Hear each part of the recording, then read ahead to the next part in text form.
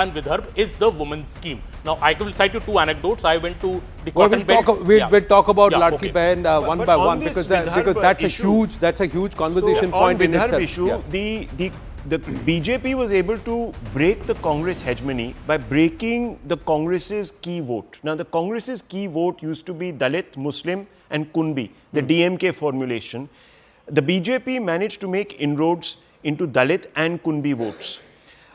Can it continue to hold on? Because in the 2024 Lok Sabha elections, these voters moved away. The Muslims stayed with the Congress, but these voters moved away, which meant that there was a problem. Now, remember, we constantly talk about overemphasizing, this Muslim factor, etc. But in Maharashtra, across the state, Muslims are 11.5%, the Dalits are 14%. There's nothing much between them. Okay, the DM consolidation has to happen, and that's the reason why the MVA will hope that the Muslim vote gives them that 14%, in totality, in a large number of seats, where it can start with that advantage. The BJP and, of course, the Mahayuti will hope that the counter consolidation of Hindu votes happens and jeopardizes this enterprise. And a lot of those who splintered in June 2024, they actually come back. That's right. Anand, That's exactly what the point is. To come back to the Marathwada and Vidarbha point, see, I just want to take a step back from this debate and look at the larger picture of Maratha politics historically. Right. See, since 1960, or since the rise of the BJP and Shiv Sena in Maharashtra from the early 80s, late 80s onwards, the Shiv Sena was always the dominant partner, right? All that changed from 2014 onwards. Up till 2014, from about 1992 onwards, the Shiv Sena always had roughly 4 to 5% vote share more than the BJP. So the BJP was always the junior partner. Now what has happened is that when 2014, which was largely because of Amit Shah and Narendra Modi's strategy, that when BJP became the dominant partner, so that's the first time it became, it won more seats than Shiv Sena. That was fundamentally possible because of the inroad BJP made into Marathwada and Vidarbha. So it's not just in now. For the last 10 years, this region has been important to the BJP's dominance. So the BJP is now positioning itself as the preeminent Hindutva party in Maharashtra, as opposed to the earlier pattern where Shiv Sena was the Hindutva party and BJP was like the tag-along party. See, so therefore, and this is where the Congress made a comeback. This is where the NCP, Sharad Pawar made a comeback in the 3 months ago. And that's why the BJP is... See, if you look at the last two elections, 108 seats in Marathwada and Vidarbha, the BJP won 59 of these in 2014 and 55 of these in 2019. So basically around half. Correct. So this is where the election is going to be won and fought this time. So this 50% conversion for the Mahayuti is critical. Devendra Fadnavis, while speaking with us at CNN News 18, said that the issue of kapas and also soybean was addressed. Soybean, the moisture content was 18%. As soon as the soybean was dried, it was all bought back, and the farmers are not so distressed now because 12% moisture is when you get the MSP. The manifesto promises 6,000 rupees, but the Mahavikas Aghadi has countered that with saying we'll give you 7,000 rupees. Now, will that make a difference on ground, or the fact that the money has already come, a certain amount of money for cotton and soybean, previous installment, previous crop has already come? Plus the Ladki Behan Yojana. We have not spoken about the woman voter and this big Yojana where there seems to be confusion what position to take with respect to the Mahavikas Aghadi. It's polling day. We'll talk about all that's played out in the campaign and the run-up to this big day, ladies and gentlemen. But most importantly, as we take yet another break, please get up, go out and vote, and then come back and watch us.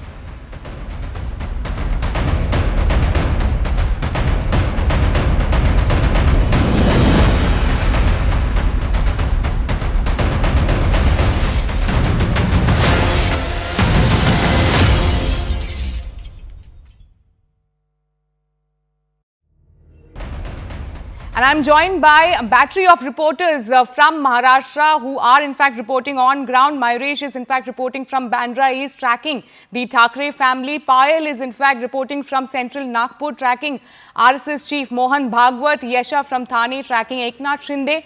And Pallavi from Baramati, tracking Sharad Pawar. Now let me go first across to Payal, who is in fact reporting from Central Nagpur, tracking Mohan Bhagwat. Payal, tell us what time is Mohan Bhagwat supposed to arrive there, and also given the fact that in Haryana we have seen how RSS played a very crucial role. What are you observing when it comes to Maharashtra, the role of RSS in the Maharashtra elections? Well, to begin with, Mohan Bhagwat, the RSS chief, is already in the polling booth. He should be out within the next couple of minutes after having cast his vote. Remember, he came here at least 10 minutes before the voting really began. Because, you know, this is where the RSS headquarters really is. And this is a very, very important center as far as the BJP is really concerned. Because, you know, both, whether it's Devendra Fadnavis or whether it's Nitin Gadkari, both son of the soil, or their allegiance to the RSS, and of course have been part of the RSS from their very, very childhood as well. So the RSS contribution is extremely important as far as the BJP is really concerned. The Jan Sangh is, you know, what they date back to, and we've seen what they were able to do, you know, in Haryana. So even if sources are to be believed, over here in Maharashtra, they're working overtime. Their basic agenda, you know, Sharon, is to in fact encourage people to go out and vote. That last ditch effort to, I mean, campaigning has shut about 24 to 48 hours ago, but the last bit of effort to in fact take people, you know, to the polling booth, that's exactly what the RSS specializes in. And, you know, the workers have been working overtime. I'm given to understand that they're working in not just the constituency of the BJP is very strong, but also the constituencies where the Mahayuti is, in fact, you know, contesting as well. So that's something which is going to be important to see. We'll see Mohan Bhagwat stepping out in a bit from now, and he'll probably be giving us a soundbite as well. But a very, very crucial election as far as Vidarbha on the whole is really concerned, given the fact that Deputy Chief Minister Devendra Fadnavis is contesting from the Nagpur south-west seat as well. So that's something which is going to be very important to watch out for. We're just keeping our cameras waiting for Mr. Mohan Bhagwat to step out, and he's of course accompanied by the other RSS you know, office bearers as well. Any moment from now, Sharon, he should be out, and it will be important to see what his message really to the people of the country is, people of Maharashtra is concerned. And let's just see what message he gives to people of Maharashtra in terms of their importance to cast this particular vote, and whether he makes any other statement as well. That remains to be seen. Absolutely, Payal. In fact, please stay with us. We'll keep coming back to you as and when Mohan Bhagwat will cast his vote and will come out. Let me now directly go across to Pallavi, who is in fact reporting from Baramati. Pallavi, Baramati is once again seeing Pawar versus Pawar in Lok Sabha election. Supriya Sule won that seat. What have been your observation in Baramati? Which side is the pendulum going to swing? Well, first of all, Baramati, as we all know, is a bastion of Sharad Pawar, and it was a hard-fought election which took place during Lok Sabha, where Ajit Pawar's wife Sunitra took on Supriya Sule, and of course she won. Well, over here, the Pawar versus Pawar factor pretty much plays out on the ground, but you know, no one is going to talk about it openly.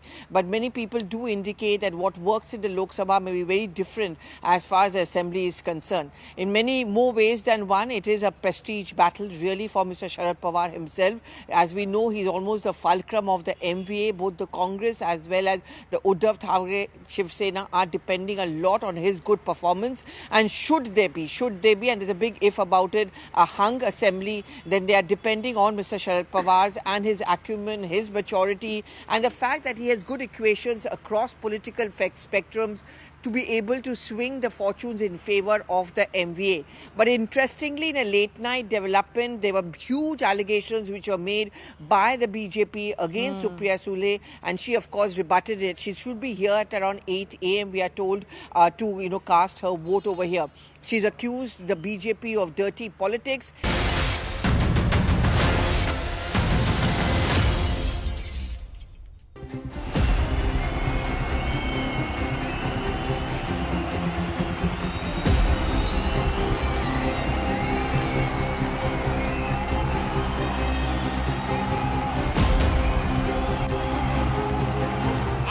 जगाने आया हूं आपके लिए, मैं लड़ने के लिए मैदान में आया हूं।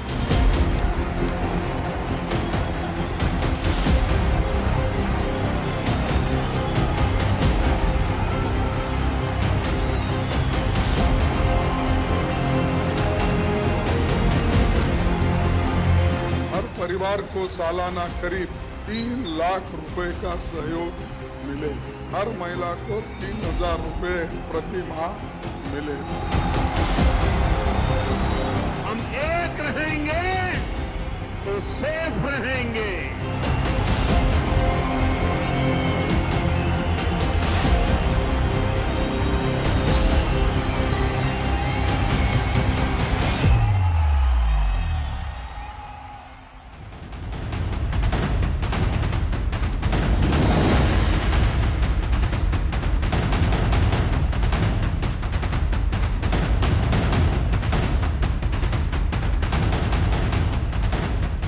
Good early morning, ladies and gentlemen. The coverage continues in the battle for the states. I'm Anand Narasimhan. Ladies and gentlemen, 288 seats in the Vidhan Sabha of Maharashtra will be going to the ballot today. The voters have to go out and vote. More than 9 crore voters have the right to exercise. It's their fundamental duty to go out and vote and decide the fate of the state over the next 5 years. Not that what you do and what happens soon after you vote and when the ballot is cast and the results are out, things cannot change. There are many people on ground who believe that that should not be allowed to. जो विधायक जिस party से चुन के आया है, अगर party छोड़ता है तो वापस जाए वोटर के पास और फिर से चुन के आए. Many voters have said that, but that doesn't change the fact that you must go out and vote, ladies and gentlemen. Maharashtra goes to the polls. The second phase of polling in Jharkhand, 81 seats. The ruling Mahayuti alliance in Maharashtra featuring BJP, Ajit Pawar's NCP faction, and of course Shiv Sena, Dhanush Ban with Eknath Shinde faces off against the opposition, Mahavikas Aghadi, coalition of Congress, Sharad Pawar's NCP. He's playing the emotion card. Ye aakhri election hai mera. Help me, back me, will that work? Uddhav Thackeray, legacy issue, survival issue and also relevance issue. Will they be wiped out? 51 seats where the Shiv Sena are at loggerheads with each other. The Dhanush Ban versus the Mashal. But let's look at some of the X factors quickly, ladies and gentlemen. The X factors in Maharashtra, one of the biggest aspects is the doles. Many will call it freebies, others would call it welfare schemes, smartly thought of. The women-centric schemes called the Ladki Behna, announced by both, but the Ladki Behan seems to be a game changer. That's what the Mahayuti believes for them, because there are many, many women talking about it and happy about it. The dole out a promise to youth, farmers, and of course, assurance of MSP on soya bean, kapas and some of the other produce, jobs, skills and of course more investments coming through, those promises. There is also the loyalty test. There is factionalism, which is also an important aspect because there is the loyalty test for both Ajit Pawar and Eknath Shinde and of course Uddhav Thackeray also. Relevance for Supriya Sule, Rohit Pawar, Sharad Pawar. Big question, the next generation within the Pawars, the next generation within the Thackerays who will carry forward the legacy. There is the rail engine of Raj Thackeray in 70 seats active. What will they do? We have to wait and watch. NDA believes their Neta have been wronged. Will this entire infrastructure boost, will that resonate on ground? Big ticket projects, opposition putting projects of focus on the projects being shifted out of Maharashtra and those that have gone to Gujarat. These questions have been asked of multiple leaders and they will all put forth their point. But what is going on in the mind of the voter? No mention of the word Maratha or Maratha quota in either manifesto, although the ruling NDA claims they have already given the 10% there. The bid to consolidate OBCs, Dalits to counter the MVA. All of this, these caste combinations, the regional combinations, the various regions that get active over these 288 seats in Maharashtra, all of this will contribute towards the eventual victor, ladies and gentlemen. Supriya Sule, after casting her vote in Baramati, has spoken with Pallavi Ghosh.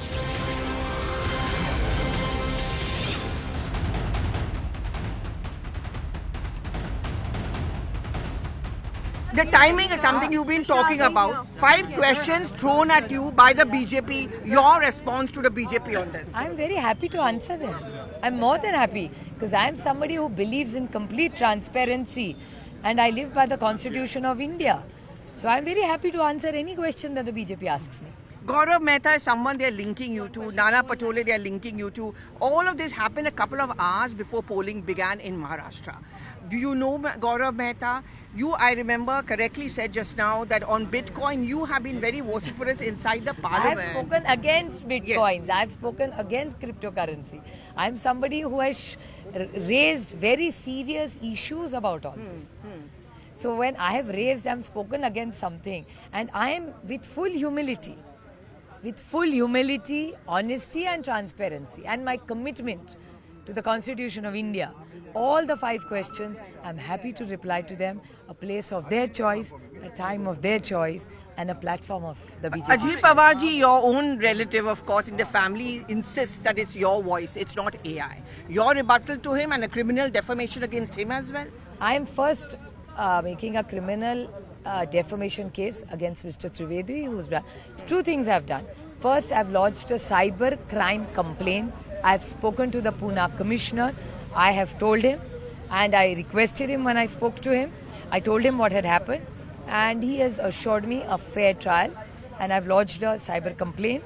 That's one, and second, I've sent a defamation notice Mr. to Mr. Pawar, Trivedi. what would you want to say to Mr. Ajit I'm Pawar? going to first hear what Mr. Ajit Pawar had said, but he's Ajit Pawar. So Ram Krishna Hari, he can say anything. He is Ajit Pawar, Ram Krishna Hari. He can say anything with a smile. Pallavi Ghosh, what does that imply? Because Ajit Pawar rules Baramati when it comes to Vidhan Sabha. The Baramati had always had a logic. If it is Vidhan Sabha, it is Ajit Pawar. If it is Lok Sabha, it is Supriya Sule. What's going to be the impact of this controversy, nth hour, these voices, and Ajit Pawar saying, मैं दोनों आवाज़ें पहचानता हूँ और दोनों उन्हीं की हैं. It's not AI. Pallavi. I'm going to just quickly give you a recap of what really is happening on the ground. You can see Mr. Sharad Pawar right over here, just little away from where Supriya Sule cast her vote. He's just, of course, speaking to the media, and I hope to catch a bit of that. But essentially, this is Sharad Pawar who's just given his vote over here at Maregaon, Baramati. And apart from that, well, just to go back to the Supriya Sule factor, we know that this is the bastion or the turf or the ilaka of Sharad Pawar and the Pawars as it's called. In the Lok Sabha elections, it was a huge aggressive battle which took place between Supriya Sule and, of course, Ajit Pawar's wife. And at that point of time, Sharad Pawar was out and about. I mean, he had to ensure that this prestigious battle is won by his daughter. Similarly, this is also a prestige battle now for the turf of the NCP, for Sharad Pawar to prove his mettle and also to show that he very much resonates on the ground as far as the Maharashtra politics goes. Some within the MVA, particularly the Congress party, look at him as a possible kingmaker in case it's a hung assembly. But as far as these allegations against Supriya Sule and Nana Patole is concerned, well, the MVA's rebuttal to it is with the kind of controversy which was there around Vinod Tavade. The timing is being questioned by both the sides. Will that resonate on the ground? Ladki Behan Yojana, the women voters, I saw a lot of them early this morning coming out and voting, no surprises over there. And of course, the corruption issue, does that really matter? And of course, the kind of promises which are being made on both the sides. But let me ask you, Pallavi, what is the sense that you get with the next generation within the Pawar? This is also a legacy battle both within the Shiv Sena and also within the NCP. Eknath Shinde, the true heir of the Dhanush Ban, versus a matter of relevance for Aditya Thackeray and Uddhav Thackeray. On the other hand, Parth Pawar, Ajit Pawar combined on the one hand, Supriya Sule, Rohit Pawar, Sharad Pawar combined on the other. Is Sharad Pawar yet again playing the emotional card that this is my last election, I'm retiring after this, back me up, help set up Rohit and Supriya? Is he saying that on ground? Yes, and also a very quick update. I mean, we are hearing Sharad Pawar has just stopped right here, in just over here. You can see it. Going to try and catch up with him, but we are going to get that soundbite of Sharad Pawar. It'll be interesting to hear whether he does break his silence on the Supriya Sule controversy. But you're absolutely right, and I would also say it's a little ironical for a party which is often accused of being dynastic in nature. The Congress is not fighting a legacy just pause. I think Sharad Pawar is no speaking well. Let's see what he here. says. Let's listen to what he says.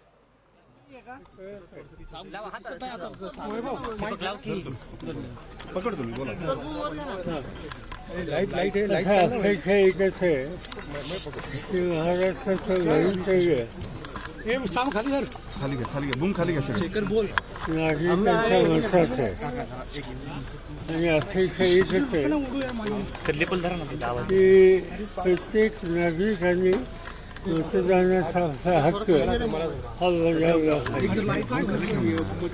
मध्यंतरी लोकसभेची निवडणूक झाली त्यावेळेला महाराष्ट्राचं मतदान 67% आसपास होतं आणि नॉर्थ ईस्टमधली लहान लहान राज्य ही 70, 75, 80% सुद्धा पुढे गेली होती. Sharad Pawar talking about the voter turnout. He's urging people to come out and vote, saying that states in the northeast aggregate 75% voter turnout, whereas Maharashtra has never crossed 67%. So I'm urging the voters of Maharashtra to come out in larger numbers, greater numbers, and set an example. So he's urging every single person, voter of Maharashtra, to come out and do their matadan or vote. अधिकारी भारतीय जनता पक्षाचा आढळून येतो, कुठेतरी गाडीवरती हल्ला होतोय, जीव घेणे हल्ले होत आहेत. हे जे रूप आलेलं आहे, तर याला म्हणजे कुठली यंत्रणा कुठेतरी कमी पडते असं म्हणायचं का? साधारणतः महाराष्ट्रात मतदान नेहमी शांततेने होतं, पण नागपूर जिल्ह्यामध्ये माजी गृहमंत्री अनिल देशमुख यांच्यावर हल्ला झाला. So he's talking about the Anil Deshmukh incident. हल्ला होता. असे प्रकार सहसा म्हणजे कुठं छोटे शक्यते होतात, नाही असं नाही, पण यावेळी थोडंसं जादा दिसल्या, पुन्हा त्या होऊ नयेत अशीच अपेक्षा. So he said that there should be no violence during polling day. What happened with Anil Deshmukh is perhaps unfortunate. Let's hope that we don't have to witness similar scenes on polling day. Now questions on Supriya Sule and the allegations on her with Bitcoin trading. जे बडतर्फ झाल्यानंतर त्यांनी केलेले होते ते आताही पुण्यामध्ये पत्रकार परिषद करतात. जी व्यक्ती काही महिने तुरुंगात होती, त्याचं म्हणणं काय, याची नोंद तरी कशाला घ्यायची? माझ्या मते त्याची नोंदही घेण्याची आवश्यकता नाही. भाजपने फार त्याच्यावर केंद्रीय पातळीवर पत्रकार परिषदा वगैरे घेतल्या. ते याचं असं भाजप आणि त्यांच्या एकंदरीत सगळ्या कॅम्पेनकडे बघायचा दृष्टिकोन किती खालच्या पातळीचा आहे हे स्पष्ट होते. यापेक्षा अधिक त्याचा मला भाष्य करायचं नाही. So Sharad Pawar laughing off the allegations and saying it looks, it just shows the desperation. There is no need for us to do any of resort to any such measures. बदल अपेक्षित करतात. मतदानाचा निर्णय ते त्या संदर्भात घेतील असं मला पायमाफीची दिसतं. अंदाज काय साहेब? काल विनोद तावडेंच्या ज्या बाबतीत जो प्रकार झाला, भाजपच्याच माणसाकडनं आम्हाला सांगितलं गेलं होतं टाकून. Now questions on Vinod Tavde and the incidents around him. मला माहिती नाही, तुम्ही जी काही माहिती दिली ती बघितली, पण लगेचच मी त्याच्यावर काही भाष्य करणार नाही, कारण ज्यांच्याबद्दलचा आरोप केला जातो त्यांना मी बरेच वर्ष ओळखतो, त्यामुळे माझ्याकडे ऑथेंटिक माहिती असल्याचं मी भाष्य करतो. So Sharad Pawar saying he doesn't want to say much. It is individual party and how their leaders and what they conduct themselves, and it is for the election commission to investigate the matter. I don't want to say much about it. Somewhere he's saying I want voters to come out in large numbers and vote, and if the voters have already made up their minds, I don't need to bother myself with some of these issues that are being raised, laughing off the entire Supriya Sule matter, wanting to stay clear about making any strong comments on what happened around Vinod Tavde, but very clearly urging voters to come out and vote, saying Maharashtra must set an example. We cannot be one of the states that votes comes out poorly in poorer numbers compared to some of the other states who, despite the adversity and the issues, come out and vote in large numbers. A big message coming in from Sharad Pawar. How much of an influence is he going to be? Let's just bring it back in here. We'll try and go back to Pallavi. Pallavi said she'll aim to try and attempt to speak with Sharad Pawar also. Supriya Sule coming out and saying, I'm willing to come out and answer all the questions. Defamation notice has been charged. But in terms of the legacy aspect, how critical, how important is Sharad Pawar in the mix of things? Because in June he was very critical. The one who's taking on Ajit Pawar has been the MLA in Baramati since 1991. He's not lost a single election since 1991. Yugendra Pawar is the son of Sharad Pawar's brother.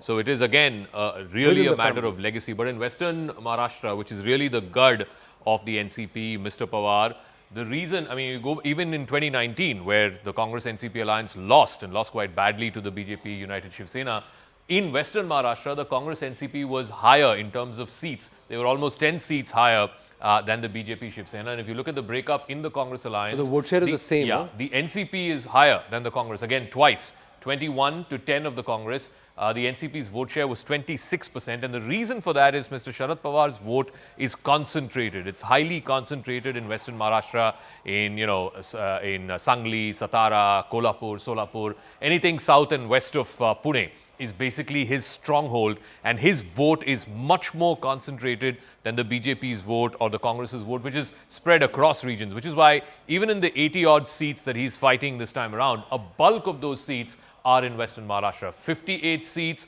like I said, he has to get in the numbers in this region and of course whatever spillover that he will find in Marathwada or in Vidarbha, but his vote is far more concentrated. For example, in Mumbai, I don't think the NCP Sharad Pawar is even fighting a single seat.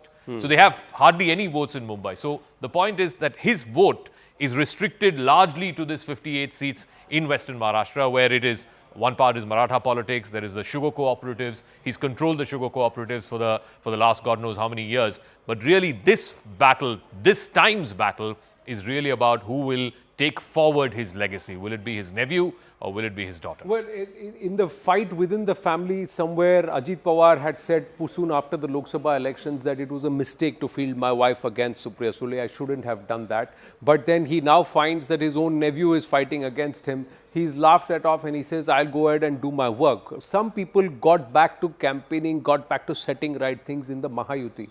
In the Mahavikas Aghadi, Sharad Pawar this time around is a reluctant campaigner compared to the Lok Sabha, where he had found that second wind, that energy. After that book launch where he said, I want to retire, and the whole drama that played out, and they said, no, you cannot leave this party. And then the split that happened, Sharad Pawar took it upon himself to teach Ajit Pawar a lesson perhaps at that time. What's the situation this time around on ground? Well, Anand, I think even the BJP's assessment is that Sharad Pawar is the strongest pillar in the Mahavikas Aghadi. Even now, two reasons. Number one, they think that in this whole seat distribution which has happened in MVA, Sharad Pawar has smartly picked the best seats. His strike rate could be higher than even Uddhav or the Congress. That's what the BJP's own assessment is, that Sharad Pawar will be strong in this election. In fact, they believe Ajit Pawar may not be able to make that big a dent in Western Maharashtra when there is Sharad Pawar is involved. So that is number one. They also feel that amongst the number 5 and number 6 party in this election, which will end up, there's a competition maybe between Uddhav Thackeray and Ajit Pawar. Sharad Pawar could do well. Second also is the strategy part. Whether Sharad Pawar may have campaigned less, but I think still the backroom strategy of Sharad Pawar, even in Vidarbha, he's traveled a lot there, in fact, has been good. They have fought a good election. The Sharad Pawar faction has fought a good election, and Ajit Pawar also has been at odds with the BJP on various issues, be it the slogan "Batenge to Katenge," or even he went on to say that voting for my candidate doesn't mean voting for BJP. He's even made that statement. So in a way, Ajit Pawar has been at odds on certain matters with the BJP, but in the MVA faction, Sharad Pawar is like the fountainhead. Have they very smartly played good cop, bad cop within themselves to keep the fight within the UT itself rather than bringing the MVA? Now, this is something which DK Shivkumar Siddaramaiah did very smartly in the Karnataka elections. But here, with respect to Sharad Pawar, Supriya Sule, Rohit Pawar, Yogendra Pawar, is this going to be critical? And let's look at that in terms of, as the dust settles on the 23rd, will each party look at their strike rate to try and claim relevance and perhaps hold? Is the Congress now in a weaker position compared to Lok Sabha on ground in terms of campaigning because it's Vidhan Sabha elections? Or is this the right time for the Congress to come out and say, we deserve the maximum number of seats, even though we were the third party in 2019? What a turn of fortunes for the Congress between 19 to 24 in Maharashtra itself. Lok Sabha and Vidhan Sabha. Yes, Nalin and then everyone. One of the things that I am hearing from the BJP is that the Congress may have done better. It may have missed a trick by contesting in lesser seats this time. Yeah. Because of the gains they made 3 months ago, they seem to have given up a lot more. Because of what happened in Haryana, right? Did the Haryana aspect allow the Chhatraps to flex a little more muscle? 102 seats. Yeah. So if you look at the seat distribution or who's fighting how many seats, BJP is fighting 152, the Shiv Sena is fighting 80, NCP is fighting 52. But remember, the BJP has 17 more candidates who are fighting on their allies tickets. So which side they'll go. So there is a lot of micromanagement in this election. But for the Congress party, do you believe, let's talk about the Mahavikas Aghadi. Who do you think is the weakest link in the Mahavikas Aghadi? Who do you think will come out and focus? Everybody is going to focus on strike rate. But who's perhaps given up the most or will gain the most this time? Well, it's very interesting that you should bring up this factor, because if you look at Jharkhand, and we forget that there is a second phase going on there. It's very crucial also, that phase for the BJP specifically. But to be very honest, there has been a lot of rumblings within the opposition alliance, of course, within the JMM alliance there, where JMM and RJD feel that the Congress hasn't quite done enough. And they feel that it's a bit of a liability. It's a bit of a stepney, a spare wheel. A large number of people who been sort of talking to various journalists, etc., and I've been watching on our channel, on other channels also, seem to be suggesting that even within the Mahayuti, there is this worry that the Congress may not be able to carry its weight. Mahavikas Aghadi. Yes, sorry, Mahavikas Aghadi, that the Congress may not be able to carry its weight. And that is something that is at some level playing on the minds. Now, when you talk about the three main players in the MVA, look, I think the Shiv Sena under Uddhav did have a good strike rate. The NCP had a so-so strike rate. The Congress actually also didn't do very well. It didn't outperform itself. Even within these three, it was the third party, even during the Lok Sabha. I mean, did you get your shot of coffee? Congress got 13 out of the 18 seats it fought. It had the highest strike rate amongst the Mahavikas Aghadi in Lok Sabha 2024. Okay. So sorry, I stand corrected there. What happened? I stand corrected there. Okay. I stand corrected there. It's fine. They were number 3 at the Vidhan Sabha in 2019. Yeah. 2024 Lok Sabha, they were the best They were within the the single Mahavikas. largest party in the 2024 Lok Sabha. BJP had 9, Congress had 13. So that's why I said the turn of fortunes for the Congress between 19 to 24. So, sorry about that.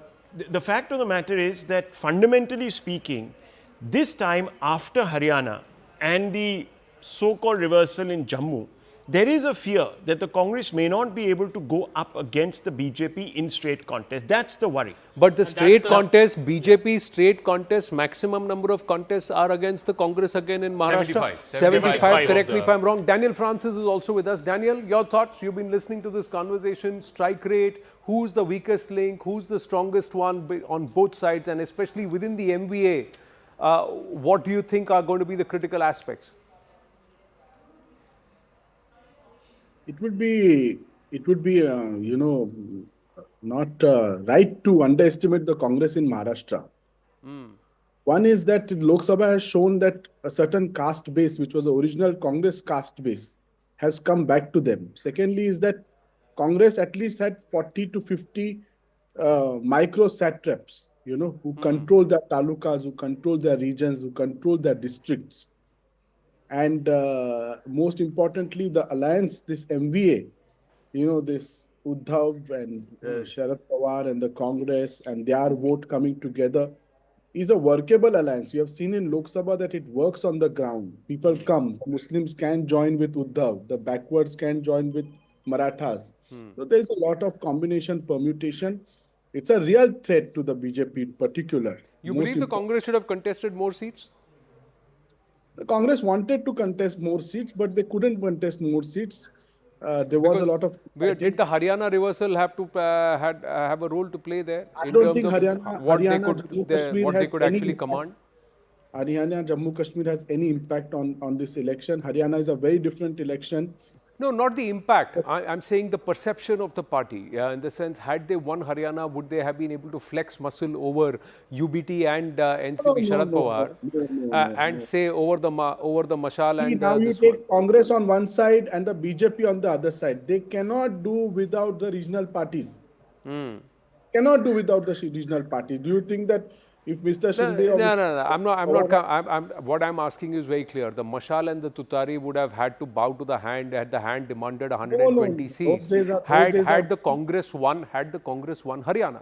Since the BJP won Haryana, then did the Congress have to backtrack, and did the NCP and the UBT thereafter get more seats? Each one is getting the vote transferred to one another, and each one is benefiting. The Congress party wanted to contest on more than 100 seats, but they couldn't contest because the regional parties didn't allow them to posture the way they wanted to posture. Why didn't they allow them? That's what I'm saying. Did the Haryana reversal... It's because of the impact, the psychological impact, not the psephological or the electoral impact of the Haryana and the Jammu election to some extent. But look at the vote shares. Okay, even in this last 2024 election, it's very confusing, but in the last 2024 Lok Sabha election, the Congress only got about 16.9% of the vote.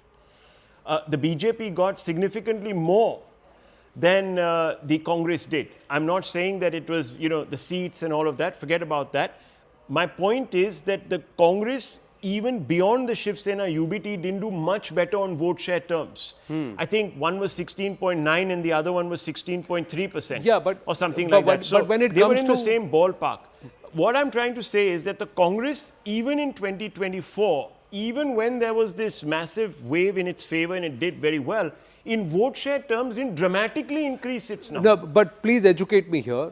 Are there too many multi-cornered fights in this election, or despite it being 6 parties, largely most of the seats are direct fights? I agree with you. I think even though there are 6 parties, I think the choice really before the Maharashtra voters is twofold. It's either Mahayuti or it is. So then that means 3 parties combining their vote share and transferring the vote towards one candidate. Whoever can do that better will have the advantage. Yeah, absolutely. What happens to a Raj Thackeray who's contesting in about 70 seats? What happens to the BVA? What will the impact they'll make? There are also independents, about 30 independents who are contesting. What is the impact that they will have? See, Anand, there are 2 very important factors, I think, which will determine this election. Number one is these 76 direct fights between the Congress and the BJP. Congress is contesting 102 seats.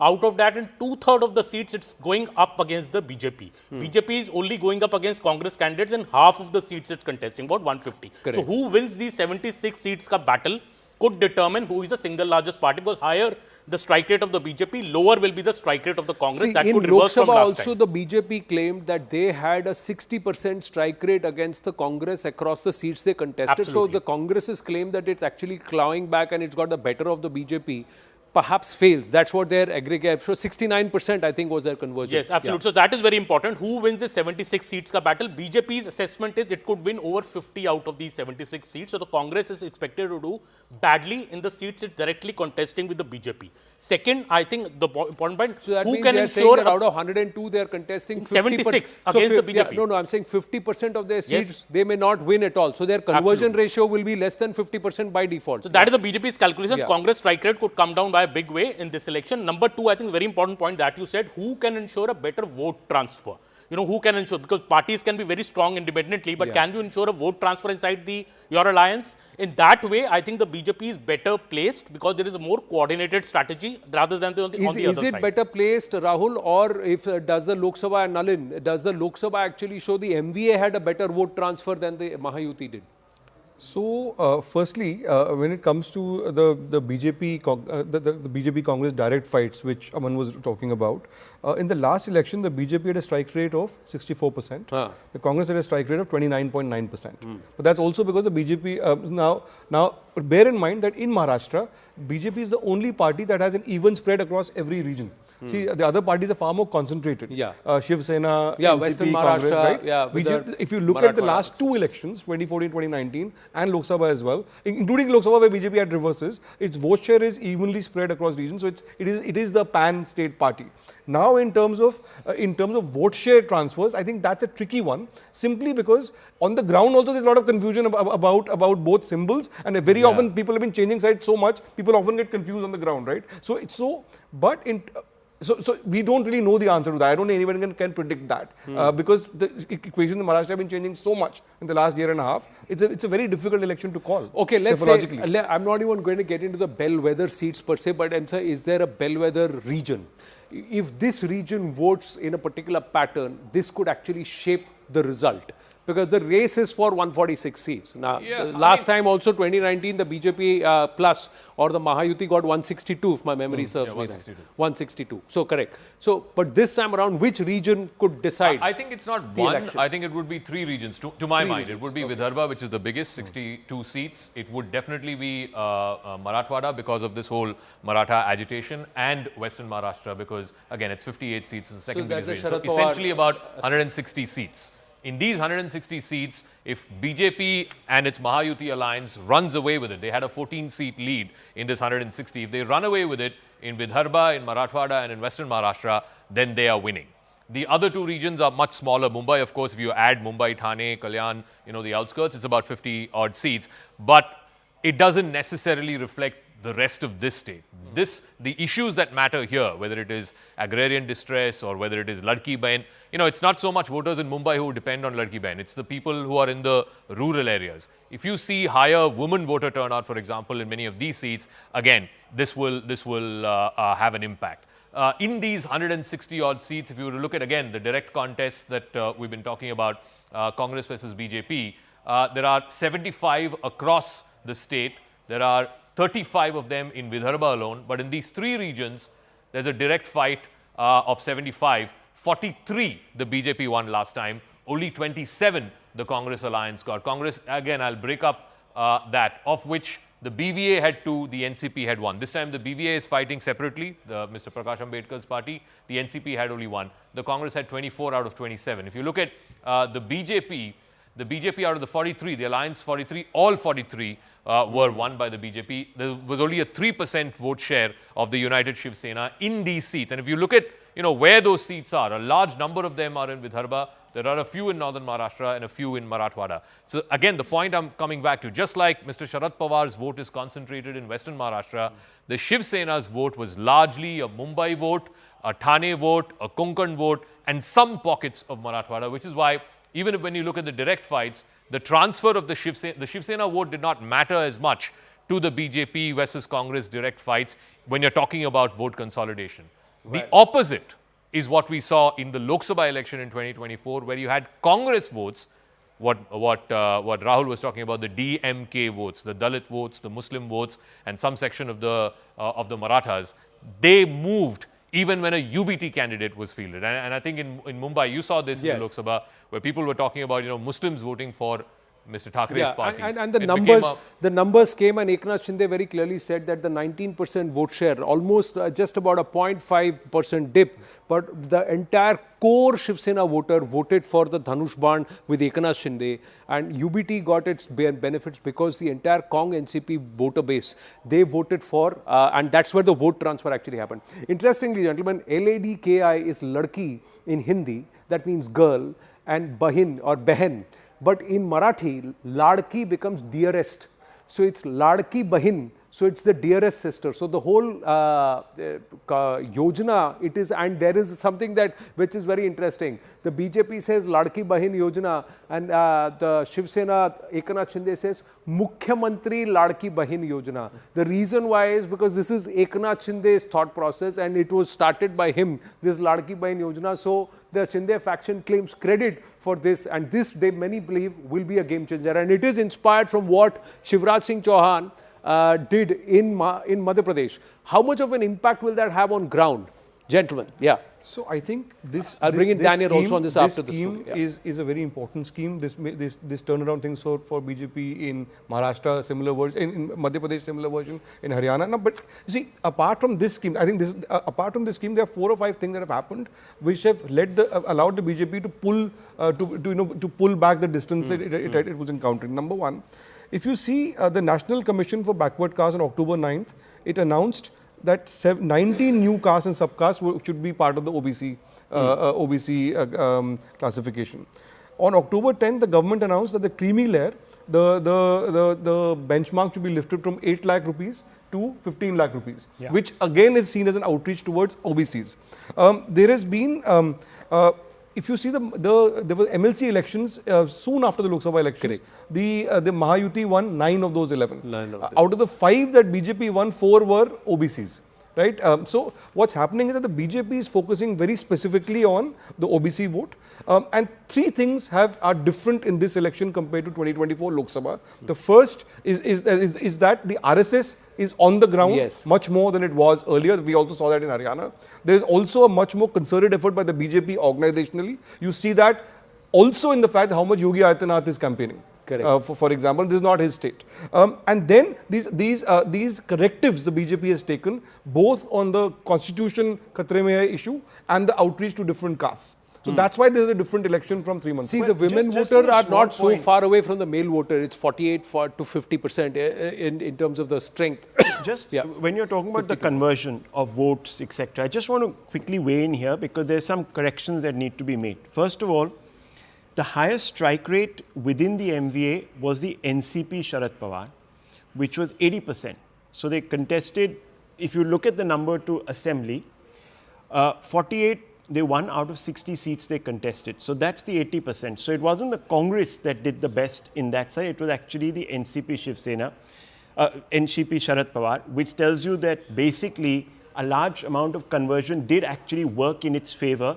A large number of others did funnel their vote to the Sharad Pawar because there was a faction of strong the NCP. Sharad Pawar sentiment. That's right. Plus, its vote is concentrated in one particular area, and as you know, you're saying transfer to assembly seats out of 60, they won 42. They won 48 out of 60, which is 80%.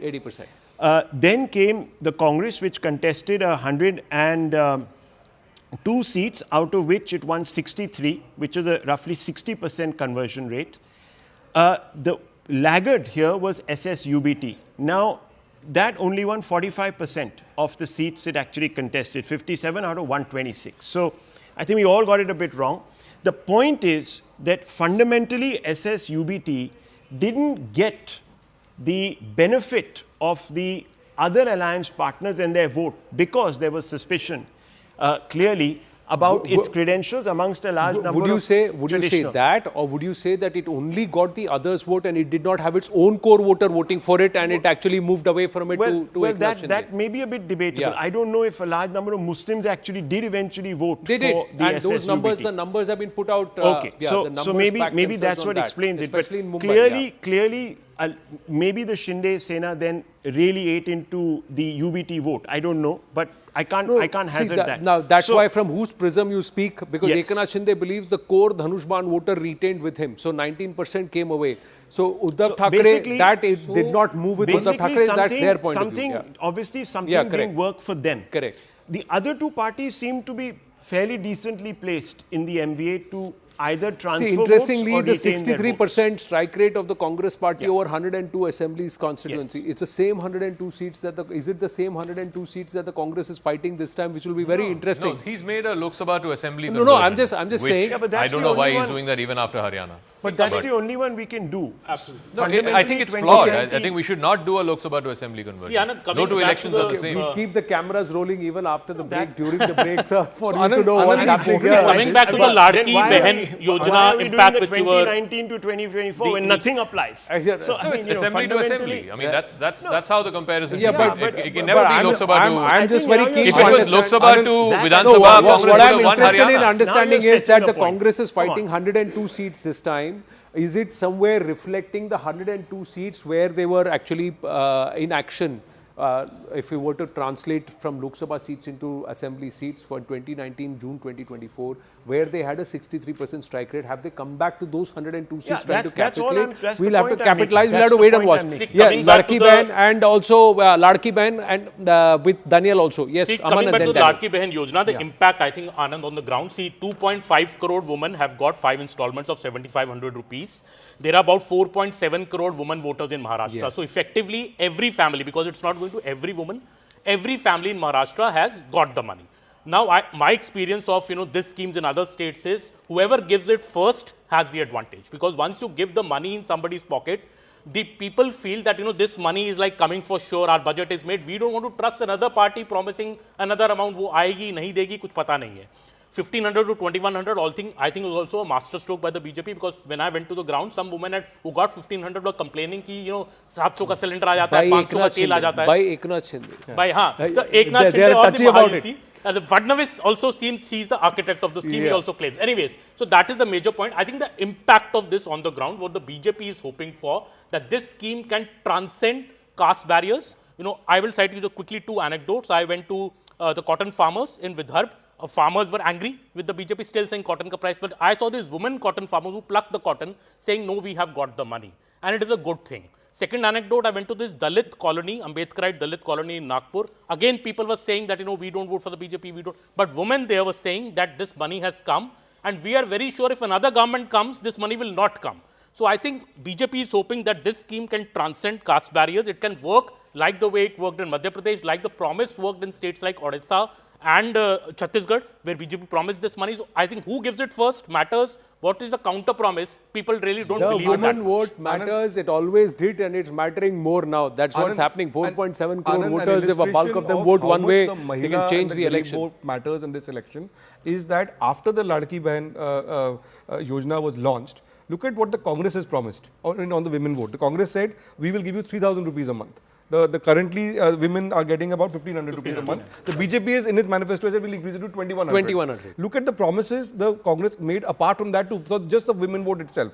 Free travel in buses, similar like Karnataka, free vaccines for cervical cancer, 2.5 lakh government jobs, and six cylinders in a year, and about 2 days leave for menstrual leave for women, and 1 lakh for girls who reach 18. Now that is a direct attempt to get at the women vote, right? Exactly taking on what the BJP has done. But I think Aman is on to something here that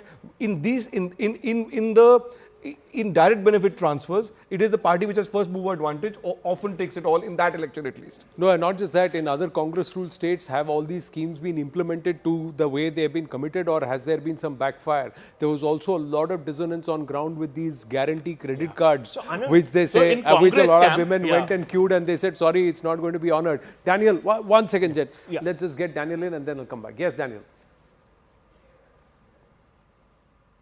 The schemes that Eknath Shinde government has launched after the Lok Sabha did change the narrative a little bit, the kind of negativity that was there against the NDA in Maharashtra, that really changed, and the focus was completely on welfare schemes. And there are many schemes that for women in particular that they launched, keeping in mind the women voters, which I feel is having a decisive impact on the electoral fortunes of this government. You know, and they have been able to, I agree with Aman that they've been able to break some of the Muslim women, some of the Dalit women in particular through this scheme. Also, the whole credibility of Eknath Shinde also plays out. You know, somebody who understands poverty, somebody who's come from the kind of, who speaks the language of the poor and the women in particular. There's a lot of resonance in that, and the impact of this scheme, how much it will have an impact, we'll have to assess after the results come. But will it surely have an impact? Yes, because it's a massive rollout, very well rolled out scheme, very well implemented scheme, and very well marketed scheme. So I think that Ladki Behna will be a game changer against all the caste and other combinations that we see. Well, so the Ladki Bahin could play a role of a game changer. We're compelled to take a break. We'll take this conversation forward. I'll just leave you with a thought, ladies and gentlemen. Does the voter always want to vote those who are not just the underdog, but in whom they see someone who struggled hard, worked on the ground and made a name or carved a name for themselves, and those who have not forgotten where they came from or what their origins are? Does that actually matter to the voter, irrespective of the political party? And should that also matter to the Neta? They should never forget their roots and where they came from, and always remind themselves and the voter too. Stay with that thought. We'll see you after the break.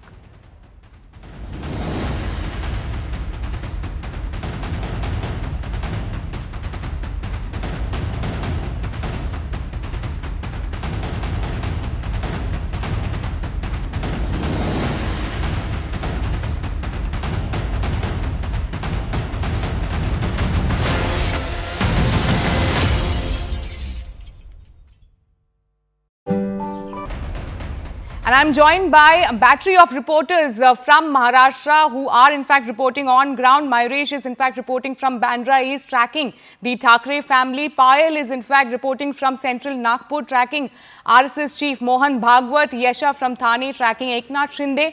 And Pallavi from Baramati, tracking Sharad Pawar. Now let me go first across to Payal, who is in fact reporting from central Nagpur, tracking Mohan Bhagwat. Payal, tell us what time is Mohan Bhagwat supposed to arrive there, and also given the fact that in Haryana we have seen how RSS played a very crucial role. What are you observing when it comes to Maharashtra, the role of RSS in the Maharashtra elections? Well, to begin with, Mohan Bhagwat, the RSS chief, is already in the polling booth. He should be out within the next couple of minutes after having cast his vote. Remember, he came here at least 10 minutes before the voting really began. Because, you know, this is where the RSS headquarters really is.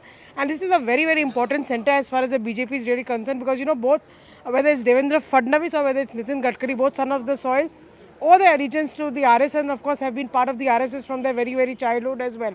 So the RSS contribution is extremely important as far as the BJP is really concerned. The Jan Sangh is, you know, what they date back to. And we've seen what they were able to do, in Haryana. So even if sources are to be believed over here in Maharashtra, they're working overtime. Their basic agenda, Sharon, is to in fact encourage people to go out and vote. That last ditch effort campaigning has shut about 24 to 48 hours ago, but the last bit of effort to in fact take people, to the polling booth, that's exactly what the RSS specializes in.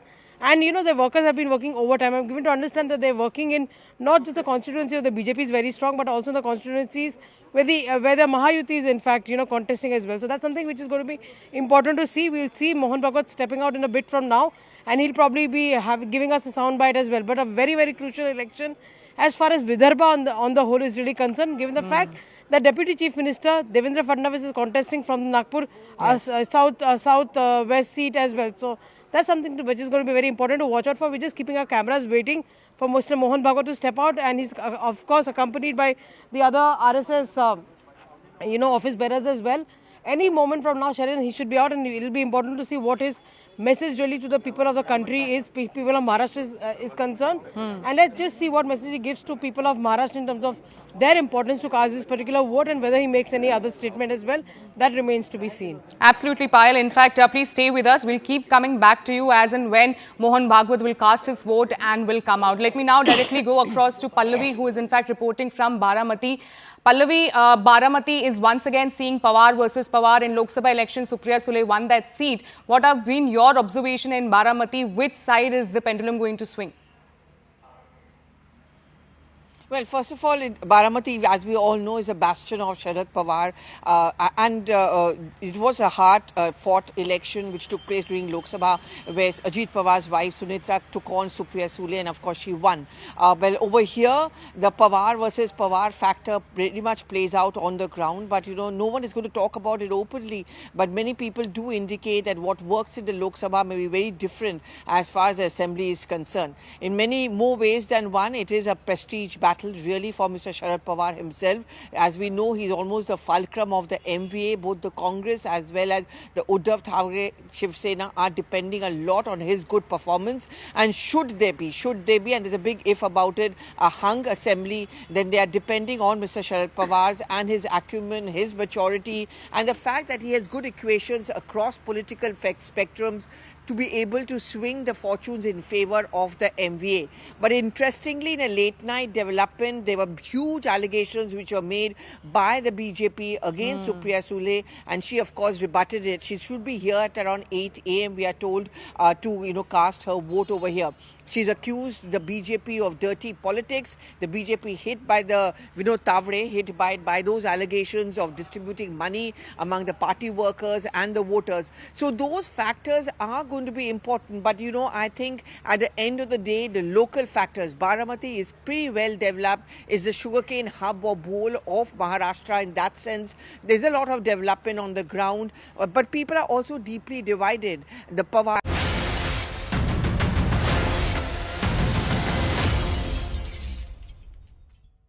बढ़िया बात है, इंतजाम बहुत अच्छा किया हुआ है। अरे मेरे को क्यों ढका? बहुत अच्छा इंतजाम किया हुआ है। मैं देख रहा था कि सीनियर सिटीजन के लिए बहुत अच्छा इंतजाम किया हुआ है, बहुत सफाई रखी हुई है। एंड बस आज यही है कि सब लोग आएँ, वोट करें, that is the most important. Election हो रहा है और क्या हो रहा है? एक मिनट सर, किसकी सरकार आएगी? महायुति, महाविकास आघाड़ी? महाविकास आघाड़ी की आएगी सरकार। क्या अनुमान है सर आपका, कितनी सीटें? एक मिनट सर, अभी ये अनुमान तो न्यूज वाले लगाएंगे, हम अपना एक ही अनुमान है जो लगा रहे हैं आज। नहीं, आपके दो भाई चुनाव में हैं, इतने बड़े पॉलिटिकल फैमिली से आप हो जी, तो कुछ तो आपका कैलकुलेशन होगा। नहीं, जो मेरा कैलकुलेशन है पर्सनल कैलकुलेशन है, उससे मैं यही कह सकता हूँ आपको कि महाविकास आघाड़ी की सरकार बनेगी। कितनी सीटों का सर आकलन है? आइए वोट कीजिए, ये हमारी एक रिस्पॉन्सिबिलिटी है। ECI का मैं आइकन हूँ, तो बहुत समय से मैं यही कह रहा हूँ, लोगों को यही दरख्वास्त कर रहा हूँ कि आइए वोट कीजिए, हमारी रिस्पॉन्सिबिलिटी है। यहाँ फैसिलिटीज़ भी अच्छी है, और जैसे कि मैंने अभी कहा कि सारे ऑर्गेनाइजर्स ने यहाँ पे अच्छी फैसिलिटीज़ की है, सिर्फ हमारे लिए नहीं, मगर मैं ये उम्मीद करता हूँ कि सारे लोगों के लिए अच्छी फैसिलिटीज़ रहेंगी। पूरा जो पीरियड है, वोटिंग पीरियड, वो पूरे समय तक अच्छी फैसिलिटीज़ रहे, यही मैं उम्मीद करता हूँ, और किसी को तकलीफ़ ना हो। आइए ज़रूर वोट कीजिए। लोग जो करने आए वो वोटिंग है और वो सबका राइट है, वो सबका अधिकार है। तो मुझे लगता है कि ये आज का दिन जो है वो वोटिंग के हिसाब से है। तो जो गरीब है, जो भी है, यंग ओल्ड जो भी है, वोट करना ज़रूर है। उसमें आजकल महिलाएं ज़्यादा लाइन में खड़ी होती है, वोट परसेंट में भी महिलाएं या तो इक्वल होती है या ज़्यादा होती हैं। तो महिलाओं में आजकल डेमोक्रेसी को लेके, वोटिंग राइट को लेके ज़्यादा समझदारी है, ज़्यादा अवेयरनेस है। शायद हो सकता है। आप कुछ अपील करेंगे क्योंकि अभी पूरा दिन बाकी है वोट के लिए? नहीं, मैंने तो अपील किया, आज का दिन जो है इम्पोर्टेंट दिन है, आप प्लीज़ जाके वोट कीजिए, ये आपका राइट है और you can make a big difference.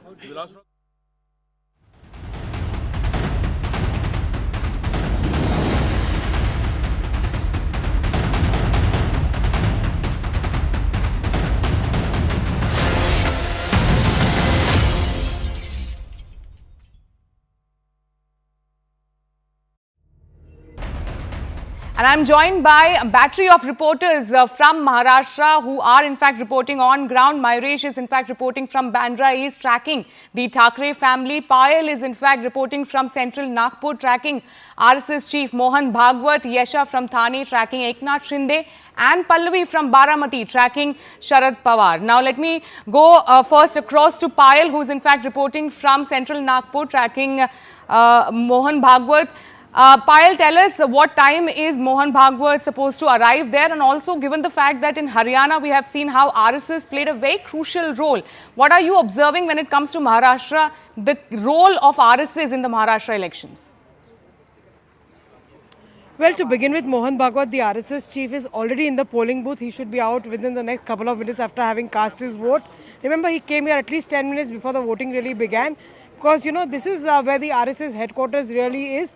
And this is a very, very important center as far as the BJP is really concerned. Because, you know, both, whether it's Devendra Fadnavis or whether it's Nitin Gadkari, both son of the soil, or their allegiance to the RSS, and of course have been part of the RSS from their very, very childhood as well. So the RSS contribution is extremely important as far as the BJP is really concerned. The Jan Sangh is, you know, what they date back to. And we've seen what they were able to do, you know, in Haryana. So even if sources are to be believed over here in Maharashtra, they're working overtime. Their basic agenda, you know, Sharon, is to in fact encourage people to go out and vote. That last ditch effort to, I mean, campaigning has shut about 24 to 48 hours ago, but the last bit of effort to in fact take people, you know, to the polling booth, that's exactly what the RSS specializes in. And you know, the workers have been working overtime. I'm given to understand that they're working in not just the constituency of the BJP is very strong, but also the constituencies where the Mahayuti is in fact, you know, contesting as well. So that's something which is going to be important to see. We'll see Mohan Bhagwat stepping out in a bit from now, and he'll probably be giving us a soundbite as well. But a very, very crucial election as far as Vidarbha on the whole is really concerned, given the fact that Deputy Chief Minister Devendra Fadnavis is contesting from Nagpur south-west seat as well. So that's something which is going to be very important to watch out for. We're just keeping our cameras waiting for Mr. Mohan Bhagwat to step out, and he's of course accompanied by the other RSS you know, office bearers as well. Any moment from now, Sharon, he should be out, and it will be important to see what his message really to the people of the country is, people of Maharashtra is concerned. And let's just see what message he gives to people of Maharashtra in terms of their importance to cast this particular vote, and whether he makes any other statement as well. That remains to be seen. Absolutely, Payal. In fact, please stay with us. We'll keep coming back to you as and when Mohan Bhagwat will cast his vote and will come out. Let me now directly go across to Pallavi, who is in fact reporting from Baramati. Pallavi, Baramati is once again seeing Pawar versus Pawar in Lok Sabha election. Supriya Sule won that seat. What have been your observation in Baramati? Which side is the pendulum going to swing? Well, first of all, Baramati, as we all know, is a bastion of Sharad Pawar, and it was a hard-fought election which took place during Lok Sabha, where Ajit Pawar's wife Sunitra took on Supriya Sule, and of course she won. Well, over here, the Pawar versus Pawar factor pretty much plays out on the ground, but you know, no one is going to talk about it openly. But many people do indicate that what works in the Lok Sabha may be very different as far as the assembly is concerned. In many more ways than one, it is a prestige battle battle really for Mr. Sharad Pawar himself. As we know, he's almost the fulcrum of the MVA. Both the Congress as well as the Uddhav Thackeray Shiv Sena are depending a lot on his good performance. And should there be, and there's a big if about it, a hung assembly, then they are depending on Mr. Sharad Pawar's and his acumen, his maturity, and the fact that he has good equations across political spectrums to be able to swing the fortunes in favor of the MVA. But interestingly, in a late night development, there were huge allegations which were made by the BJP against Supriya Sule, and she of course rebutted it. She should be here at around 8 a.m. we are told to cast her vote over here. She's accused the BJP of dirty politics. The BJP hit by the Vinod Tavre, hit by those allegations of distribution.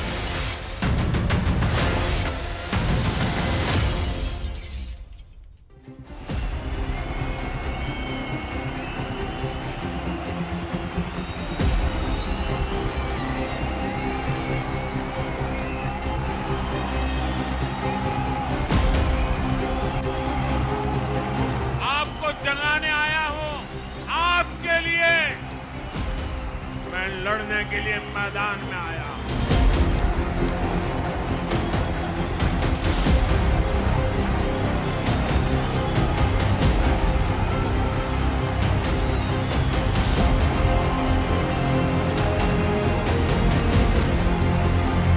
हर परिवार को सालाना करीब 3 लाख रुपए का सहयोग मिलेगा। हर महिला को 3,000 रुपए प्रति माह मिलेगा।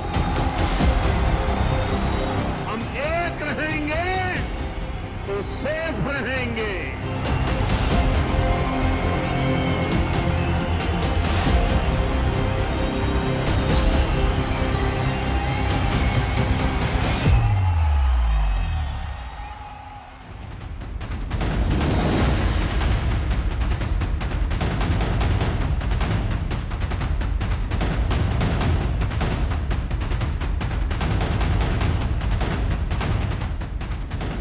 It's the battle for the states. Maharashtra and Jharkhand. Phase 2 in Jharkhand across the 81 seats.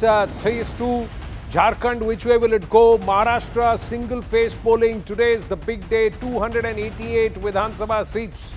All going to the ballot till 9 a.m. The voter turnout is less than 7%. Voters, get out. Go ahead and vote. Your vote matters. The ruling Mahayuti alliance featuring the BJP, Eknath Shinde, Shiv Sena, Dhanush Band with him, the Ghadi with Ajit Pawar, but kya unka waqt theek hai? We have to wait and watch. Facing off against the Mahavikas Aghadi, a coalition of the Congress party, the NCP, Sharad Pawar, kya unki tutari bajegi? Uddhav Balasaheb Thackeray with the mashal, will that light the way forward or will they be torched out? We have to wait and watch, ladies and gentlemen. What's at stake for both these sides? The BJP, OBC consolidation is a big factor. Will they be able to replicate the Haryana model and counter this entire Maratha anger, or has that now simmered between June and November? Big question, ladies and gentlemen. Test for ek hai to safe hai. This Maha Mantra, as Devendra Fadnavis has called it, will that get them or help them a certain level of redemption? The opposition had the edge over the NDA in June 2024 Lok Sabha polls. Will they be able to reverse that? Will the opposition be able to keep the momentum going, or will the BJP be able to keep the Haryana momentum going into Jharkhand and also specifically into Maharashtra? Will they be able to expand their influence, prove their mettle against the regional Kshatraps? Will BJP yet again emerge as the single largest party? We have to wait and watch. Is there scope for breaching some opposition bastions, because the opposition crept in to a lot of areas where the BJP had their or held sway in 2014 and 19? With the allies, it's also the test of the Hindutva pitch versus the caste census push. Freebies. Well, let's look at the test of Ladki Bahin. Women voters, 4.7 crore of them out of the 9 crore voters in Maharashtra. Will they make an impact? 9.7 crores in Maharashtra. Impact of loan waiver. And of course the Kisan. Are they all right with the kapas and the soya bean ka bhugtan? And of course the ashwasan that there will be more coming their way. What's at stake for the Mahavikas Aghadi, for the Congress party? The biggest hurdle is their straight fights with the BJP. Can they return a higher strike rate? Can they say that in straight fights with the BJP, nearly 75 seats, if my memory serves me right, will they be able to get more than 50 to 55% conversion? That's when the Congress can say, we can thump the BJP. That's the big test. These 75 seats. Counter the BJP influence in Vidarbha. They were able to do that in Lok Sabha. Can they do it in the Vidhan Sabha? That's the big question. Prove that the Haryana laws was an aberration. And of course, the big brother bragging right. Will they be able to say, we are the ones who are the fulcrum of the opposition of the INDI alliance? Will the LOP be able to stand up and say in the winter session of Parliament that Congress hai, to Indi hai? That's the big question. The track record vis-a-vis allies. And well, then the Congress then have to play a meeker role if they don't perform. Factionalism within their ranks. A lot of senior leaders have made their way out. Electoral losses, high-profile exits. And of course, the challenge to rebuild this organization. Will they be able to do the same with Nana Patole? What they couldn't do with Bhupinder Hooda, can they expect to do with Nana Patole? And of course, Rahul Gandhi, Priyanka Vadra will come into the focus. The Congress test also has consistently promised caste census. That's a big test.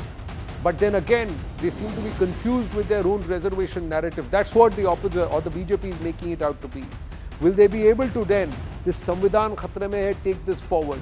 And more importantly, ending reservation. Rahul Gandhi has been defending that over the last few days, ever since he made that statement, and then the BJP went to town with that. In the studio with me, Zaka Jacob, Managing Editor, CNN News 18, on the magic wall, but on the seats, Consulting Editor with Network 18, Rahul Shivshankar. With him, Rohit Chandravarkar, Senior Journalist, joining us. He's flown in from Mumbai to Delhi, and he's going to be here through us with us. Nishtula Hebar of The Hindu with us. Nalin Mehta of Money Control, Managing Editor with us. And of course, Rashid Kidwai joins us. Madhya Pradesh छोड़कर कुछ दिन हमारे साथ बिता रहे हैं. Till result day, if you are going to be there. Rashid bhai, let's start with you. We'll not start with Zaka on the wall, let's start with you. Which do you think are the 2-3 critical regions? Let's get into that.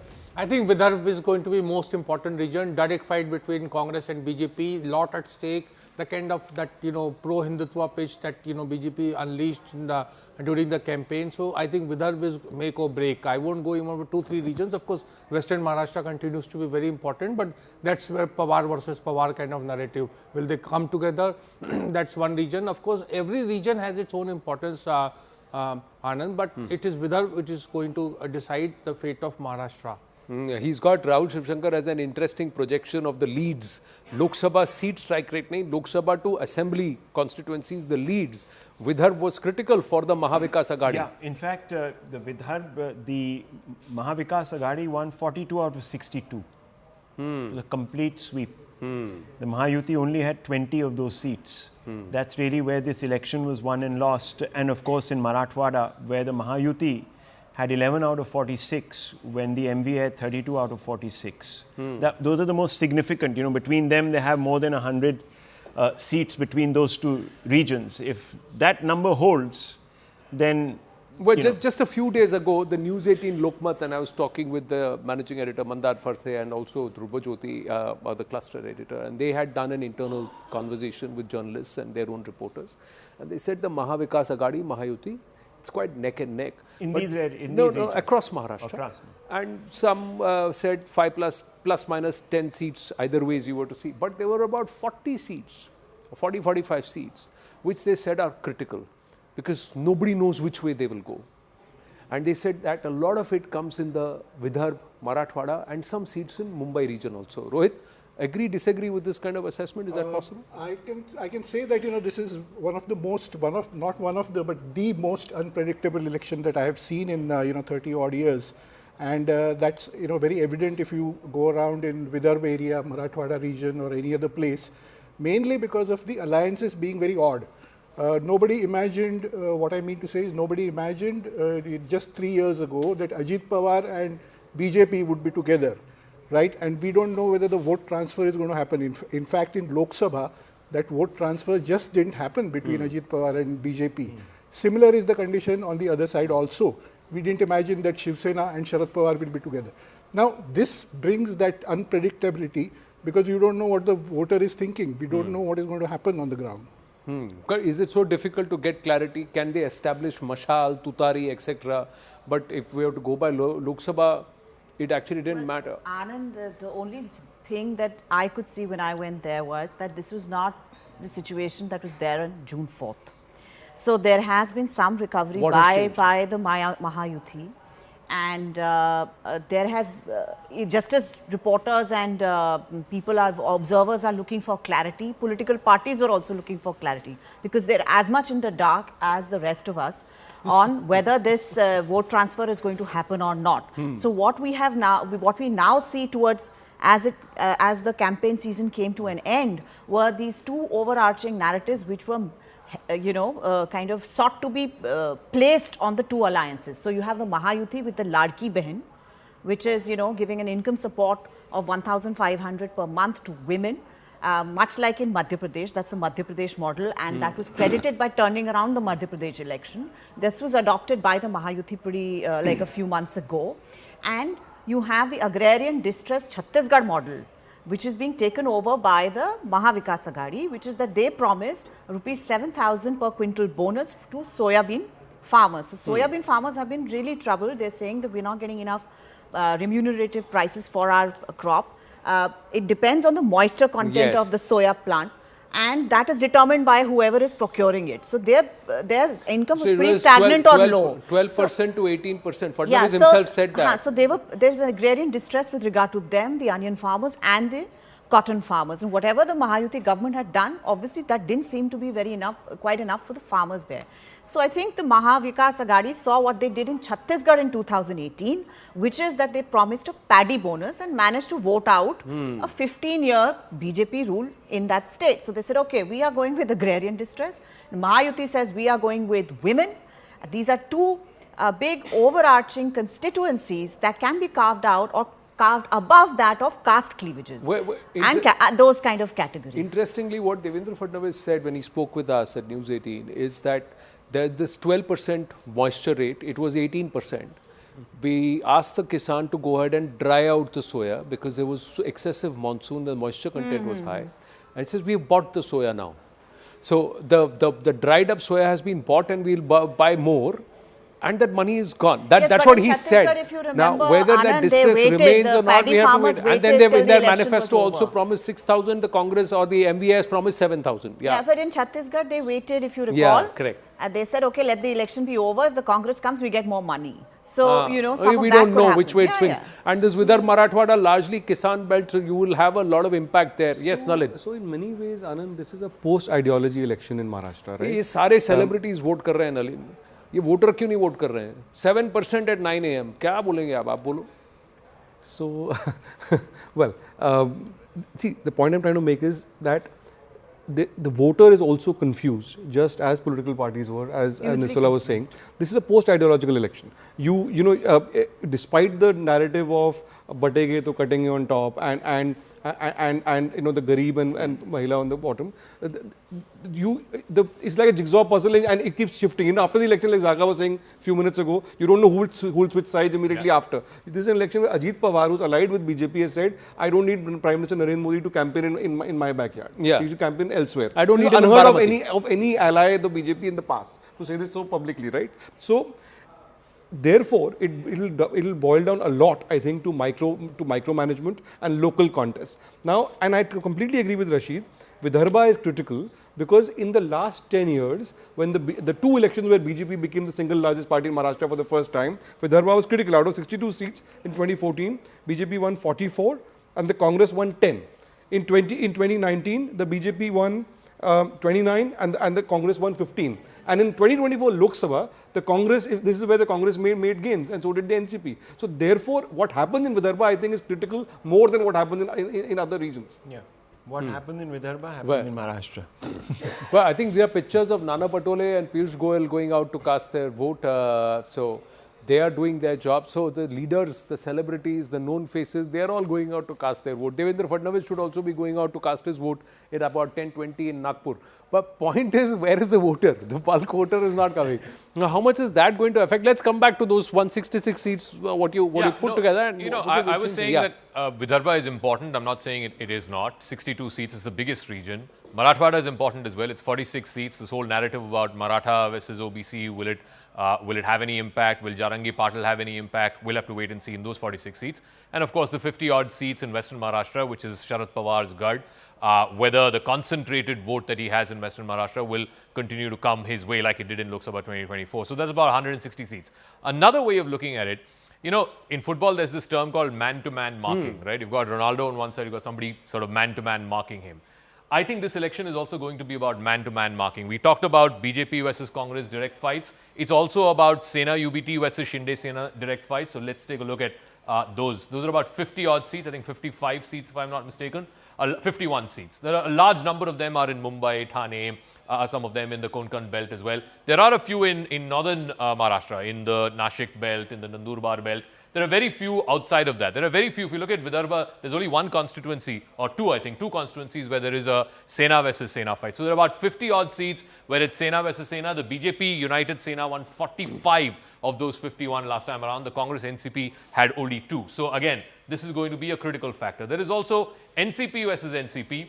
Let's take a look at that. This is Chacha Bhatija fight, as they say. NCP versus NCP Ajit Pawar versus NCP Sharad Pawar. The Sharad Pawar Congress, United NCP Congress won 37 out of these 37 seats. So you're basically looking at 75 direct fights Congress BJP, 51 direct fights Sena UBT, another 37 direct fights NCP AP versus NCP SP. That again is 160 odd seats. So whoever wins, so this is basically literally man-to-man marking. There are very few seats, for example, where NCP Sharad Pawar, for example, is taking on Shinde Sena, or Shinde Sena outside of the Mumbai region is taking on a Congress candidate. It's, I think, man-to-man. Whoever wins these individual battles in the straight fights between Congress and BJP, whoever emerges victorious in the straight fights between NCP Sharad Pawar and NCP Ajit Pawar, in the straight fights between SSUBT and Shinde Sena, whoever emerges in those mini fights ultimately will. So you said 3 regions could prove bellwether that had Maratha, Vidarbha, Marathwada, Vidarbha and also Western Maharashtra. That's about 166 seats. You say the street man-to-man marking, again 160 odd seats that come into play. I'm just saying it. Some of these seats will overlap. Some of these seats will overlap on the ground. Yes. It's actually the candidate that's going to pull in the votes. It's not so much the party and the alliance, but the candidate will all come down to a large connect with the candidate. Rahul, see, point is, Amit Thackeray is contesting, right? Amit Thackeray, किसका vote खींच रहा है? मनसे का vote खींच रहा है? Is he pulling all of the Mahayuti vote? Eknath Shinde in Thane will get, perhaps the BJP vote also will transfer. That also was not transferring as far as Vashi, Navi Mumbai, Nerul was concerned. During Lok Sabha, there were people who had a problem with that. Is that going to happen, Rohit? That this vote transfer happens, and in both sides there is a problem. Congress vote transfer will happen for NCP, NCP vote transfer will happen for NCP Congress. But will the UBT get any votes, transfer votes, core Shiv Sena votes, will it transfer to Congress, NCP? Or will they do that? Same thing with Ajit Pawar and Eknath Shinde and this one BJP. Anand, that's what answers your question on voter apathy till now. The voter is probably thinking, हम किसी को भी vote करेंगे, जाएंगे कहीं और ही, they're going to like suit their own purpose. Mean you don't vote. So let's not take the trouble. No, let's just watch what happens. Vote. That then belies the mandate. Or is this a factor? कि यार 19 में तो मैंने जिसको vote किया, see, some people in Mumbai told me this. When I was in Mumbai and I had a chat with some of the community there, and they said, क्या जिसको vote किया वो तो किधर और चला गया. ECI should make a rule. And there should be a rule in the Representation of People's Act also that if you get elected from one party and you go in and then you do a Dal Badlu Giri, you have to rescind, go back, get voted and then come back. You can't do otherwise. That law exists, by the way. It's called the anti-defection law. No, not the anti-defection law. The problem is nobody takes it seriously. No, what they are saying is not the anti-defection law. They are saying even if you have the numbers to do defect with the anti-defection, you should go back to the voter and get elected and then only come. I'm not sure whether that can happen. But, I agree with Rahul that candidates matter when it comes to Vidhan Sabha. See, we saw the Lok Sabha election recently and we know it was fought on ideology. It was fought with Narendra Modi's face or BJP's, ideology and all of that. At the Vidhan Sabha level, I think it's much more about the candidate because it's day-to-day matters that work. For instance, development, construction of roads, electricity supply, water supply, and all these things, especially in rural area. Coming to the voter apathy part, I think we have to, look at Maharashtra as very industrialized, advanced kind of a state, but also backward in certain aspects. For instance, you have the most rich people of this country living in Mumbai, but you also have the poorest people living in Gadchiroli. That's in the same state, right?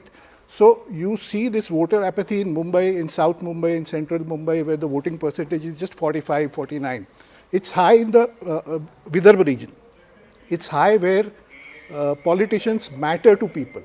It's high where, in a place like Marathwada, where drought conditions are there and government schemes make a difference. So you will see in Marathwada, the voting percentage is 71 in the Lok Sabha polls. In South Mumbai, it is 45. So voter apathy is not, general. It is not random. It has to do with, whether the place is developed or it is backward. That is how it works. So, just to add to that point, look, also where various candidates are contesting from, which parties have got the region, also will matter this time. See, the reason why Congress is fundamentally crucial this time to the MVA is because it's in Vidarbha that most of its seats have been allocated, and the Khandesh, which is the North Maharashtra region. Now, if you look at, again, once again... One of the few, Nitin Gadkari speaking. Let's go. Sir ये नागपुर की जनता के लिए और महाराष्ट्र की जनता के लिए कितना important है इलेक्शन है, कितना इम्पोर्टेंट नागपुर की जनता के लिए और महाराष्ट्र की जनता के लिए ये इलेक्शन कितना बड़ा है? देखिए, महाराष्ट्र ये देश का एक प्रगतिशील, समृद्ध और संपन्न राज्य है और ये राज्य को सबसे ज़्यादा फॉरेन इन्वेस्टमेंट मिलती है, इंडस्ट्रियल डेवलपमेंट अच्छी हो रही है और सबसे इम्पोर्टेंट बात है कि महाराष्ट्र में खेती भी बहुत अच्छे तरीके से, एग्रीकल्चर एक्सपोर्ट भी बढ़ रहा है, तो देश के लिए एक रोल मॉडल है और इसलिए महाराष्ट्र के विकास के लिए और यहाँ के गांव, गरीब मजदूर, किसान के कल्याण के लिए अच्छी सरकार और अच्छा नेतृत्व यही महाराष्ट्र के भविष्य को बदल सकता है। आज हमारा चुनाव यानी लोकतंत्र का उत्सव है और मुझे सभी जनता से अपील करनी है कि वो किसी भी हालत में वोटिंग करे और अपना जो अधिकार है, एक प्रकार से मूलभूत अधिकार है, उसका वहन करे और निश्चित रूप से लोकतंत्र को मजबूत। सर, भाजपा के लिए क्या माहौल देख रहे हैं आप? क्या आप 80 से ज़्यादा सभाएं कर चुके हैं पूरे राज्य में? महाराष्ट्र में मेरा विश्वास है कि इस समय निश्चित रूप से हम लोग अच्छी मेजोरिटी मिलाकर चुनाव जीतेंगे। बहुत सारे नारे दिए गए, बटेंगे तो कटेंगे, उन नारों का भी असर है क्या जमीन पे? अभी सब छोड़ दीजिए, अभी सबसे इम्पोर्टेंट बात है कि लोगों को वोट देना और वोट जो है वो डेवलपमेंट के लिए, विकास के लिए, महाराष्ट्र के भविष्य को बदलने। 10 साल से केंद्र में सरकार, सर 10 साल से वो कम नजर आया था। सर 10 साल से केंद्र में सरकार रही है भाजपा की, यहाँ राज्य में भी है। आप इस बार जब महाराष्ट्र की 80 सभाएं आपने की है कम से कम, क्या आप लोगों को में क्या देख रहे हैं, क्या डिफरेंट देख रहे हैं? आप कहीं भी महाराष्ट्र में जाइए, आपको कहीं भी विकास दिखेगा। चाहे महाराष्ट्र के सिंचाई प्रकल्प होंगे जो टेम्बू मैसाल जैसे, वो 12,000 करोड़ में जब वाटर रिसोर्स मंत्री था तब महाराष्ट्र को दिए। 6,000 करोड़ बड़ी राजा योजना में दिए, जो 50% से ज़्यादा जिनका काम होकर बंद पड़े थे, और 6,000 करोड़ प्रधानमंत्री सिंचाई योजना में दिए। रोड तो आप हर जिले में जाके देखिए और पूरे महाराष्ट्र की तस्वीर हमारी सरकार ने बदलाई है और मोदी जी के नेतृत्व में महाराष्ट्र को एक नई दिशा दी है और महाराष्ट्र की सरकार और हम मिलकर डबल इंजन की सरकार आएगी और महाराष्ट्र प्रगतिशील, समृद्ध, संपन्न होकर महाराष्ट्र की जनता की पूरी अपेक्षा पूरी। 23 तारीख को अमल करेगा? कम रहा है अभी तक वोट प्रतिशत कम रहा है। इसलिए मैं सबको आह्वान करता हूं कि लोकतंत्र का ये उत्सव में आपका अधिकार है वोट करने का, आप बाहर आइए और वोट करिए, ज़्यादा से ज़्यादा वोटिंग प्रोसेस। हाँ, Marathi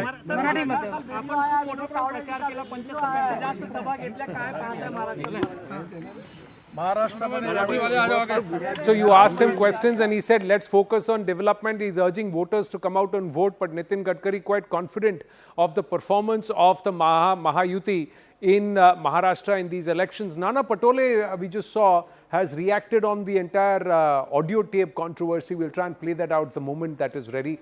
But interesting, the turn of fortune some netas will have. He's the Devendra Fadnavis casting his ballot. He's the perhaps the only chief minister to serve that full term in a long, long time. across the political spectrum. Maharashtra never had a stable government and an administration that it's seen under Devendra Fadnavis, but then turn of fortunes for him. He is the DCM of the same state that of which he was chief minister, and now we don't know which way things will turn. Now he's there out there with his mother, with his family. There have been personal jibes with Mrs. Fadnavis being brought into the fore. There is one reason very clearly that he was very clear that no matter what, BJP will not support Nawab Malik despite his candidature being announced by Ajit Pawar and backed by Ajit Pawar in Mankhurd, where there are two candidates, one officially from the Mahayuti, and then of course you have Nawab Malik also fighting that constituency. His daughter Sana Malik is actually fighting from Anushakti Nagar in Mumbai. But that's Devendra Fadnavis soon after casting his ballot, posing for the cameras with his mother and his wife, Mrs. Amrita Fadnavis. And whether or not he speaks to the media, we'll wait and watch. I think they will come out a little fair distance, and then there should be some conversation. Does Mr. Fadnavis speak? We'll wait and watch. Now, how critical is this entire leadership aspect within the Mahayuti? Many believe that Eknath Shinde may not be the chief minister, may not continue. Many are asking, what is Devendra Fadnavis' role going to be? Is he going to continue to be DCM, or is there going to be some other role for him at the center or somewhere else? What are the conversations and how will that impact? Will the results impact all of that? Well, Anand, various things that we are discussing about, the differences between Mahayuti and Maha Vikas Aghadi, or the factor that, they are neck and neck, and they are neck and neck, and nobody knows what the numbers are going to be. But one thing that we can definitely say is there is a huge difference between the kind of chemistry that the three leaders of Maha Vikas Aghadi have and the three leaders of Mahayuti don't have. I mean, it's very obvious that Ajit Pawar does not get along with Eknath Shinde. It's very obvious that Devendra Fadnavis is uncomfortable defending Ajit Pawar. It's very clear that Eknath Shinde is trying to dominate the situation. On the other side, you see that, all these three have very good chemistry. Rahul Gandhi, Sharad Pawar and Uddhav Thackeray. And maybe because they are in the opposition, they have that chemistry. No, why should it be Rahul? Should it be Nana Patole? No, the whole seat sharing business in Aghadi, because of Nana Patole can't stand, or vice versa. I think the Thackerays can't stand Nana Patole, so it's just as bad there. No, not just bad. But the other thing is, in the last 1.5 to 2 years, you've seen smoother administration with two DCMs in Fadnavis and Ajit Pawar with Eknath Shinde, and all three of them at least sitting together and on the same page on multiple issues. Political ideology wise also there is clarity. The two are ideologically linked and the third is politically linked, and there is political opportunity.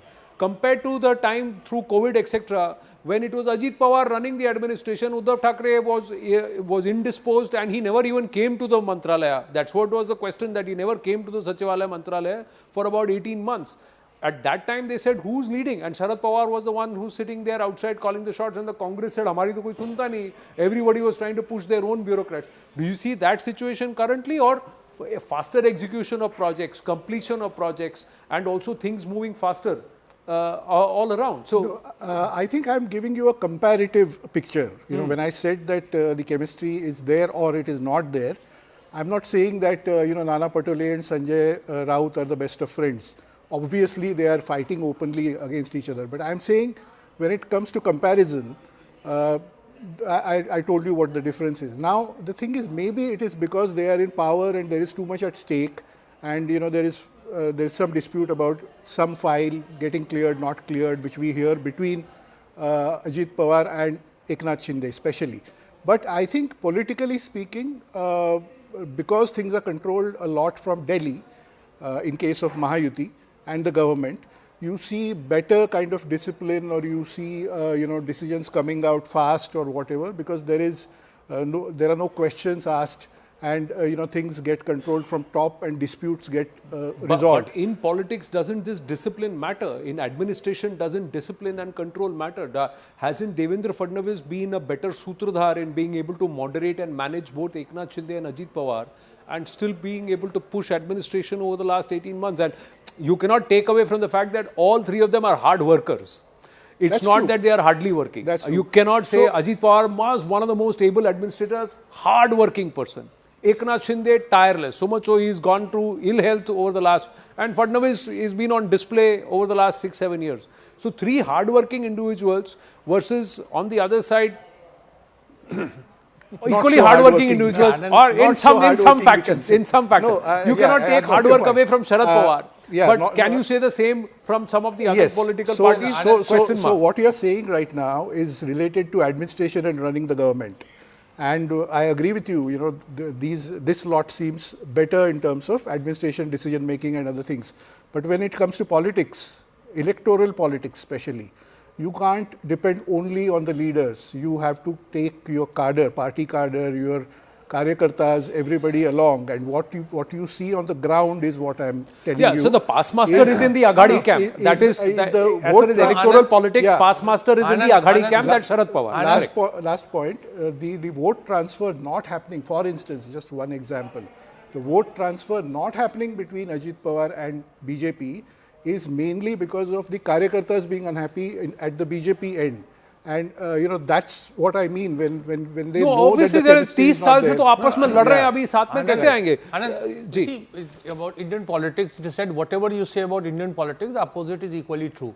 You look at the situation. You are saying that you know. Long live Newton.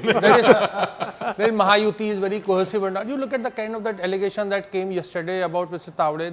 The buzz is this is a political grapevine that it's some insider's job all over the people who are chief ministerial candidates or chief ministerial aspirants are being edged out as far as the the BJP Shivana is concerned. You have Nawab Malik's picture. I think we can go back to that picture. This is a man that BJP and Shiv Sena, United Shiv Sena, they went so hard against him, even called him an aide of Dawood Ibrahim. He spent, I think, 2 years or 2.5 years in jail. And he went equally hard against... He went equally hard against Mrs. Fadnavis. Personal allegations and he refused to back down. He's contesting. He was asked to back down. He said, no, I'm not going to. No, and Fadnavis is still clear that we will not support him. There have been BJP flags at his meetings, even though in public BJP has said we are not supporting this. That's exactly but what the I'm flags saying. were there at his public meetings. So it's a very strange No. Fadnavis has very clearly said that the BJP is not going to back, and there is a personal issue. But they are not giving up on their candidate. There is a reason there also, because the kind of comments that he made against Amrita Fadnavis and made it very personal, and that happened soon after his own son-in-law was caught in that entire drug net. So there is a lot of personal feud and political feud also which is there, but despite that, Nawab Malik is Nawab Malik, and Ajit Pawar has said, I'll back him. And as I said, BJP flags were there at his public meeting. The BJP voters, what will they do there? No, it's about Nawab Malik supporters, what will they do there? No, Nawab Malik supporters want to win. In this case, that is true. Yeah, Nawab Malik, there is absence of ideology. He is not driven by, he wants to win. What I'm saying is, what is, the BJP the BJP will back the official candidate of the Eknath Shinde Shiv Sena Mahayuti. That's what they will back. That's what Fadnavis has said on record. So they are supporting. That's what Fadnavis has said on record. But my question to you is also, Rashid Kidwai, there are so many other seats where despite Uddhav Thackeray's warning, there are independents who are standing there and who are fighting those seats. So who will the voter vote for there then? That is what I'm saying. So like your own thing, no, politics, the opposite is also true. And therefore, I disagree with Zaka Jacob when he says there is man-to-man marking. I feel in this Maharashtra election, there is no man-to-man marking because both the key ideological players, Congress and BJP, they are helpless, bystanders. They cannot do anything. So there is going to be emergence of one Sena which will emerge as a sort of politically strong and one NCP. So these people cannot do anything. And what I also believe, and Rohit may disagree with me. The election will be decided in the 75 seats between Congress and BJP. The exact opposite. I don't know how Rohit sees it, but I see the real election will start. No, I'm talking about Rohit. You see, the real elections in Maharashtra will begin after 23rd of November. Real elections in Maharashtra will begin after 23rd of November. Oh.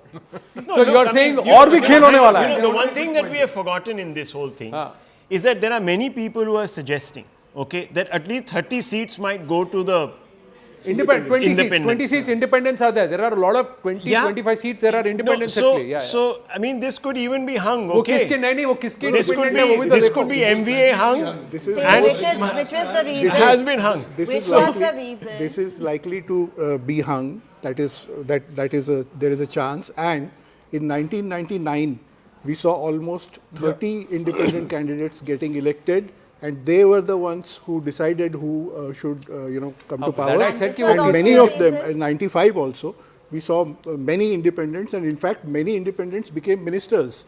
And, the party leaders who were there for 20, 25 years were sidelined, and independents became ministers. Is that then good for Maharashtra? The voters have to decide, you have to decide. Is such a situation good for Maharashtra? Yeah. I said this was also the reason why this katoge to batoge slogan, everybody in the Mahayuti side, batoge to katoge was decried by everybody in the Mahayuti scheme of things, because they felt that this would stop the disintegration of a consolidation that had happened in the Lok Sabha election. And that minority consolidation happens at a much faster rate. There's a much more sense of siege. It's already there. The Muslim vote consolidation has already happened. It's already solidified. But they were always hoping that it would not be the same as it was in the Lok Sabha. Okay. And Mr. Shinde, as Chief Minister, had done a lot to kind of ameliorate matters and relationship with the minority communities, in the hope that, because Shiv Sena's UBT has been the most direct benefactor, beneficiary of this consolidation. When you say minority, it is specifically Muslims, right? Yes. So it's the Muslim community. Yes. So let's say Muslim community. Yes. 2 points. Firstly, on the others question, in 2014 also there were 20 others who won. In 2019, 29 others who won.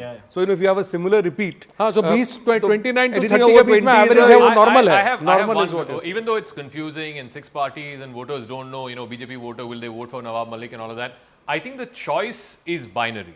Either you're voting for the Mahayuti or you're voting for the Mahavikas Agadi. I think whenever it's a binary choice, you'll more or less have a eventually you'll have a decisive. Let's say if Nawab Malik wins Mankur, is he going to break away from Ajit Pawar? I'm not He's saying going to be that. part of that Mahayuti. He's going to be in the mind of the voter. It's very clear. It's either this choice or that choice. He will be part. Yeah, so he will be part of the Mahayuti only. That's what's going to happen. About Nawab Malik was the one who created headlines just 7-8 days ago.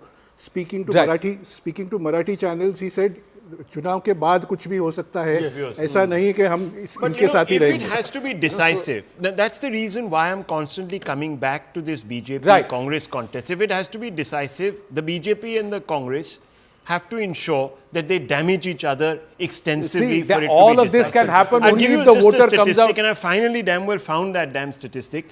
90 assembly seats, 52 the Congress led, BJP 38. In the in the Lok Sabha projected onto the assembly in Maharashtra. In Maharashtra, obviously. In Maharashtra, not across region specific, overall. Across the state. Overall, all right, overall. So that's the case. But all of this, ladies and gentlemen, can happen only if the voter of Maharashtra and Jharkhand goes out to vote. You have to vote in large numbers for any number to come and for it to have any relevance or any stake or any purpose, ladies and gentlemen. Don't crib if you have not voted. That's something which we believe. If you have voted, then you have every right to question and ask. Otherwise, don't, because you've not done your own fundamental duty. We're taking a very short break. Stay with us.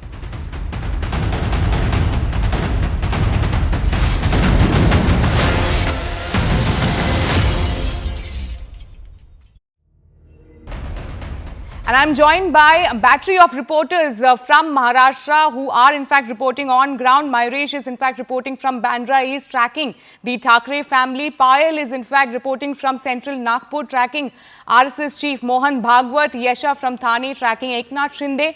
And Pallavi from Baramati, tracking Sharad Pawar. Now let me go first across to Payal, who is in fact reporting from central Nagpur, tracking Mohan Bhagwat. Payal, tell us what time is Mohan Bhagwat supposed to arrive there, and also given the fact that in Haryana we have seen how RSS played a very crucial role. What are you observing when it comes to Maharashtra, the role of RSS in the Maharashtra elections? Well, to begin with, Mohan Bhagwat, the RSS chief, is already in the polling booth. He should be out within the next couple of minutes after having cast his vote. Remember, he came here at least 10 minutes before the voting really began. Because, you know, this is where the RSS headquarters really is. And this is a very, very important center as far as the BJP is really concerned. Because, you know, both, whether it's Devendra Fadnavis or whether it's Nitin Gadkari, both son of the soil, or their allegiance to the RSS, and of course have been part of the RSS from their very, very childhood as well. So the RSS contribution is extremely important as far as the BJP is really concerned. The Jan Sangh is, you know, what they date back to.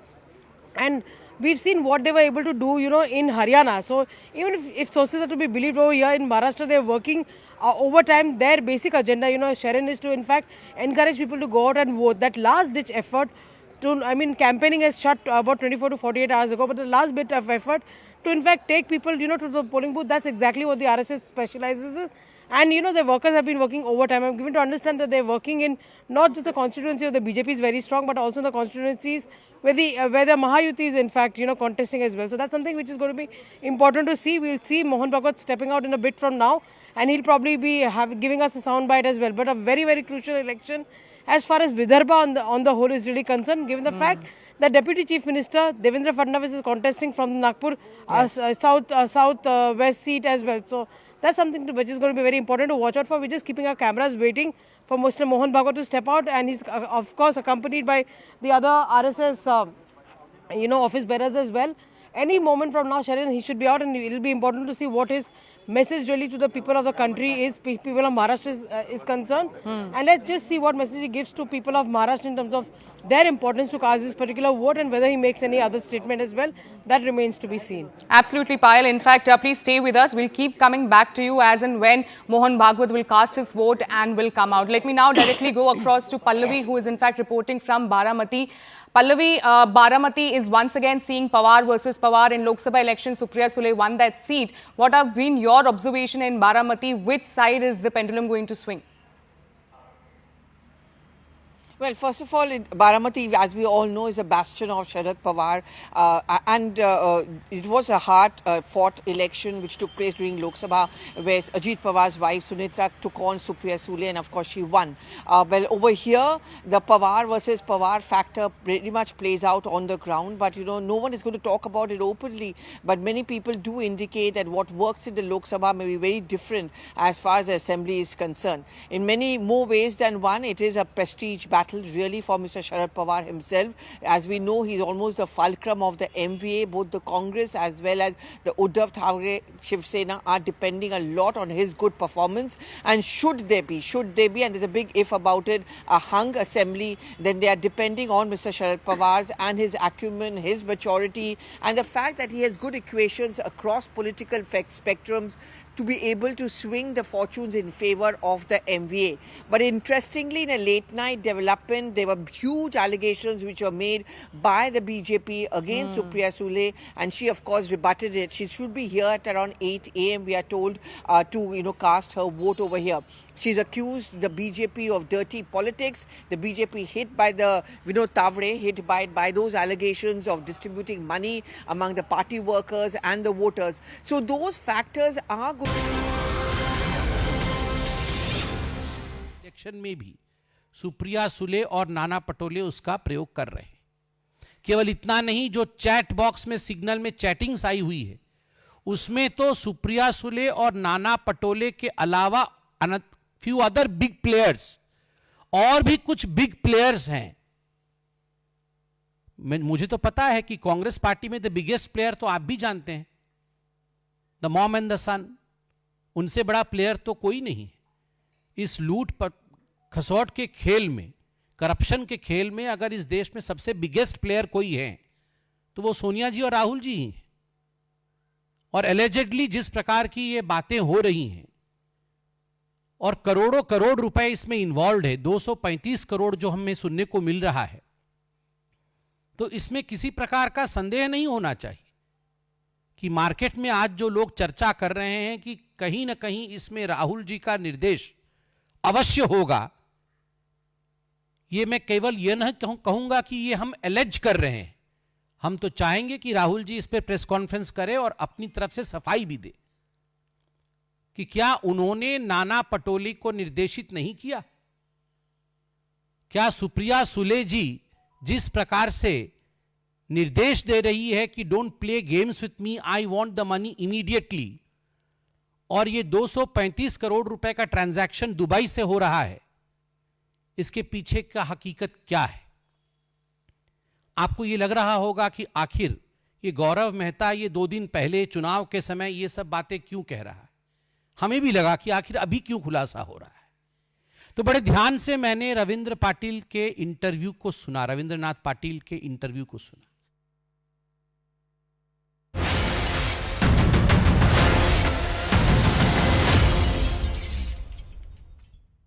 Co-powered by And I'm joined by a battery of reporters from Maharashtra who are in fact reporting on ground. Mayuresh is in fact reporting from Bandra East, tracking the Thackeray family. Payal is in fact reporting from central Nagpur, tracking RSS chief Mohan Bhagwat. Yesha from Thane, tracking Eknath Shinde.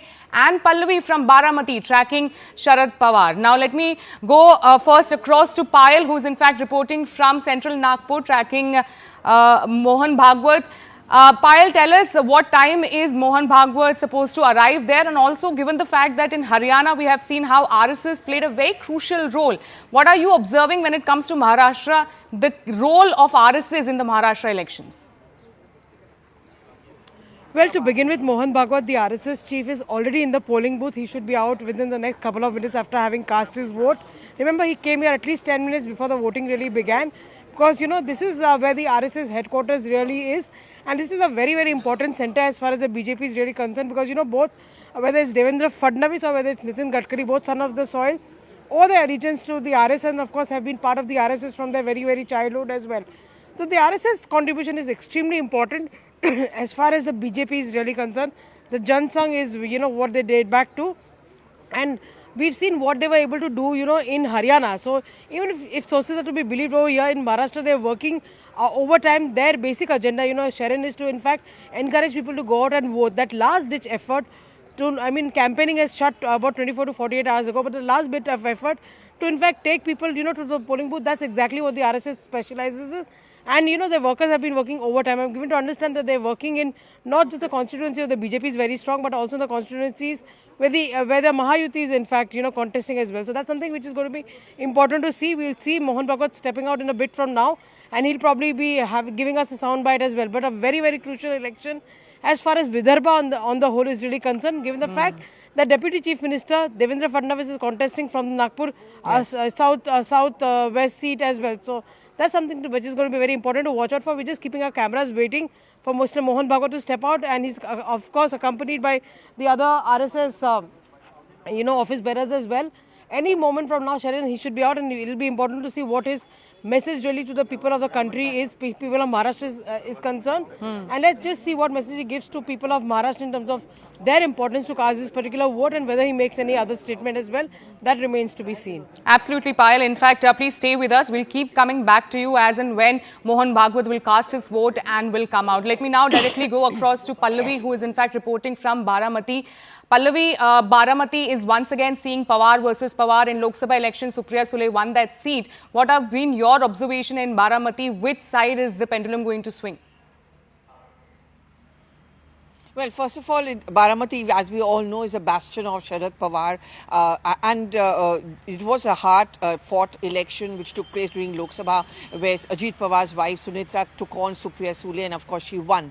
Well, over here, the Pawar versus Pawar factor pretty much plays out on the ground, but you know, no one is going to talk about it openly. But many people do indicate that what works in the Lok Sabha may be very different as far as the Assembly is concerned. In many more ways than one, it is a prestige battle really for Mr. Sharad Pawar himself.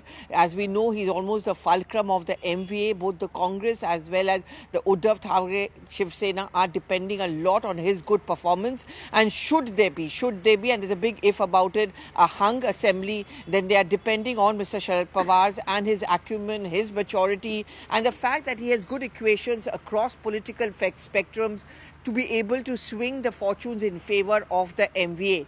But interestingly, in a late night development, there were huge allegations which were made by the BJP against Supriya Sule, and she of course rebutted it. She should be here at around 8 a.m. we are told to cast her vote over here. She's accused the BJP of dirty politics. The BJP hit by the Tavre, hit by those allegations of distributing money among the party workers and the voters. So those factors are going to be important. But you know, I think at the end of the day, the local factors, Baramati is pretty well developed, is the sugarcane hub or bowl of Maharashtra. In that sense, there's a lot of development on the ground. But people are also deeply divided. The Pawar. Good morning and a warm welcome. You're watching CNN News 18 with me, Avantika Singh. And after that high decibel campaign, Maharashtra is voting today. We're going to get you all the latest updates in just a bit with our guests. But right now, we're receiving some breaking news. Guyana and Barbados is to confer their top awards to Prime Minister Narendra Modi. In fact, Dominica has already announced its top award for the Prime Minister a few days back. Nigeria also has announced its awards for the Prime Minister. Number of international honours for the Prime Minister coming in. Guyana, in fact, is going to be conferring its highest national award, the Order of Excellence, on Prime Minister Narendra Modi. And Barbados will also confer a similar prestigious honorary Order of Freedom of Barbados on the Prime Minister. So a great recognition there coming in from the Prime Minister from all of these nations. Executive Editor CNN News 18's Aman joins us now for the latest on this. Aman, great news coming in, and these kind of awards for the Prime Minister, recognition of all the work that he has done over the years. Well, absolutely, Avantika. It seems to be raining awards for the Prime Minister, 19 so far. And these 3 awards which have been given, Guyana, Barbados, as well as Dominica, announcing their top awards for the Prime Minister during his visit. We are seeing this 3-nation visit which the Prime Minister is on, along with his G20 trip. The Guyana is in fact conferring its highest national award, the Order of Excellence. Earlier, Barbados has also conferred the prestigious honorary Order of Freedom of Barbados on the Prime Minister. And Dominica, we know, as a few days back, had also around his highest national award. Also, when the Prime Minister today became the first Indian PM to visit Guyana in 56 years. So that's also a big milestone. He was received at the airport by the President and over a dozen cabinet ministers. In fact, the President of Guyana, the PM of Grenada and the PM of Barbados were at the hotel to receive the Prime Minister along with various ministers of Guyana. So a growing recognition, I think, for the Prime Minister and his contribution in various. These are also the nations, Avantika, in whom India has really helped during the COVID pandemic, sending them the vaccines and others. So there's a lot of goodwill there, and I think that shows in the kind of honor which has been given to the Prime Minister. Indeed. Thanks so much for joining us, Aman. I'm going to come back to you for the Maharashtra election news, which now is going to be our focus.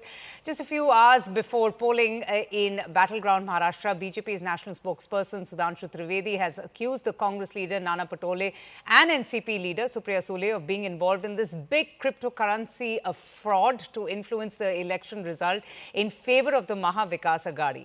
These allegations came after claims by the former IPS officer Ravindranath Patil, who alleged that Supriya Sule and Nana Patole misappropriated bitcoins linked to a 2018 cryptocurrency fraud case to fund the ongoing Maharashtra Assembly elections. Now, in a sharp response, Supriya Sule has strongly denied the accusations and the allegations that have been made against her, and has even gone ahead and filed a criminal complaint with the Election Commission of India and the Cybercrime Department, seeking action against all of these allegations that have been targeted towards her. She says, in fact, that it isn't her voice on the audio tapes and that she is ready to face the questions on this matter. In fact, taking to social media X, she has even labelled these allegations to be false information and has even challenged the BJP for an open debate, a discussion on this matter.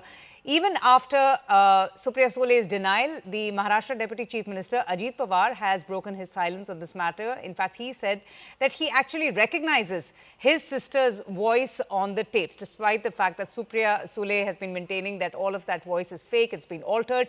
He in fact has said that he recognizes the second voice as well. वो ये कहता है कि मैं पहले ही लफड़े में फंस चुका हूं, मैं ऐसी किसी चीज में नहीं पड़ना चाहता।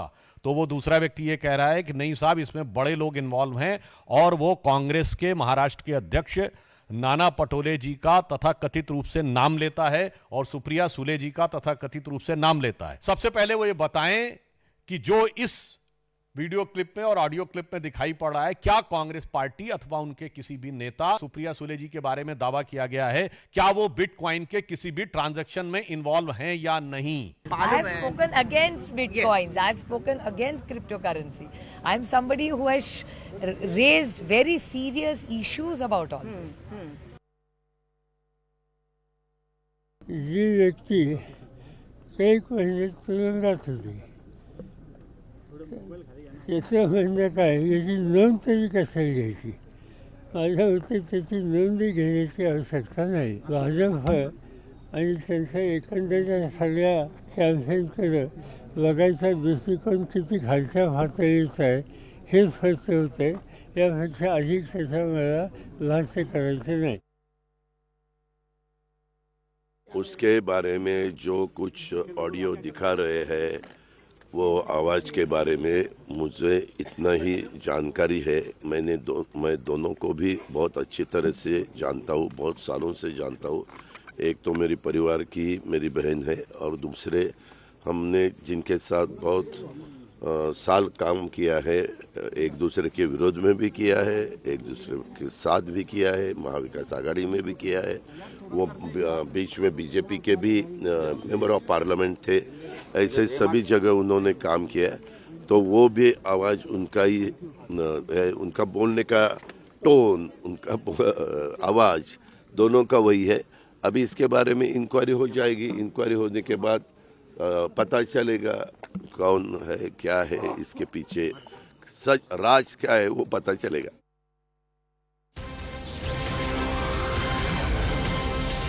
Okay, the news is coming in right now. Maharashtra Deputy Chief Minister has also responded to this entire Bitcoin scam allegation. Devendra Fadnavis, in fact, has said that it's a very serious allegation and there should be an investigation to find the truth. मैंने कल भी स्पष्ट कर दिया, न उन्होंने कोई पैसा बांटा, न उनके पास कोई पैसा मिला। जानबूझकर एक बवाल खड़ा करने का प्रयास किया गया, एक इकोसिस्टम को यूज़ किया गया। जहाँ तक सुप्रिया सुले जी पर और नाना पटोले जी पर जो आरोप लगे हैं, जिस प्रकार से एक पूर्व आईपीएस अधिकारी ने कुछ आरोप लगाए हैं, कुछ क्लिप्स उन्होंने जारी की है, मुझे ऐसा लगता है कि ये बहुत गंभीर इस प्रकार का प्रकरण है। और मैं आज इतना ही कहूँगा, इस प्रकरण की सिरे से जांच होनी चाहिए, क्योंकि इस प्रकार के एलिगेशन लगने के बाद वास्तविकता क्या है ये दुनिया के सामने आना बहुत ज़रूरी है। Okay, so that is the Deputy Chief Minister Devendra Fadnavis speaking on this big scam and the allegation against Supriya Sule, who has denied. In fact, she's been claiming that there is no truth in it, that her voice has been altered. It's a fabrication of her voice. Let me go straight across now to our reporters. We have Mayuresh, who's joining us. Yesha is also joining us. It's a big day, Mayuresh. Finally, after a very bitter, personal, acerbic campaign, the people of Maharashtra are going out to vote. So how has it been? You know, Mumbai and Maharashtra is known for the voters coming out and trickling in very small numbers. They take their time. How's it looking out there? Since morning, if we see that it's just a 6% voting which had happened in across Maharashtra till 9 a.m. and the highest voting has happened that is in Gadchiroli, which is somewhere around 12.33%. So you can imagine that the morning session was really bad, and as expected that Mumbai is known for a lower voter turnout. So it would be interesting to see whether Mumbaikars break the record or not, because this time there are a lot of issues. There are 6 parties which are in main 6 parties which are in fray. A lot of issues are there, and Mumbaikars are always vocal about the issues, but when it comes to voting, the voter percentage basically disappoints everyone, and we have seen that in Lok Sabha also. So it would be interesting to see, because since morning we are here at the Bandra East polling booth, one of the polling booths over here, and since morning we are seeing that senior citizens are coming in a large number, but the younger generation or the mid-age people are basically not come in a large number. We are expecting that once the day, slowly the day passes, that people will come out of their houses and they will cast their vote. Right now I'm standing at this particular polling station called Sahitya Sahwas, which is a residential colony where they have created the polling station, because this time the election commission has thought that creating a polling booth inside the society or in the societies will help them to get more voters, and that's why this one of the booths have been placed here. This is the booth where a Thackeray family is expected in a while to come, and I'll ask my camera person Rajesh to show the visuals. You can see that all the media, especially I'll say that the Mumbai media is basically waiting for the Thackeray family, Uddhav Thackeray, Aditya Thackeray, Rashmi Thackeray. They are expected here in a while. So it would be interesting to see that how much voter percentage voter turnout this time happens in Mumbai as well as in Maharashtra, because if the Gadchiroli district, like Gadchiroli, which is a remote district, if it can be, basically create a good number, then why not Mumbai city or any other district in Maharashtra? Back to you. Absolutely. Just kindly stay on with me, Mayuresh. We're going to keep coming back to you. Let's also get in all our guests. We have Rohit Chandravarkar, who's a senior journalist, Rashid Kidwai, a senior journalist as well, Nistula Heber, who's a political editor of The Hindu, and Aman Sharma, executive editor, CNN News 18. Let me come to you, Rohit, first. You know, this has been a very bitterly fought contest. You have had personal attacks, both the sides, in fact, you know, hurling these attacks and making very controversial speeches ranging from corruption to communal polarization. How have you viewed this entire election? It's a mighty Maha election between these two huge alliances. That's correct. In fact, like I said sometime back, this is a very unpredictable kind of a situation in Maharashtra right now, because we never saw so many parties fighting, firstly. Secondly, we didn't see these kinds of alliances happening where, yesterday's enemies have come together today and formed alliances, etc. The other factor, of course, is Maharashtra battle is always a high-stake battle because it is India's most industrialized state, a developed state. It attracts 52% of entire India's foreign direct investment. It has Mumbai city, it has Bollywood, cricket, everything there. Maharashtra has the X factor. So this election, we see that the margins perhaps are going to be very low for candidates who win the election. And there is also going to be a lot of uncertainty after the results come, because as many observers have been saying, these alliances don't seem natural. The alliance partners on both sides perhaps don't look like they are natural friends, if you want to call it that. But it's a very interesting battle, very unpredictable, and a close fight. That's what I can say. High stakes involved in it, and we are eagerly watching the polling that's happening today and the results that will come out on Saturday. Absolutely, Rohit, you're right. It's been a high-stakes contest with just so much at stake for both the alliances, and both, in fact, doing everything to outdo each other by the freebie frenzy that one got to witness. Nistula, would you also agree that this has been a cloak and dagger contest, a very cluttered one with just so many people involved, so many independents as well?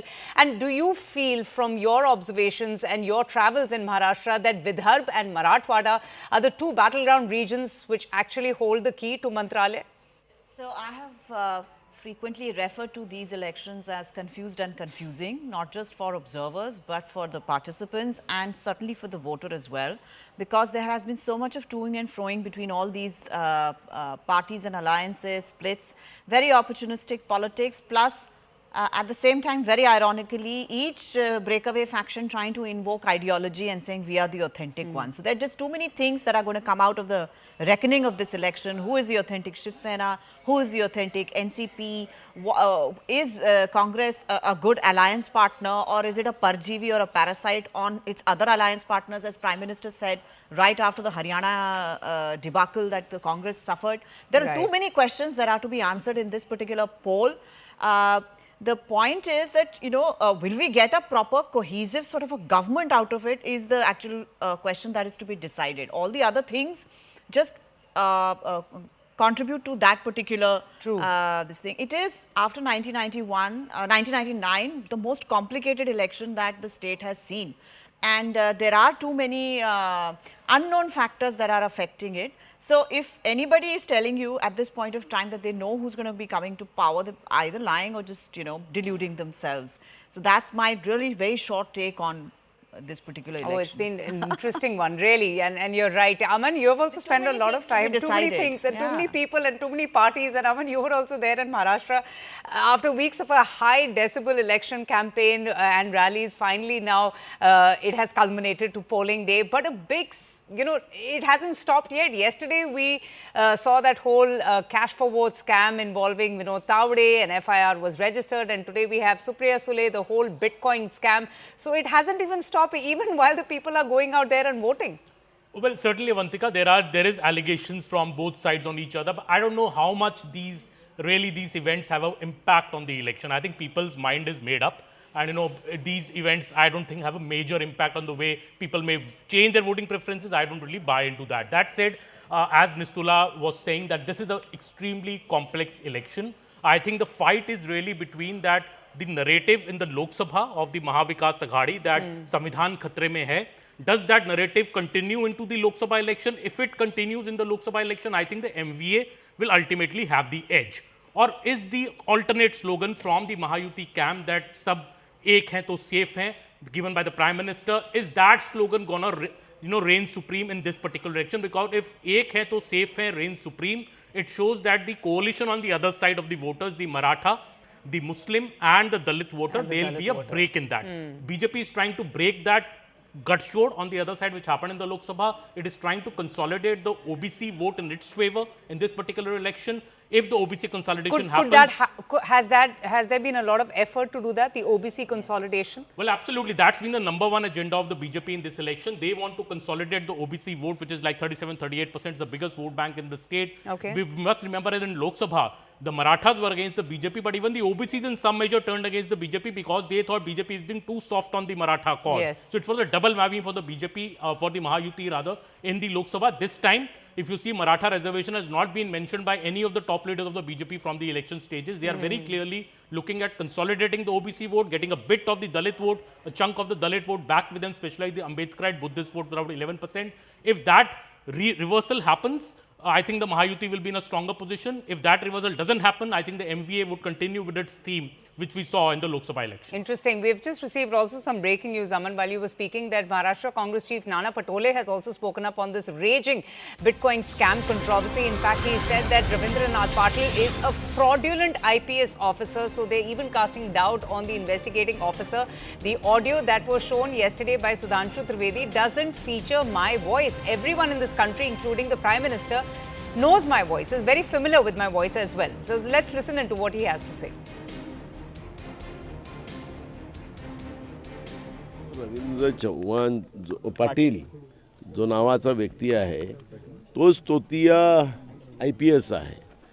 आपल्या सगळ्या मीडियाला त्यांनी सांगितलं की मी IPS आहे, होतो, retire झालो, पण तोच तोतिया IPS निघाला. भाजप आणि जो सुधांशु त्रिवेदी भाजपचा प्रवक्ता ज्यांनी ज्या पद्धतीने ते ऑडिओ ज्या पद्धतीने दाखवले गेलेले आहेत, आता त्याच्यात माझा आवाजच नाही. सगळेजण माझा आवाज ओळखतात महाराष्ट्रामध्ये आणि देशामध्ये. माझा देशातही आवाज आहे, नरेंद्र मोदींनाही माझा आवाज पाठ आहे. नाना पटोले शेतकरी आहे, शेतकरी राहील आणि इतके वर्ष राजकारणामध्ये राहिला, तर मला खरं तर हे बिटकॉइन हा शब्दच मला माहिती नाही काय व्यवहार होतात. Okay, so the Bitcoin scam really raging on. Yesha joins us now from Thane. Yesha, over to you. Fill us in with what's happening out there. How many people are coming out to cast their vote? It's been a bitterly fought election campaign, and today is D-Day. Absolutely.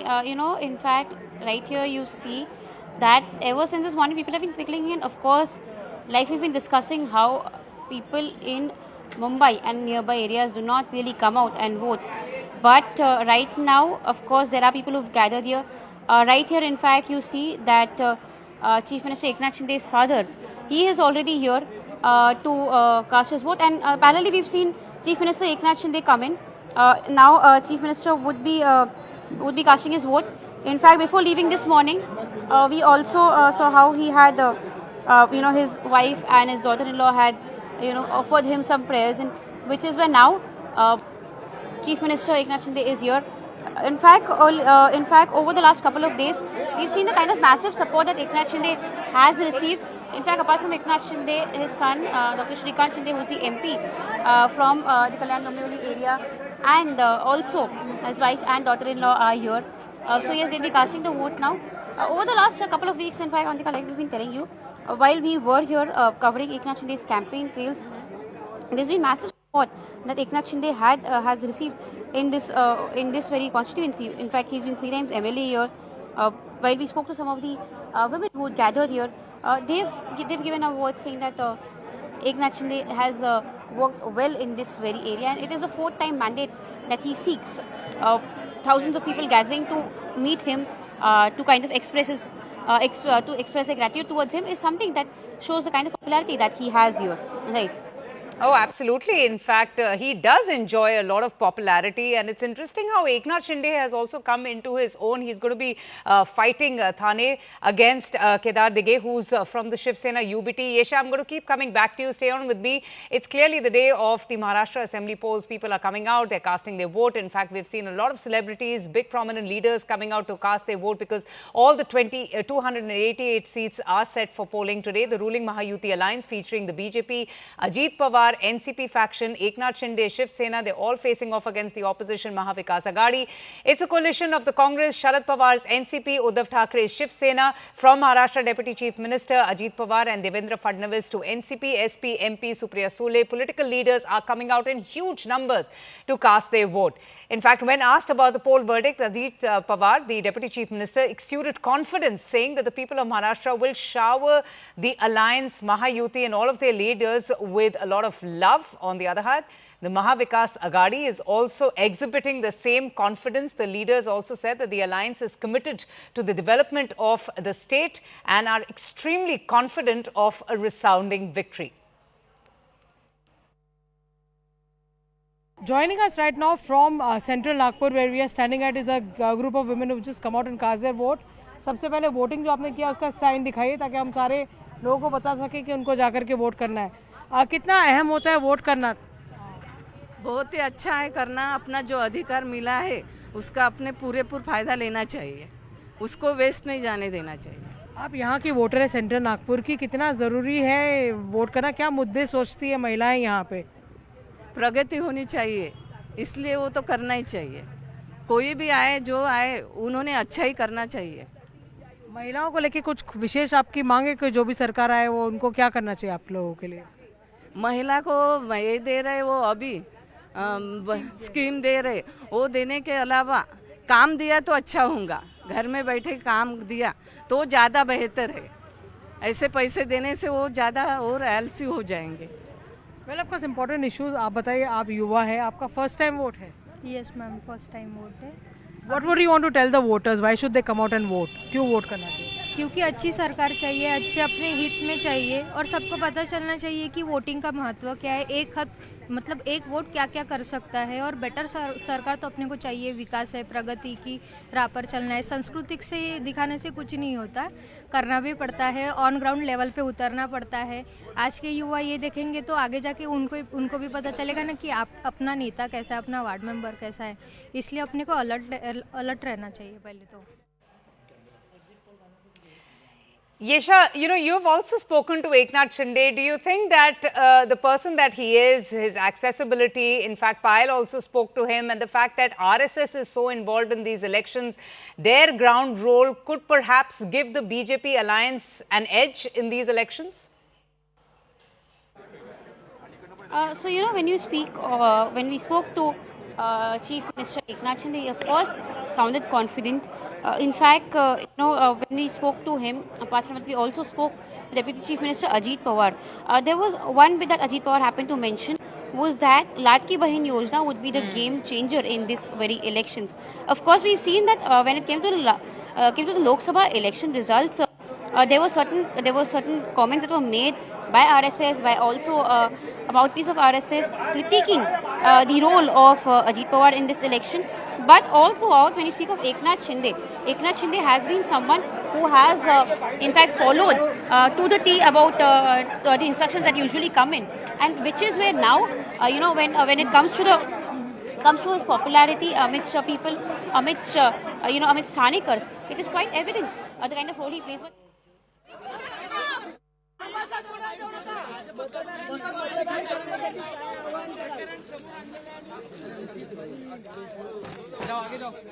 महाराष्ट्राचा बाणा कायम राखल्याशिवाय राहणार नाही. मला वाटतं आज जास्त मी बोलणं आता योग्य नाही, कारण मतदान सुरू आहे. मी सर्व मतदारांना आवाहन करेन की आपण जरूर उतरा, मतदान करा आणि मध्ये ओरडू नका रे. सर्व मतदारांना आवाहन करतोय महाराष्ट्रातल्या की सर्व आपल्या मित्रांसह, सहकुटुंब, सहपरिवार मतदानाला उतरा, मतदान करा आणि महाराष्ट्राचा स्वाभिमान जपा.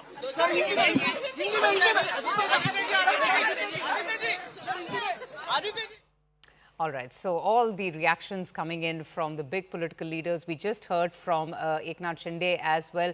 Let me also get in Mr. Rashid here for, you know, on this political battle that we're getting to see, I wanted to understand something from you that yes, the Maha Vikas Aghadi had seen great electoral success in the Lok Sabha polls, but the BJP has also changed its strategy. In fact, very interestingly, they have completely recalibrated their campaign strategy. Do you feel that this perhaps will benefit them in these elections? Perhaps we'll get to know only on 23rd, but the real point is that stakes are very high. If MVA doesn't win in Maharashtra, it would mark almost end of India alliance. Remember, Aam Aadmi Party and Mamata Banerjee, they're already disillusioned with India alliance. So it is electoral success that provides strength to any alliance in Indian politics. On the other hand, if Mr. Modi loses Maharashtra, BJP loses Maharashtra, it will actually be a very huge setback. But here is a person, Uddhav Thackeray, who you were showing just now. You see, he represents a kind of brand of Hindutva politics or majority politics and all. The BJP projects itself or NDA as a sole sort of representative of majority community in India. So in Maharashtra, if it goes with an alliance that has Uddhav Thackeray, then Mr. Modi will remain, politically speaking, unsettled till 2029 and perhaps beyond. No, absolutely. Nistula, we are just seeing the visuals of Eknath Shinde then. And what do you make of the Chief Minister here who has come into his own? I remember political analysts have also had a U-turn. There's been a volte-face. They had scripted his obituary forecasting his downfall, and now it seems that they're quite bullish and buoyant about his prospects. Well, I would also plead guilty to being part of those. I'll just come to you. Shinde is speaking, Nistula. Just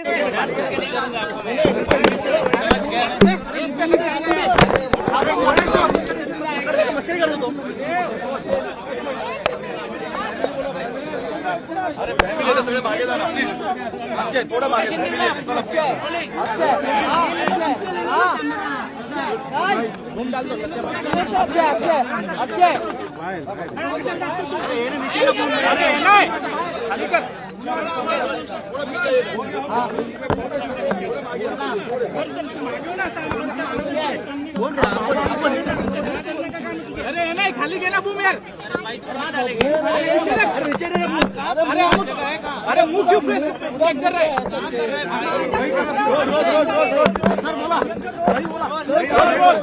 मतदान करून काय सांगाल sir अरे फिर से ऊपर यार नीचे करो तुम्ही स्वतः मतदान करून आलेला आहात राज्यातल्या जनतेला काय नेमकं आवाहन कराल मतदान करण्यासाठी आजचा दिवस लोकशाहीतला उत्सव आणि महाराष्ट्राला देखील हा उत्सवाचा दिवस आहे. महाराष्ट्राला उज्ज्वल भवितव्याकडे आणि महाराष्ट्राला शक्तिशाली आणि देशाला आर्थिक महासत्तेकडे घेऊन जाणारा हा उत्सव आणि म्हणून we have worked towards working to make the country economically developed, which is where the voters have to work on it.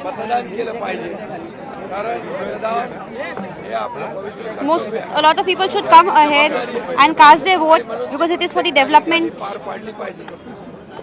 of the state. लोकशाहीच्या उत्सवामध्ये सामील झालं पाहिजे असं माझी सगळ्यांना नम्र विनंती आहे. It is a celebration for democracy which people need to gather and work towards. मतदान करावं आणि लोकशाही समृद्ध आणि प्रगल्भ Everyone should come ahead and vote अशा प्रकारची विनंती मी करतो so that we can maintain the democracy. गेल्या 5 वर्षाचा कारभार या महाराष्ट्रातल्या जनतेने पाहिलाय. In the last 5 years, 2019ला मतदान झालं आणि Maharashtra has seen the kind of work that was done from 2019. People have seen, though people had voted for a particular government, but despite that, the mandate of people were changed. गेल्या 5 वर्षामध्ये या राज्याची कोणी दशा केली And which is where विकासाची दिशा कोणी दाखवली the way हे लोकांना माहित आहे. people took those in government took Maharashtra against development या राज्यामध्ये सुरू and the plight of state या is योजना something ज्या that people have आहेत seen. आणि विकास हा लोकांना माहीत आहे. मुख्यमंत्री माझी लाडकी बहीण योजनेसारखे अनेक All the डिटेलमध्ये जात developments, the नाही. schemes परंतु that अनेक have been put in योजना place is something या that people have seen. सर्वसामान्य Ladki Bahin Yojana लाडक्या is something that बहिणींसाठी, has लाडक्या benefited people. मुलांसाठी, लाडक्या शेतकऱ्यांसाठी, लाडक्या कामगारांसाठी, लाडक्या ज्येष्ठांसाठी आम्ही केल्या आणि नक्कीच We worked on strengthening women, गेल्या 5 वर्षामध्ये old people, youngsters, या राज्याला all of पुढे them alike. नेण्यासाठी, या राज्याला विकासाकडे नेण्यासाठी, या And that has राज्याला led to the development एक in the state. खरं म्हणजे या राज्याचा सर्वांगीण विकास आणि या राज्यातल्या सर्वसामान्य लोकांच्या जीवनामध्ये बदल घडवण्यासाठी या Overall development of the state महाराष्ट्राला and to bring about the एक change in the शक्तिशाली life राज्य of common people बनवण्यासाठी आम्ही is how महायुतीने we प्रयत्न work केलेला आहे to also आणि मला वाटतं make Maharashtra या an राज्यातली empowered and Janata developed state, आज समाधानी आहे. मी स्वतः which is समाधानी where आहे. the people 2.5 of state वर्षाचा are कार्यकाळ now आणि satisfied. आमचा 2.5 I am वर्षाचा satisfied काही लोकांनी पाहिलं with the work that I've done.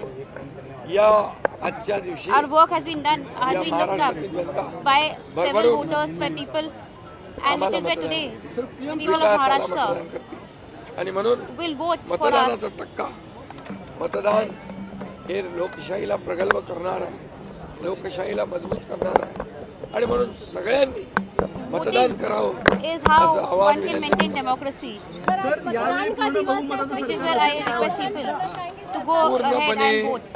येणारं सरकार महायुतीचं बहुमताचं थम्पिंग मेजॉरिटीचं असेल. It is going to be a government of majority. म्हणून आम्ही विकासाला प्राधान्य दिलं, कल्याणकारी योजनांना प्राधान्य दिलं. 2.5 वर्षाचा कार्यकाळ या महाराष्ट्रातल्या जनतेने पाहिलं. Work for and have all social schemes which can benefit the voters. आज बहुत ही लोकशाही का एक पवित्र दिन है, ये उत्सव है, ये लोकशाही को समृद्ध और मजबूत करने वाला उत्सव है. इसमें सभी ने मिलकर इस उत्सव में सहभागी होना चाहिए, सभी ने वोट करना चाहिए, क्योंकि ये महाराष्ट्र को शक्तिशाली बनाएगा, देश की अर्थव्यवस्था को मजबूत बनाएगा. इसलिए आज का दिन बहुत ही महत्वपूर्ण है. ये मतदान सभी लोग करें और हमारी लोकशाही समृद्ध करें, प्रगल्भ करें, मजबूत करें. और पिछले 5 साल का कारोबार लोगों ने देखा है. 2019 में क्या हुआ था लोग आज भूले नहीं है. लोगों का मैंडेट क्या था और लोगों का मैंडेट था महायुति. जनता का मैंडेट था महायुति, लेकिन सरकार महायुति की नहीं बनी. इसलिए वो लोगों के ध्यान में है पूरी तरह. और 2.5 साल का कार्यकाल भी देखा है उन्होंने और हमारे 2.5 साल का भी देखा है. और इसलिए हमारे 2.5 साल में एक तरफ विकास, जो विकास को रोका था हमने उसको शुरू किया. जो कल्याणकारी योजना है जैसे लाडली बहन, लाडला भाई, लाडला किसान, कई योजनाएं मैं अभी सब में खुलकर बताना नहीं चाहता, लेकिन विकास और कल्याणकारी योजनाएं जो शुरू की है इसका प्रतिबिंब जो है इस चुनाव में दिखेगा. महिलाओं को बड़े पैमाने पे लाडली बहनों का और लाडले भाइयों का मतदान होगा. और मैं सभी से गुजारिश करता हूँ, लोकशाही में वोटिंग होना चाहिए, ये हमारा अधिकार है, हमारी जिम्मेदारी है, वो हमने बखूबी निभानी चाहिए. और इसलिए सभी वोट करें. और मुझे विश्वास है 2.5 साल में जो महायुति ने काम किया है, जो कल्याणकारी योजनाएं, जो विकास, उसके बलबूते पे आने वाली सरकार जो है मजबूत थम्पिंग मेजॉरिटी की, ये महायुति की होगी.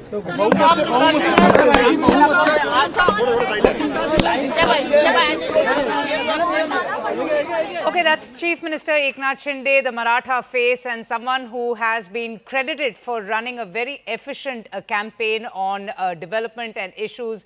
Eknath Shinde saying that they have only focused on the issues that matter to the people in Maharashtra, and extremely confident that the Mahayuti alliance will come up with a thumping victory. I'm going to go straight across now to Pallavi. Pallavi has been waiting for us very patiently. She's joining us from Baramati. Baramati, Pallavi, is always a family contest. You have Ajit Pawar, the Deputy Chief Minister, who's going to be taking on his own nephew, the son of his younger brother, Yugendra Pawar. So how's it looking out there in Baramati? Okay, I'll just go to Pallavi in a bit, but let me quickly get in Nistula. Nistula, we were just hearing Eknath Shinde. You know, I remember how critics were so quick to write his political epitaph when he had split the Shiv Sena, and today he has emerged as an undisputed leader. What does one make of a person like Eknath Shinde?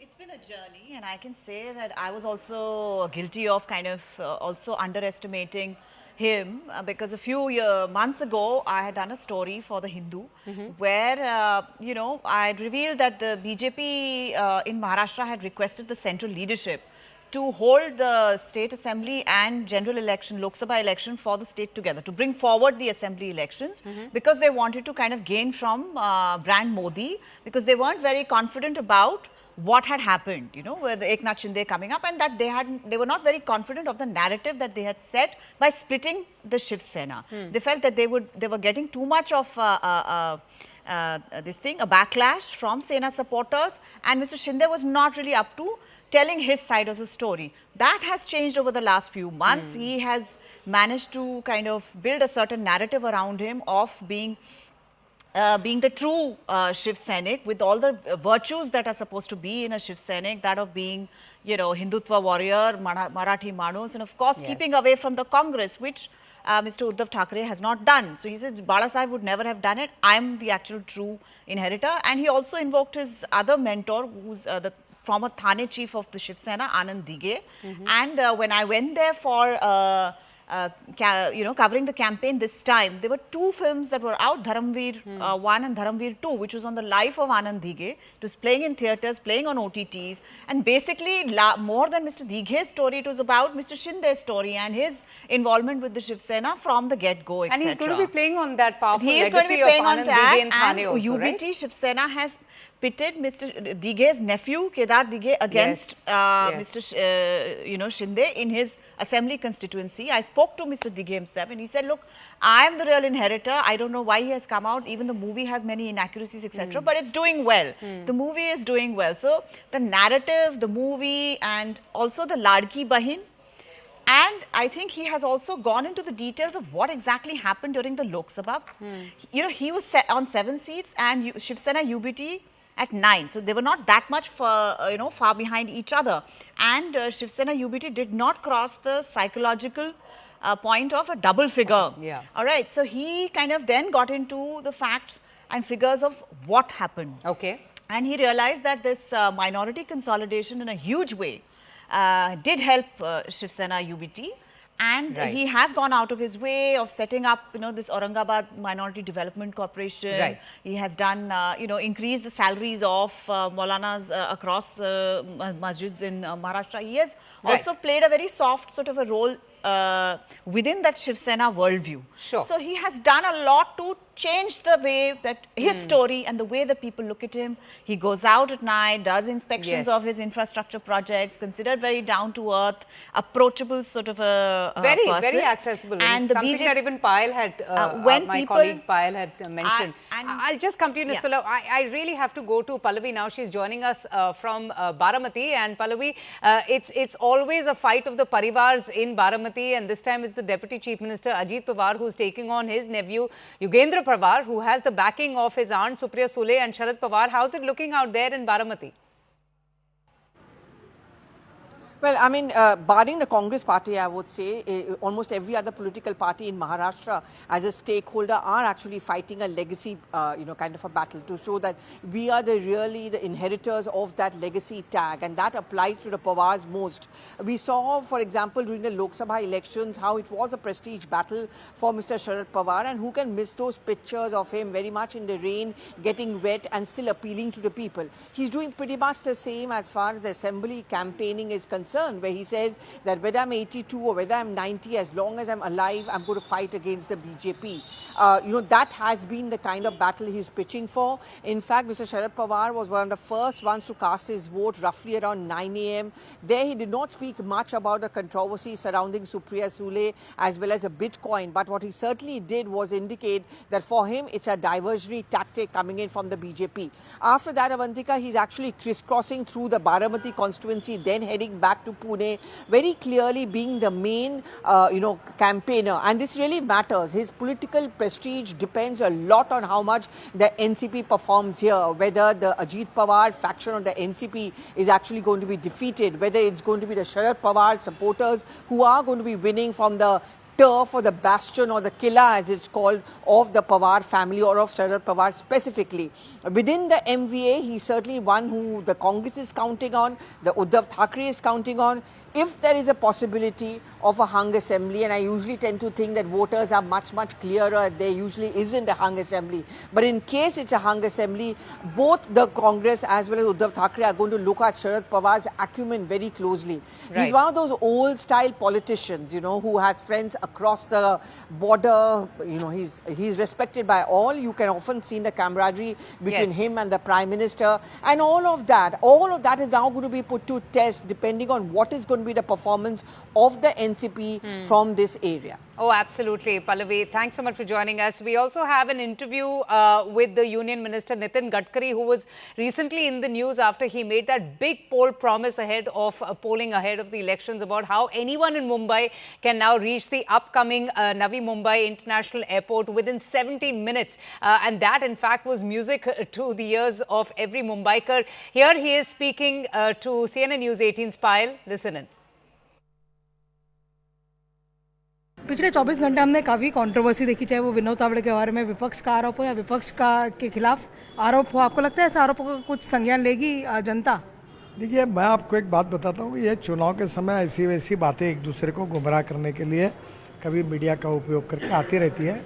चुनाव का जो मुख्य मुद्दा है उसी पर जनता ध्यान देकर महाराष्ट्र के भविष्य को और भवितव्य को बदलने के लिए निश्चित रूप से महायुति को चुनकर दे, और इससे महाराष्ट्र देश का अव्वल नंबर का पहला राज्य होगा।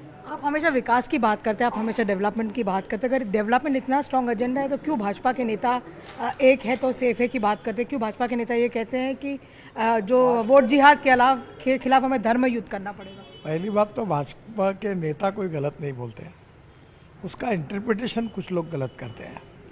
मैंने पहले ही कहा था कि हम जात, पंथ, धर्म, भाषा, सेक्स इसके ऊपर उठकर किसी को डिस्क्रिमिनेट ना करते हुए हम सब एक हो, यूनाइटेड हो, एक संघ हो और भारतीय हो। और भारतीयत्व का अर्थ यही होता है कि हिंदू, मुसलमान, जैन, क्रिश्चियन, सिख सब उनकी उपासना पद्धति अलग है, पर हम सब भारतीय हैं। और आप कहीं भी यहाँ का मुसलमान जब विदेशों में जाता है तो उसको हिंदी मुसलमान कहते हैं। तो मेरा कहना यही है कि हम जात, पंथ, धर्म, भाषा और सेक्स के आधार पर ना बटें, हम एक हो। महाराष्ट्र में कुछ लोग जात के आधार पर समाज को बांटने की कोशिश कर रहे हैं, उसके लिए ये बात कही गई थी कि हमने बांटना नहीं चाहिए, हमने एक होना चाहिए। मला असं वाटतं की जेवढं मतदान कमी होईल तेवढं त्यांच्या पदरी काय पडेल हे गेल्या 5 वर्षात पाहिलं। जास्तीत जास्त लोकांनी मतदान करून एक तर मतदान केलं पाहिजे सगळ्यांनी, म्हणजे हा तर विषय आहेच, पण आपलं मत व्यक्त करणं, त्यापासून बाजूला हटणं हा काय पर्याय नाही होऊ शकत। हम लोग जो करने आए वो वोटिंग है और वो सबका राइट है, वो सबका अधिकार है। तो मुझे लगता है कि ये आज का दिन जो है वो वोटिंग के हिसाब से है। तो जो गरीब है, जो भी है, यंग ओल्ड जो भी है, वोट करना ज़रूर है। बढ़िया बात है, इंतजाम बहुत अच्छा किया हुआ है। अरे मेरे को क्यों ढका? बहुत अच्छा इंतजाम किया हुआ है। मैं देख रहा था कि सीनियर सिटीजन के लिए बहुत अच्छा इंतजाम किया हुआ है, बहुत सफाई रखी हुई है। एंड बस आज यही है कि सब लोग आएँ, वोट करें, that is the most important.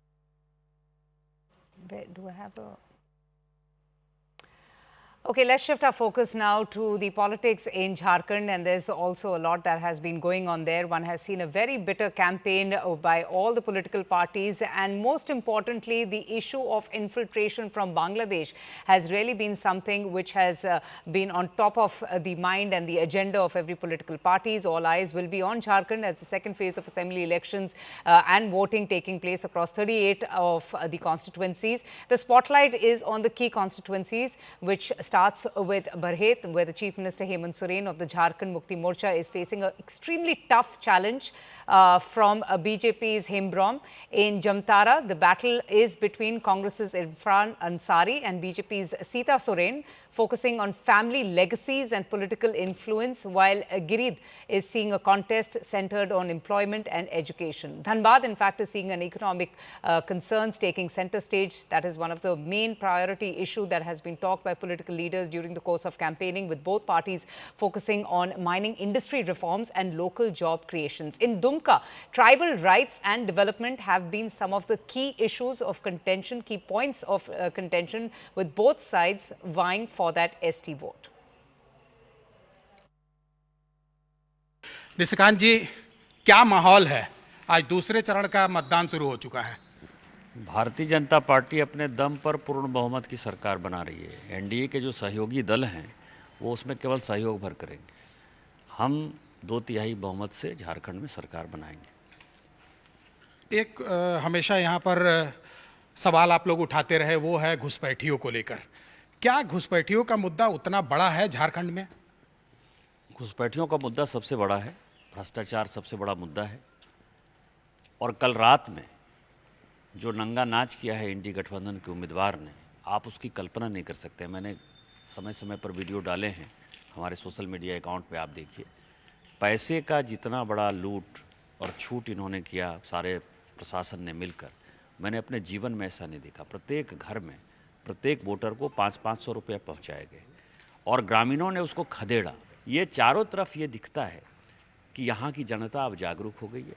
उसको बांग्लादेशी घुसपैठियों को भगाना है, एनआरसी लागू करना है, भ्रष्टाचार पर लगाम लगाना है, और ये जितने अपराधी, आर्थिक अपराधी खुलेआम घूम रहे हैं उनको जेल भेजना है। ये मैंने कल देखा।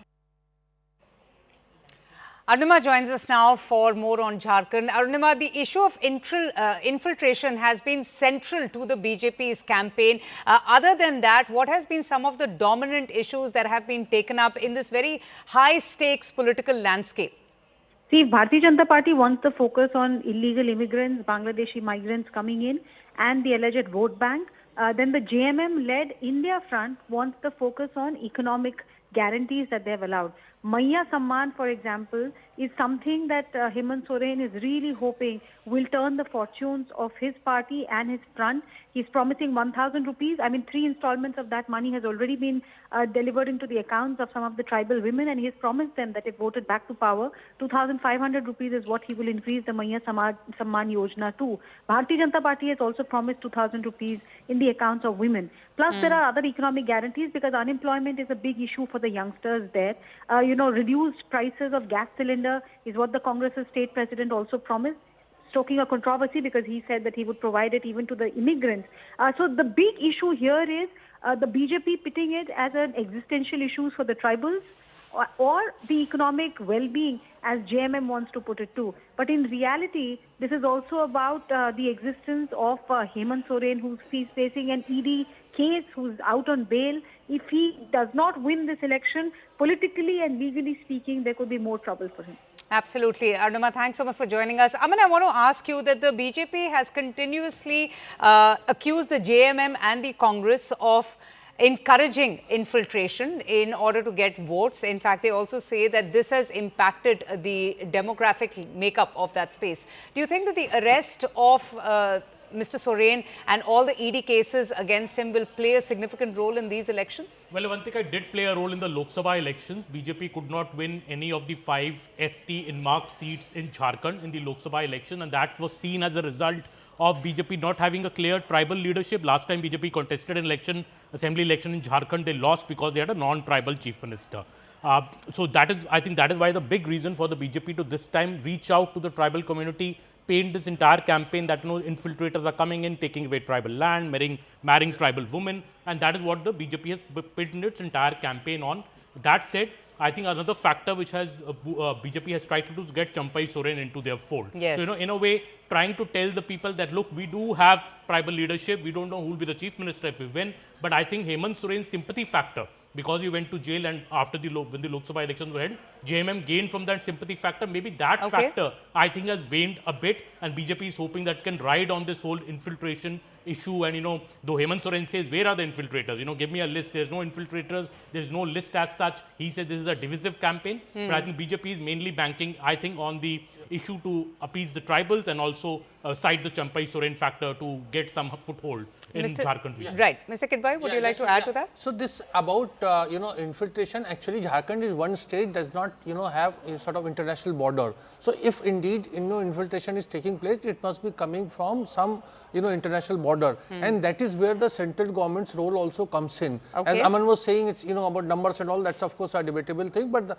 this is also a thing. So I think it is a narrative that's being sort of, imposed because there are far, too many important and local issues are there on which election should have been fought in Jharkhand. Right. Interesting. I have to take a very short break right here and we will come back. It's an important day with elections and polling happening in these states. We will get our viewers the very latest, all the big voices, the reactions in just a bit. But stay tuned. I'll be back in just a bit.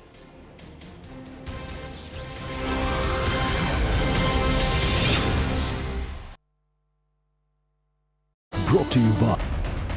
And I'm joined by a battery of reporters from Maharashtra who are in fact reporting on ground. Mayuresh is in fact reporting from Bandra. He is tracking the Thackeray family. Payal is in fact reporting from central Nagpur, tracking RSS chief Mohan Bhagwat. Yesha from Thane tracking Eknath Shinde. And Pallavi from Baramati tracking Sharad Pawar. Now let me go first across to Payal, who is in fact reporting from central Nagpur, tracking Mohan Bhagwat. Payal, tell us what time is Mohan Bhagwat supposed to arrive there, and also given the fact that in Haryana we have seen how RSS played a very crucial role. What are you observing when it comes to Maharashtra, the role of RSS in the Maharashtra elections? Well, to begin with, Mohan Bhagwat, the RSS chief, is already in the polling booth. He should be out within the next couple of minutes after having cast his vote. Remember, he came here at least 10 minutes before the voting really began. Because, this is where the RSS headquarters really is. And this is a very, very important center as far as the BJP is really concerned. Because, both, whether it's Devendra Fadnavis or whether it's Nitin Gadkari, both son of the soil, or their allegiance to the RSS, and of course have been part of the RSS from their very, very childhood as well. So the RSS contribution is extremely important as far as the BJP is really concerned. The Jan Sangh is, what they date back to. And we've seen what they were able to do, in Haryana. So even if sources are to be believed over here in Maharashtra, they're working overtime. Their basic agenda, Sharon, is to in fact encourage people to go out and vote. That last ditch effort to, campaigning has shut about 24 to 48 hours ago, but the last bit of effort to in fact take people, to the polling booth, that's exactly what the RSS specializes in. And the workers have been working overtime. I'm given to understand that they're working in not just the constituency of the BJP is very strong, but also in the constituencies where the Mahayuti is in fact, contesting as well. So that's something which is going to be important to see. We'll see Mohan Bhagwat stepping out in a bit from now, and he'll probably be giving us a soundbite as well. But a very, very crucial election as far as Vidarbha on the whole is really concerned, given the fact that Deputy Chief Minister Devendra Fadnavis is contesting from the Nagpur south-west seat as well. So that's something which is going to be very important to watch out for. We're just keeping our cameras waiting for Mr. Mohan Bhagwat to step out, and he's of course accompanied by the other RSS, office bearers as well. Any moment from now, Sharon, he should be out, and it will be important to see what his message really to the people of the country is, people of Maharashtra is concerned. And let's just see what message he gives to people of Maharashtra in terms of their importance to cast this particular vote, and whether he makes any other statement as well. That remains to be seen. Absolutely, Payal. In fact, please stay with us. We'll keep coming back to you as and when Mohan Bhagwat will cast his vote and will come out. Let me now directly go across to Pallavi, who is in fact reporting from Baramati. Pallavi, Baramati is once again seeing Pawar versus Pawar in Lok Sabha election. Supriya Sule won that seat. What have been your observation in Baramati? Which side is the pendulum going to swing? Well, first of all, Baramati, as we all know, is a bastion of Sharad Pawar, it was a hard-fought election which took place during Lok Sabha, where Ajit Pawar's wife Sunitra took on Supriya Sule, and of course she won. Well, over here, the Pawar versus Pawar factor pretty much plays out on the ground, but Welcome back. Delhi government has ordered 50% of its employees to work from home because of the rising pollution levels. Gopal Rai, in fact, has put this out on the social media post X, saying Delhi government has decided to work from home in government offices. 50% employees will now work from home. And for its implementation, a meeting will also be held with all officials at 1 in the afternoon. So that's the latest coming in right now, that 50% of government offices to work from home. That's the announcement coming in from the Delhi government, from the minister himself, Mr. Gopal Rai, who's saying that because of the worsening quality of air, 50% of Delhi government's office staff will be working from home. In a way, perhaps it's good news because that will also result in lesser traffic on the roads. But the main problem is still not being addressed, the rising pollution levels. Delhi's air quality has remained in the severe plus category, which has now prompted the Environment Minister Gopal Rai to make this big announcement that 50% of government office staff will work from home because of the pollution. Anshul joins us for more on this. Anshul, so tell us a little bit more. I mean, the good news that came to my mind is at least there's going to be less traffic on the road, which also is a contributor to the rising pollution levels. Was that the intent, or was it, to shield the staff from the rising pollution levels? The intent at this point in time of the Delhi government is to make sure that the number of vehicles that are plying on the roads, that could be reduced, and that is the reason why we saw that initially the schools out here in the national capital were actually asked to shift to online mode. Apart from that, the private offices were also asked to shift to online mode as well. Now finally the Delhi government staff has also been asked to has in fact been reduced to 50%. Basically, the Delhi government is trying to make sure that the factors that are internal factors that are contributing to the pollution, that could be brought under control, because remember the contribution of emissions that happen from vehicles out here in the national capital is around 21%, which is the second highest apart from the stubble burning that happens in North India. So this is the main reason that we are seeing that the Delhi government has taken this step. It remains to be seen how much of it will have a larger effect on the air quality in the national capital. All right, Anshul, thank you so much for joining us and telling us more about the reason why this order has been given by the Environment Minister Gopal Rai. With that, it's time for me to take a short break, but the news and updates continue with my colleague Griha. Keep watching.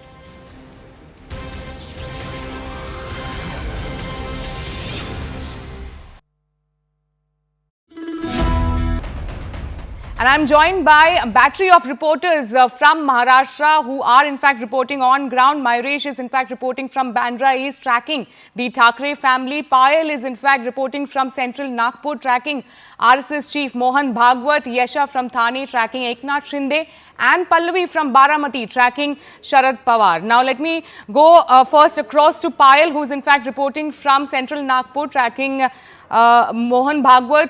Payal, tell us what time is Mohan Bhagwat supposed to arrive there, and also given the fact that in Haryana we have seen how RSS played a very crucial role. What are you observing when it comes to Maharashtra, the role of RSS in the Maharashtra elections? Well, to begin with, Mohan Bhagwat, the RSS chief, is already in the polling booth. He should be out within the next couple of minutes after having cast his vote. Remember, he came here at least 10 minutes before the voting really began. Because, this is where the RSS headquarters really is.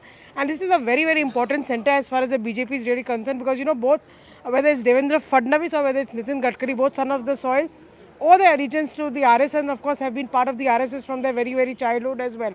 So the RSS contribution is extremely important as far as the BJP is really concerned. The Jan Sangh is, what they date back to.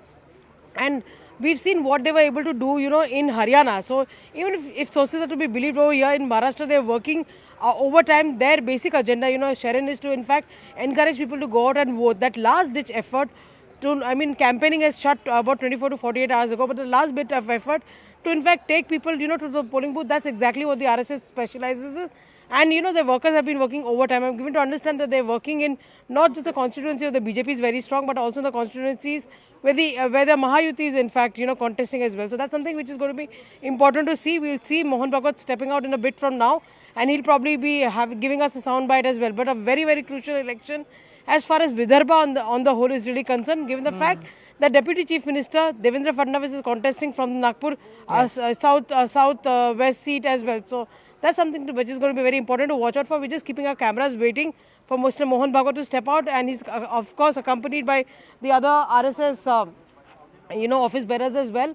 Any moment from now, Sharon, he should be out, and it will be important to see what his message really to the people of the country people of Maharashtra is concerned. And let's just see what message he gives to people of Maharashtra in terms of their importance to cast this particular vote, and whether he makes any other statement as well. That remains to be seen. Absolutely, Payal. In fact, please stay with us. We'll keep coming back to you as and when Mohan Bhagwat will cast his vote and will come out. Let me now directly go across to Pallavi, who is in fact reporting from Baramati.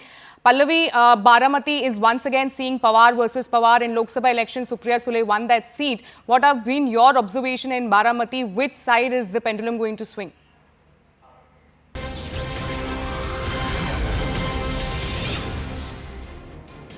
Hello and welcome, and thank you so much for staying with CNN News 18. I'm Griha Atul. Let's begin with battleground Maharashtra. Just a few hours before polling began in Maharashtra, BJP's national spokesperson Sudhanshu Trivedi has accused Congress leader Nana Patole and NCP leader Supriya Sule of being involved in a cryptocurrency fraud to influence the election result in favor of the Maharashtra Vikas Aghadi.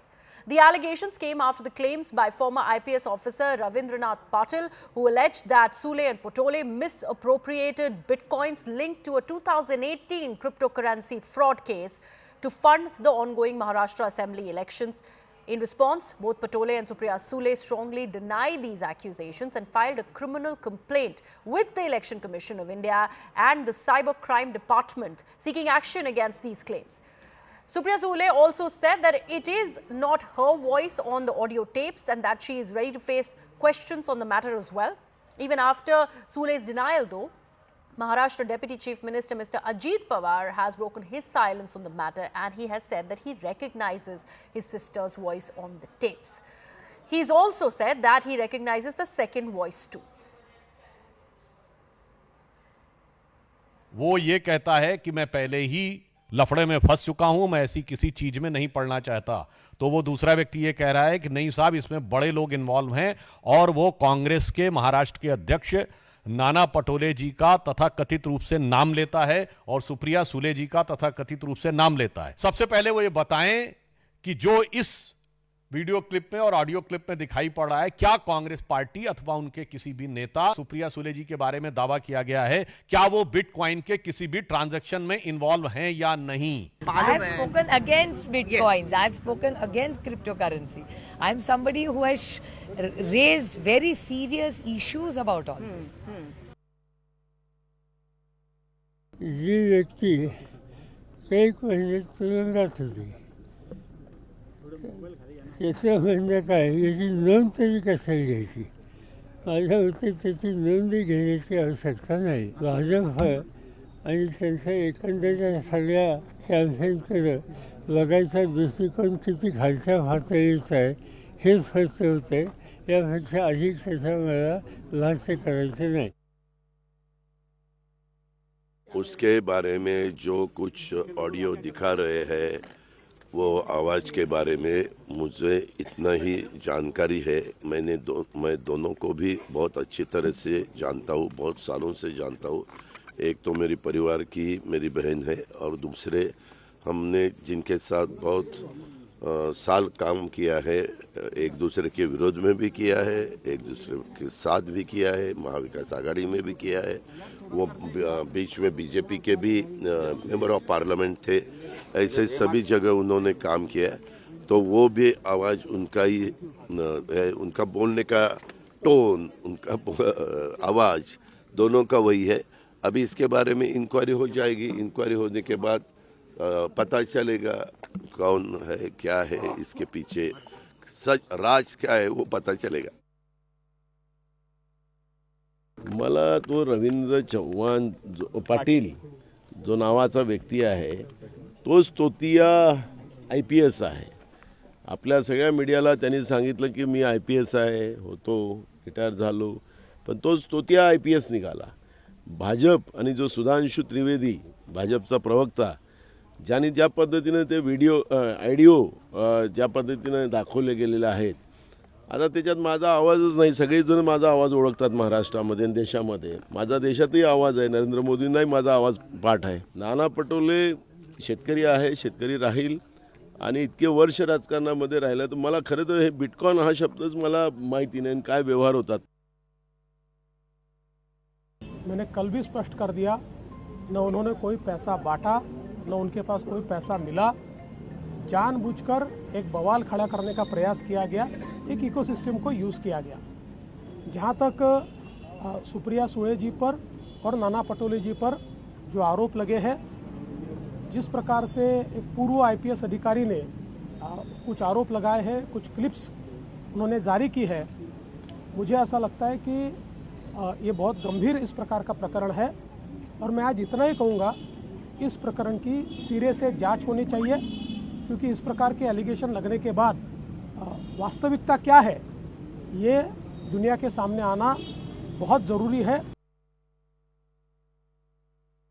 Audio clippings जो market में चल रही हैं, आप सब ने सुनाया भी है, बड़े स्पष्ट रूप से इस बात को स्थापित करती है कि एक पूरा नेक्सस बना हुआ था 2018 के बाद, और 2019 के लोकसभा में और 2024 के असेंबली इलेक्शन में, दोनों इलेक्शन में ये जो वैलेट चोरी हुआ था जिसमें करोड़ों रुपए थे, उस रुपए का प्रयोग सुप्रिया सुले जी और उनकी पार्टी और साथ ही साथ कांग्रेस नाना पटोले जो उनके अध्यक्ष हैं ये कर रहे हैं। दूसरे क्लिपिंग में स्पष्ट रूप से सुप्रिया सुले बोल रही है कि किसी प्रकार की चिंता का विषय नहीं है, कोई इंक्वायरी भी अगर हो जाएगा तो इंक्वायरी में आपका नाम नहीं आने वाला है, और इंक्वायरी को हम देख लेंगे, हमारी सरकार बनेगी तो हम देख लेंगे, आप चिंता मत करो इंक्वायरी की। आज सुप्रिया सुले कह रही है कि ये तो एआई जनरेटेड है, मेरी आवाज नहीं है, जबकि उनके खुद के भाई बोल रहे हैं कि ये उन्हीं की आवाज है।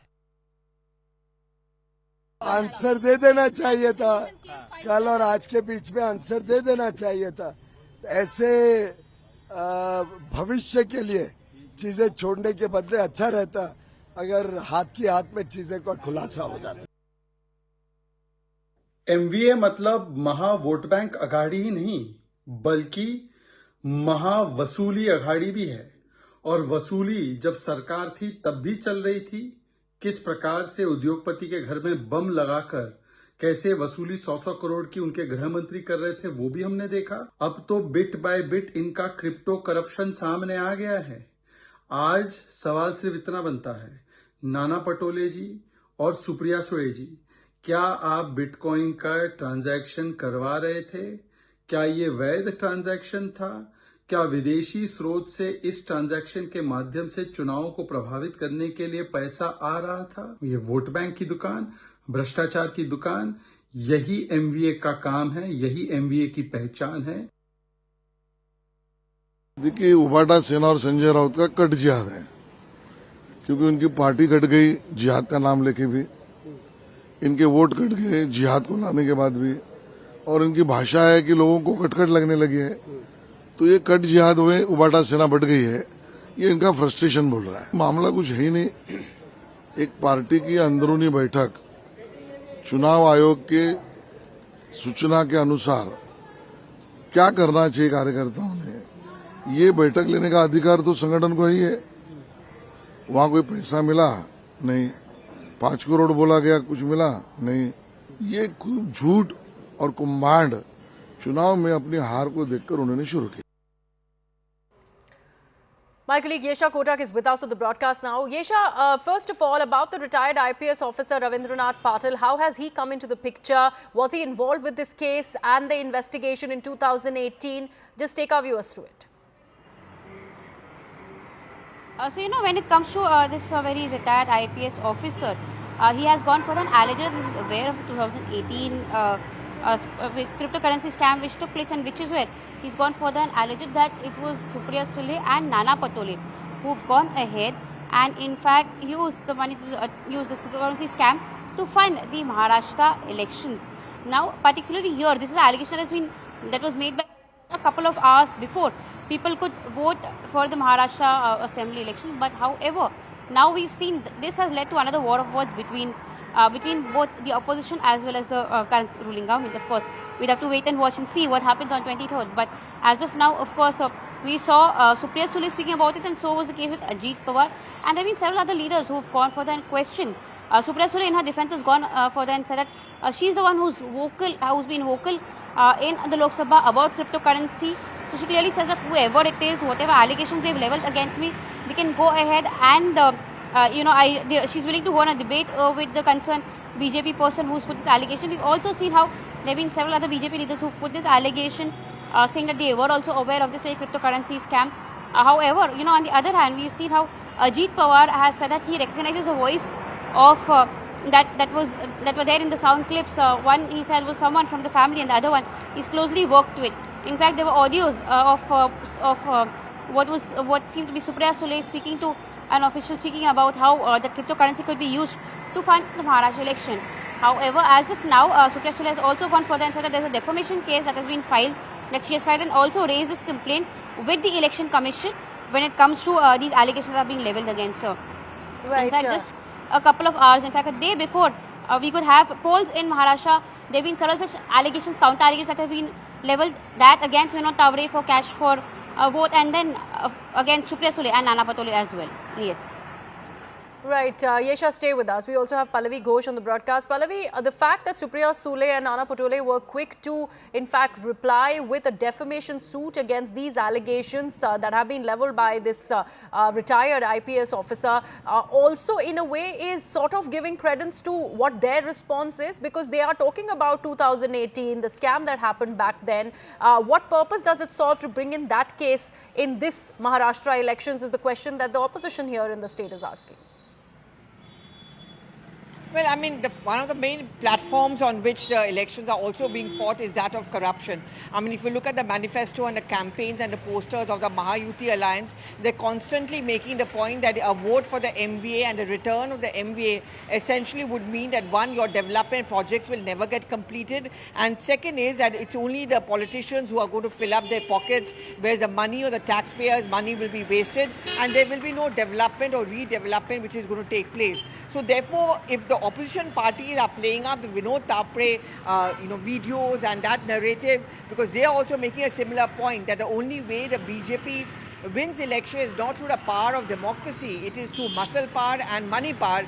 That stronger counter is now coming in from the Mahayuti Alliance, where they're making the point that, look, this kind of a conversation which we showed to you between Nana Patole, Gaurav Mehta, Supriya Sule and Gaurav Mehta, where if you listen to audio recording, it talks about, for example, Supriya Sule repeatedly asking Gaurav Mehta, where's the money, why is the money not coming to fund the elections? So similarly, that's the reason why BJP is relentlessly doing those press conferences, and despite the very aggressive, strong denials coming in from Supriya Sule, the BJP is not giving up on this issue, because they are hoping that at least this place, Baramati, which is the turf of Sharad Pawar, is breached. That bastion is breached. It couldn't during the Lok Sabha, but it becomes a battle of prestige for Ajit Pawar as well, which is why he's taken on his own relative by saying, I recognize the voice of Supriya Sule, and it is definitely not AI generated. Okay. And hence, an issue is going to be kept alive by the BJP through the day today, in the hope that it has an impact as far as the voters' voting pattern goes. Right, Pallavi. So, Ajit Pawar speaking against his own family member, despite the political difference and the fact that the party has split, is going to give a lot of credence to what BJP's allegations against Sule and Nana Patole really are. But if we take a look at this retired IPS officer, Mr. Patil, his involvement in this 2018 case also did not have a very clean-cut record as far as he's concerned, I'm told. He also was accused back then of having some amount of cryptocurrencies being shifted into his own personal account. A point which was made by Supriya Sule herself when she was speaking to us, when she said that, first of all, I've always spoken out against Bitcoin because I feel it's dangerous, and I've raised this in Parliament, so why would I want to use Bitcoin? And as far as the former IPS officer is concerned, she says, look at his credibility. He's been behind bars for 2 years. Do we now want to listen to his version and believe what he says? Obviously, all of this is politically timed. The BJP has instigated him and made him speak out, and these are all false allegations. That's the pitch which is now coming in from Supriya Sule as well. Right, Pallavi and Yesha, I request you to stay on with us. We are getting some more reactions on this big story that's coming out of Maharashtra as the state goes into polls. Let's take a look.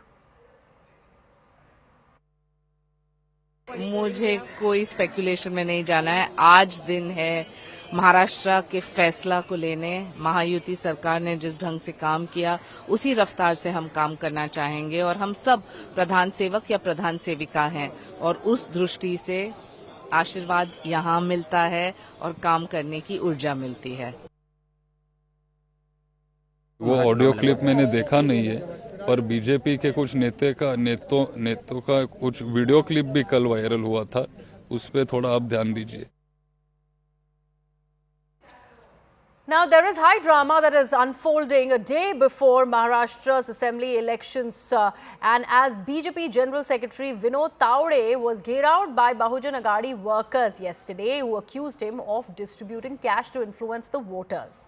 This happened in Virar. Tawde has strongly denied the allegations, calling them absolutely baseless. Meanwhile, Uddhav Thackeray stirred the honest nest further, making a jibe by referring to all of this as jihad against voters. Now, adding more fuel to the fire, this of course has generated a lot of controversy. However, the Bharatiya Janata Party has dismissed all of these allegations, maintaining that no money was distributed.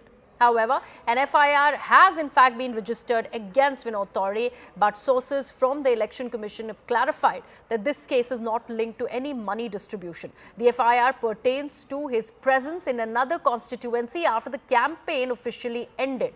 Now, under the Model Code of Conduct, candidates are barred from entering constituencies for 48 hours post-campaign.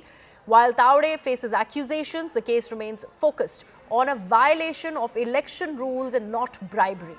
The tension builds now as Maharashtra is into polls today, and right now more and more people, Maharashtrians, are going out and casting their votes. कल जो हुआ उसके बारे में आप क्या कहेंगे? मेरा मानना है कि कल राहुल गांधी और सुप्रिया जी ने मुझ पर 5 करोड़ का एलिगेशन किया, तो मुझे वहां अगर पुलिस का मिला नहीं तो मुझे सुप्रिया जी और राहुल जी 5 करोड़ अगर कंफर्म है वो, तो मुझे वापस। लेकिन जो डायरी मिली है उसके बारे में क्या कहेंगे? डायरी तो मेरी है ही नहीं, जो पुलिस करना है करे, उस पर राइटिंग किसका देखे। सवाल, मैं 40 साल से राजनीति करता हूँ, कोई मैं पैसे की बात कभी करता नहीं, पता है। सर्व मतदारांना आवाहन करतोय महाराष्ट्रातल्या की सर्व आपल्या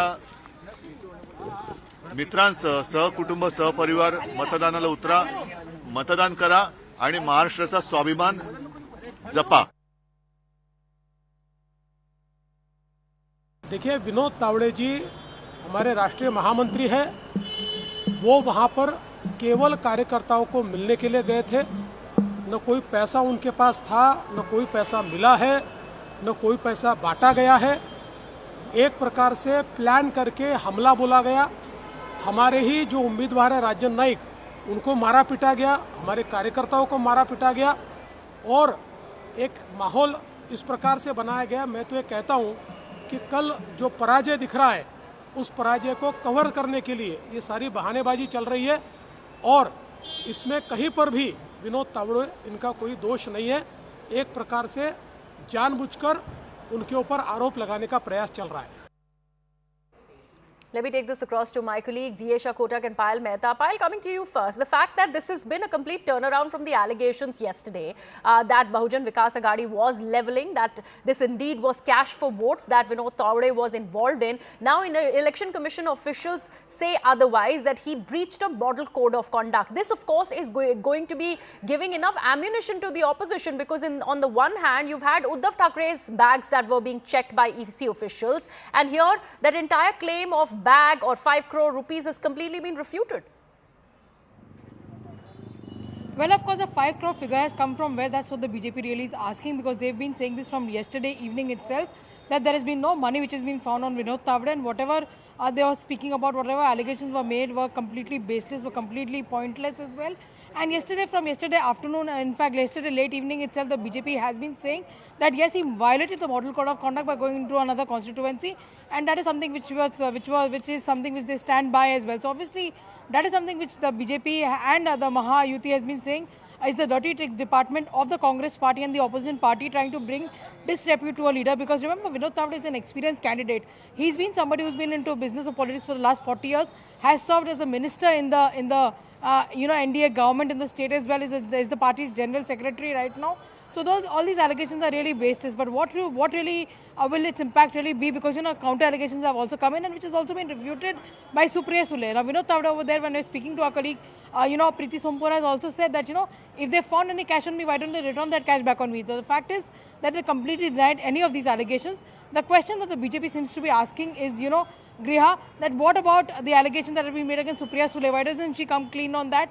To which she has also responded that saying that she's ready for any investigation, and this is not her money. So obviously closer to the election, the BJP leadership is of the opinion that this will not cut ice with people at all in terms of whatever allegations have been made by the opposition on Vinod Tavde. And so similarly, the belief from the opposition camp is that this is not going to cut ice with the people when it comes to the allegations against Supriya Sule. It's quite an interesting election, to say the least. The stakes are really high. There are 6 political parties in the frame comparatively to what you have otherwise seen a state where 3 prominent parties would have dominated. There are 2 factions of the NCP, 2 factions of the Shiv Sena.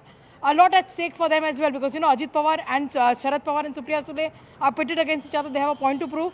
Of course, Eknath Shinde has to prove his point that he's the Asli Sena compared to Uddhav Thackeray's party, and of course the BJP and the Congress party, which are national parties. So it's a high-profile election. Maharashtra is one of the biggest states, and in Vidarbha, where I'm standing, it's a stake which is very, very high as far as the BJP is concerned after their dismal performance in the Lok Sabha and the dismal performance, a not so good performance, I would say, in the 2019 elections, where they just won 29 seats out of 62 seats in comparison to 2014, when they got 44 seats out of 62 seats. Right, Pal, stay with us. Let me take this across to Yesha as well. Yesha, how does this do away with the partisan approach of the Election Commission? Those were the charges that the opposition really was levelling when they were talking about Uddhav's bags being checked. The fact that they also kind of linking what has happened when it is about this Bitcoin controversy that has suddenly come about on the day of polling in Maharashtra to sort of lessen the impact of what really happened yesterday in Virar with this entire cash for votes scam that was associated to Mr. Tavde. Uddhav Thackeray has even ended up calling it vote jihad. Note jihad, I beg your pardon. Yes, Griha, when you speak of this very allegations are being leveled and counter leveled by both the Mahayuti and the Mahavikas Aghadi, what's important to note as this has clearly had counter reactions and war of words between both of them. One starting from, like you've mentioned, Uddhav Thackeray's bags being checked. And yesterday, even as the campaigning was over is where we saw how Vinod Tavde was allegedly distributing cash. In fact, there were Bahujan Vikas Aghadi leaders who had gathered there, who alleged that they had found envelopes which had cash in it, and they also had clippings which were handed over to the Election Commission officials. All of this while Election Commission has gone further and said that it is a part of the model code of conduct where bags of all the leaders who are flying in as a part of the election campaign is being checked. In fact, after the allegations were being levelled by Uddhav Thackeray is where there was a counter allegation being levelled by BJP leaders, videos being shared, and also by Election Commission saying that not only bags of opposition leaders but that of Home Minister, that of Deputy Chief Minister Devendra Fadnavis, Chief Minister Eknath Shinde, all of them were being checked. So here clearly we have seen how time and again the opposition parties have alleged that Election Commission is working on the behest of the central government, and this was something that opposition leaders continue saying now.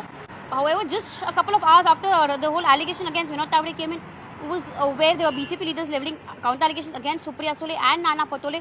So clearly this election we have seen how there have been allegations about cash being distributed to voters. In fact, this was something that we had seen allegations being levelled on a smaller scale during the Lok Sabha elections as well. However, this year, this Vidhan Sabha election, of course, stakes have been really high. There have been several such seizures, including that of cash, including that of silver and cookers as well, that have been seized by the Election Commission officials. Right. Yes. Yesha and Payal, thank you so much for all of those reactions there and that analysis that my colleagues were giving us. As Maharashtra is into polls, let's take a look at other reactions, starting with Supriya Sule's interview that my colleague has done. Vinod Tavde, what would you say to that? No, I was very disappointed because I know Vinodji for many, many years. And I was disappointed because he's not just a Maharashtra leader now, he's a national leader. वो देश के बड़े नेता, he's a big leader in India today. So all your channel also showed them. Those visuals were very disturbing. And BJP always said they were a party with a difference. So party with a difference who always spoke against corruption, who demonetized this country. They say cash ko na bolo. To see so much cash, and not just cash, there was some diary they were showing on your channel. Very, very disturbing visuals for me, for a fair and a just election. And Bharat Ratna Dr. Baba Saheb Ambedkar's constitution, which we have so much pride of. To say all this is very, very disappointing. And for somebody like me who believes in fair election, it was very painful and disturbing visuals. उसके बारे में मुझे पता चला है, मैंने सुना है, इलेक्शन कमीशन ने वो जो भी कंप्लेंट है उसके बारे में उन्होंने उसकी नोंद ली है और वो इंक्वायरी कर रहे हैं कि सच क्या है। और ये वोट जिहाद की बात कर रहे थे, तो क्या बीजेपी नोट जिहाद कर रही है? नोटों के भरोसे लोगों को खरीदकर, लोकतंत्र को खरीदकर चुनाव में जीतना चाहती है? जो रिप्रेजेंटेशन ऑफ पीपल्स एक्ट है और जो चुनाव आयोग के नियम है, कानून है, उसका उल्लंघन है सीधा सीधा। भाजपा ने महाराष्ट्र को अडानी के हाथ बेच दिया है। आज आपको वहां जो भी पैसा लहराता हुआ दिख रहा है वो सारा अडानी का है। मेरे ख्याल से जिस बैठक का आप जिक्र कर रहे हैं वो बैठक चुनाव प्रचार खत्म होने के बाद की बैठक है। जब चुनाव प्रचार खत्म हो गया तो भाजपा के राष्ट्रीय महासचिव वहां कर क्या रहे हैं? वो चुनाव प्रचार कर रहे हैं।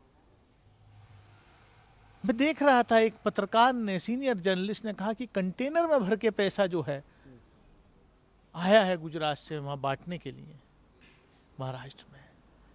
तो पैसे के बल पे आप सत्ता हथियाना चाहते हैं महाराष्ट्र की, ये जनता होने नहीं देगी। भाजपा के राष्ट्रीय अध्यक्ष भी देखे गए थे पैसे का आदान प्रदान करते हुए, रक्षा सौदों में दलाली खाते हुए, दुनिया ने देखा था।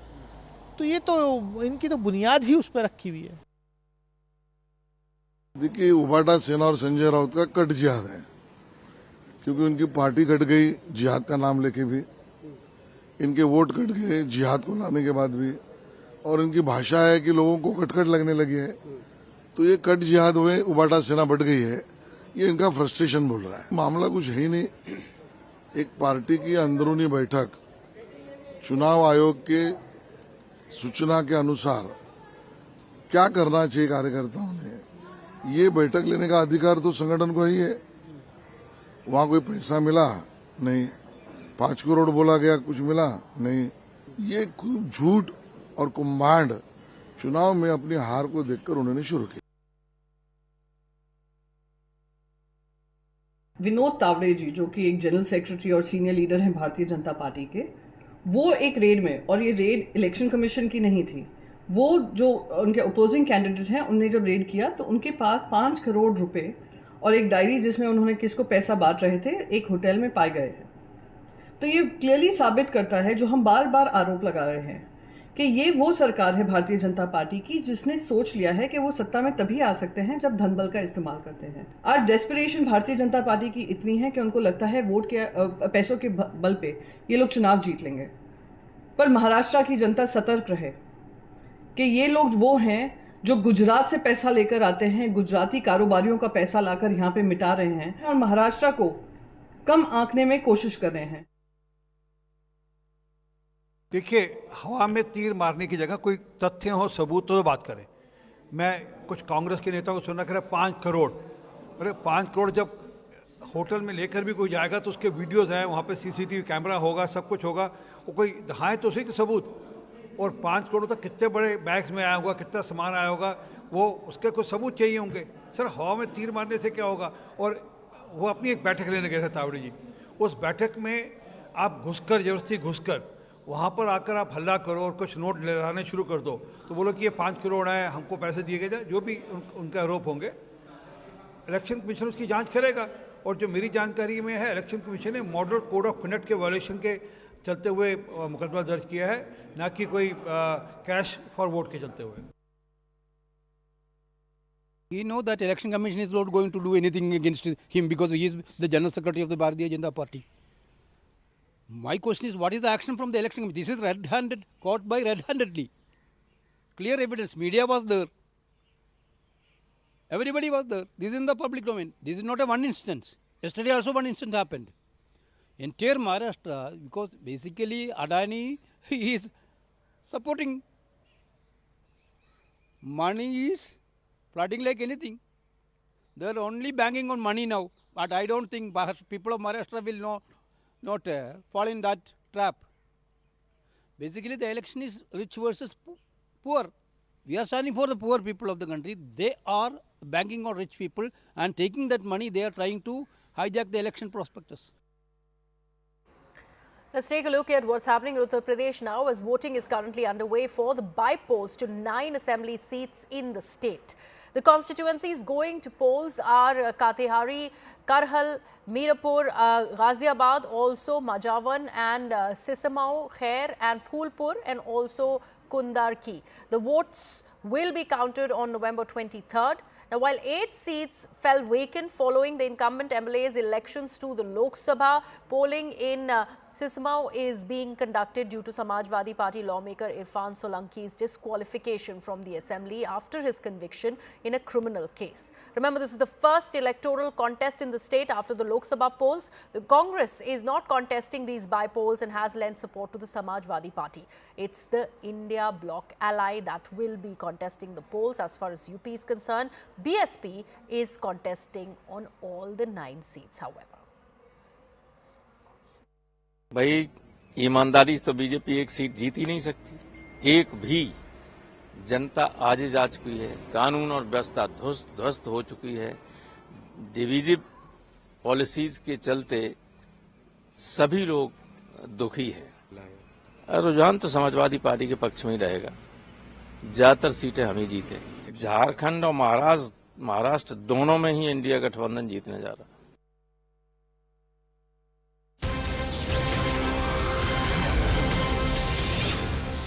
We're now getting some more breaking news as voting is currently underway in the 9 assembly seats in Uttar Pradesh. Samajwadi Party has made a big allegation, and they have said that police are intimidating and chasing away voters in Muzaffarnagar's Mirapur. Meanwhile, stones were also pelted in Muzaffarnagar. This is a big update that is coming in from the Muzaffarnagar belt. The accusation by the SP is against the police of chasing away voters. We are also putting out these visuals that have been brought to us by Samajwadi Party. We are attributing it to Samajwadi Party as they have put in this video evidence claiming that the police is trying to chase away the voters, not allowing them to come out and vote in Muzaffarnagar. Let's take a look. सब sign कराने कह रहे हैं, इस पर्ची से vote नहीं पड़ेगा, ये मना कर रहे हैं, सबको लुटा रहे हैं, सबको लुटा रहे हैं। ये मैं और वोट डालने वाली पार्टी है वो मना कर रही है। जो एजेंट थे उन्होंने मना कराया है उनसे, बोले पर्ची देखो इनकी चेक करो, बोले ये फर्जी पर्ची लेके आए हैं, फर्जी और एक नेता आए हैं भाजपा। हाँ, मैंने ये भी बोला, ये एक भाजपा नेता भी आए हैं कोई, और उन्होंने अंदर जा रही है। उन्होंने ईवीएम पे मैंने बटन दबाया था तो उन्होंने मेरा वोट चेक करा, बोली काहे का बटन दबाया। जो अंदर है कौन है वो, जो पता नहीं प्रभारी है या क्या है, उनका मैं वोट डाला है। अंदर ईवीएम पे खुद गई थी वो देखने, बोले आपने साइकिल का बटन दबाया है। मुझसे बोला ये चीज वोट नहीं डालने किसी को, सब पब्लिक लौट जा रही है वापस लाइन में से। कौन सा गाँव है? ग्राम पंचायत सीकरी। हाँ, जिसे पर्ची दी जाएगी छोटी वाली उसका वोट पड़ रहा है खाली बस, और किसी का वोट नहीं पड़ रहा। कहाँ से? My colleague Amit Singh is joining us on the broadcast for more inputs on this story. Amit, ये जो बयान आ रहे हैं हमें मुरादाबाद से मिल रहे हैं, तो क्या कई जगह पे ऐसा देखा जा रहा है कि पुलिस, ऐसा एलिगेशन है समाजवादी पार्टी का कि पुलिस वोटर्स को हटा रही है?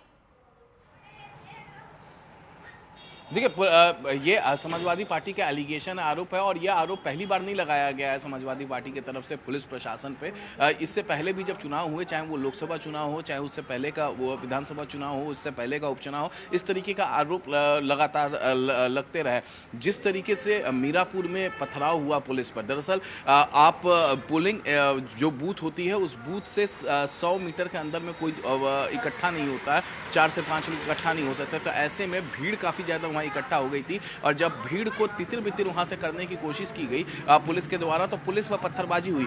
पुलिस ने कंट्रोल किया स्थिति को, बहुत जल्दी कंट्रोल किया। जब वरिष्ठ अधिकारियों पर वहाँ पर मेरी बातचीत हुई है तो उन्होंने पूरा मामला बताया। फिलहाल उत्तर प्रदेश के 9 विधानसभा उपचुनाव में हर जगह सुचारू तरीके से हो रहे हैं चुनाव, लेकिन कई जगह पर समाजवादी पार्टी की तरफ से आरोप लगाए जा रहे हैं कि पुलिस के द्वारा वोट डालने नहीं दिया जा रहा, आई कार्ड चेक किया जा रहा है। कुंदरकी में खुद जो समाजवादी पार्टी के जो उम्मीदवार हैं उन्होंने सोशल मीडिया एक्स पर पोस्ट किया वीडियो और उन्होंने बताया कि बैरिकेडिंग करके चेक किया जा रहा है आई कार्ड पुलिस के द्वारा और लोगों को बाहर नहीं निकलने दिया जा रहा है। तो पुलिस फिलहाल इस मामले पर तो कुछ भी बोलने को तैयार नहीं है। पुलिस का केवल इतना ही कहना है कि लॉ एंड ऑर्डर सिचुएशन बनाए रखने के लिए, पुलिस कानून व्यवस्था को बनाए रखने के लिए वो उनकी डिप्लॉयमेंट हर जगह होती है ताकि law and order situation election के दौरान खराब ना हो कहीं से भी, तो सुचारू तरीके से चल रहा है। तो वहीं करहल विधानसभा उपचुनाव की अगर हम बात करें तो यहाँ पर बीजेपी समाजवादी पार्टी के नेता है प्रशांत यादव, उन पर सीधे सीधे आरोप लगा है कि एक दलित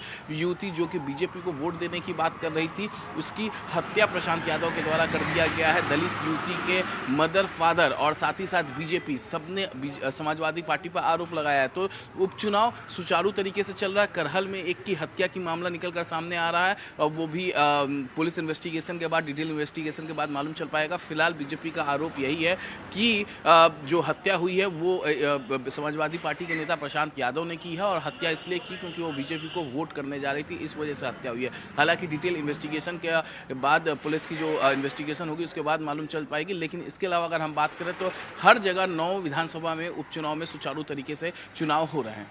Right, Amit, I request you to stay on with us. So there is a murder charge against Prashant Yadav of the Samajwadi Party. We are yet to hear from the Samajwadi Party over these very allegations.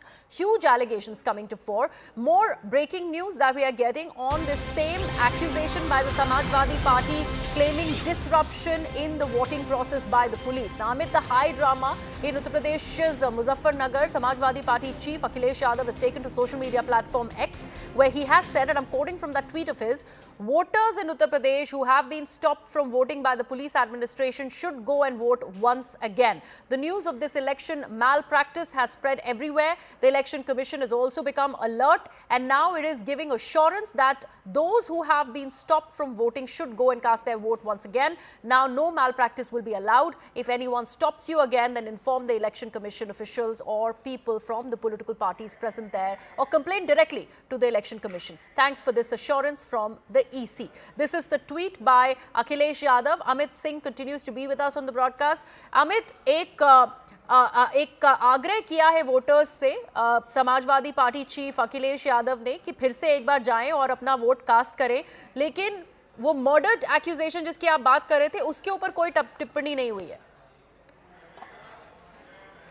जी हाँ, बिल्कुल। देखिए, इस पर कोई टिप्पणी नहीं की गई है कि जिस तरीके से प्रशांत यादव का नाम निकलकर सामने आ रहा है। प्रशांत यादव जो कि समाजवादी पार्टी के लीडर है, उन्होंने एक दलित युवती की हत्या कर दी और ये आरोप जो है किसी और ने नहीं, पहले तो दलित युवती जिसकी हत्या हुई है उसके मदर और फादर मतलब उसके पेरेंट्स ने ये आरोप सीधे सीधे समाजवादी पार्टी नेता प्रशांत यादव पर लगाए हैं कि उनकी बेटी बीजेपी को वोट कास्ट करने के लिए जा रही थी। इससे नाराज प्रशांत यादव ने हत्या कर दी है। दूसरी तरफ बीजेपी ने भी सीधे सीधे सोशल मीडिया एक्स पर पोस्ट किया है जो जिसकी हत्या हुई है उसकी मां की बाइट को पोस्ट करके कहा है कि प्रशांत यादव के खिलाफ सख्त सख्त कार्रवाई होनी चाहिए और मांग की गई है बीजेपी की तरफ से। तो लगातार आरोप समाजवादी पार्टी पर यहां पर लगाए गए हैं और बीजेपी की तरफ से लगाए गए हैं, जो मृतक के फैमिली मेंबर्स हैं उनके तरफ से लगाए गए हैं। फिलहाल इस पूरे मामले में प्रशांत यादव अभी भी फरार चल रहा है, जो कि समाजवादी पार्टी के नेता है। कब उनकी गिरफ्तारी होगी ये देखने वाली बात होगी। पुलिस बताया जा रहा है कि लगातार इस मामले में इन्वेस्टिगेशन कर रही है और प्रशांत यादव को गिरफ्तार करने की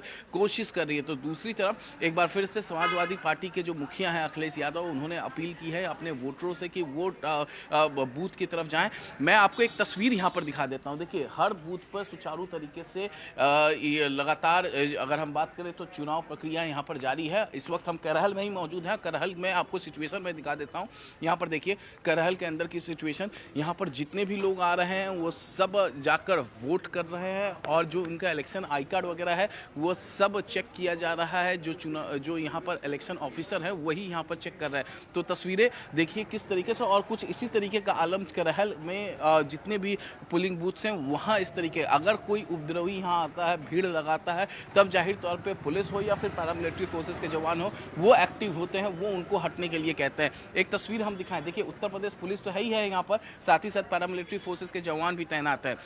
करहल विधानसभा क्षेत्र ये काफी संवेदनशील इलाका है, यहाँ से अखिलेश यादव विधायक बने रहिए हमारे साथ, हम आपके पास आते रहेंगे। We will try and get an update from Amit Singh, our colleague who is in fact taking stock of the situation in Uttar Pradesh. But right now we're shifting our focus. Let's talk about this all important interview of CNN News 18 that has been done of the Justice D.Y. Chandrachud. This is after him exiting the office of the Chief Justice of the country. He in fact spoke to CNN News 18 exclusively, where he touched upon various issues including the time before the Ayodhya verdict. Now, the former Chief Justice of India also spoke about Prime Minister Narendra Modi's visit to his house for Ganesh Puja. Take a look. Two specific instances where you had personally sort of drawn flack for was one when you revealed that you had sort of prayed before you delivered the Ayodhya judgment, and more recently in this house, the Aarti that was performed with the Prime Minister. Those two specific instances, how would you respond? Well, I've spoken about it earlier. Insofar as the first, merely because I prayed before a particular judgment does not mean that I prayed only before that judgment. I've made it very obvious and clear that, well, I'm a person of faith and I do pray every single day. And I don't believe that I have to be hypocritical enough to conceal the fact that I'm a man of faith. And I believe that my faith has nothing to do with my ability to dispense justice. The other thing, I said a short while ago that we decide in accordance with the Constitution and the law. But having said that, it's equally important for judges to have a sense of equanimity, because all the work which we do is in arenas of conflict. People who come to court are involved in conflicts. Conflicts between husband and wife, conflict between states and the union, conflicts over, say, the sharing of river waters between two states, conflict between a corporate interest and a private body, so on and so forth. So across the spectrum. Now, what is it that keeps a judge rooted to ensure that you maintain that sense of calm in the way you conduct your proceedings, in the sense in which you hear citizens' problems, that you don't make short shrift, that you don't get irritable in the court, that you do not get drawn into the vortex of conflict before you? Everybody has his own formula, everybody has his own problem, or they have their own methodology of dealing with the areas of conflict that they have to deal with. For me, the time that I spend in meditation, in quietude at the beginning of every day, is what I believe is crucial to maintain that sense of equanimity. Having said that, and let me make it very clear that I didn't say that I pray to a particular deity. I said that I spend my time in prayer, in meditation, in the invocation of God. And in that sense, I believe that the God to which I pray, the God to whom I invoke some sense of calm and equanimity in my work, is universal. So praying to God does not mean that you are praying to a particular religion or to a particular deity, but to that sense in the universe which defines our existence, that let the work which we do today be not the cause of injustice to any citizen. So if it is understood in that perspective, I don't believe that there is anything wrong at all. And far from concealing that we are all people who are committed to doing justice within the framework of law, albeit in the context of our own faiths. I think that underlies what the true essence of judging is, and not just in India but across the world.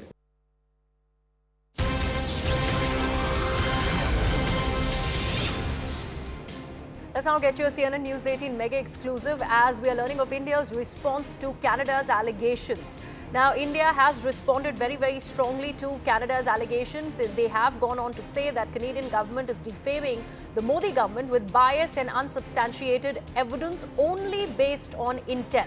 Trudeau government is playing at the hands of Khalistani groups, we are told, and that is part of the response that India has given on Canada's allegations. Remember, this is a very, very strong and stern response to the allegations that had been put by Canadian authorities on Indian authorities and diplomats associated with India.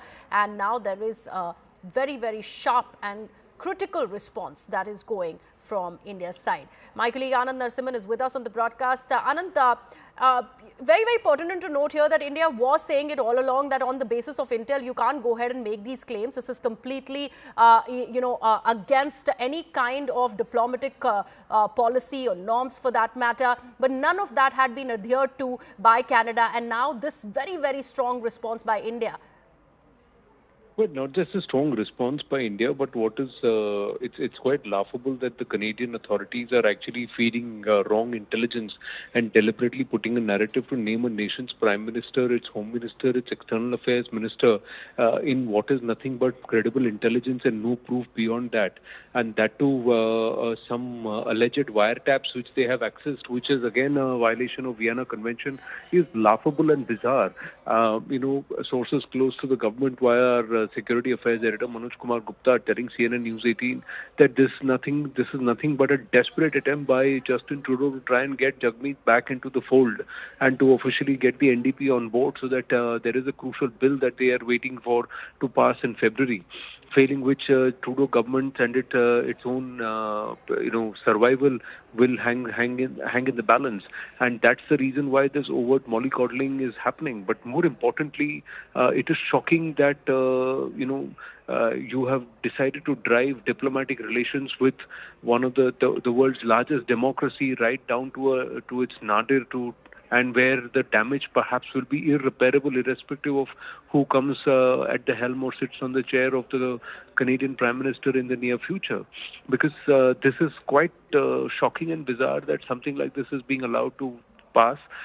First, they used an international media platform like the Washington Post and the Globe and Mail. Then, the Canadian newspaper that's carried this article, very, very devious in its intent and, of course, full of ifs and buts, but trying to name the Prime Minister of Bharat and its External Affairs Minister as people who are in the know of what happened with Hardeep Nijjar. It's quite bizarre that they don't have any proof and they're just, floating these canards and trying to shoot in the dark.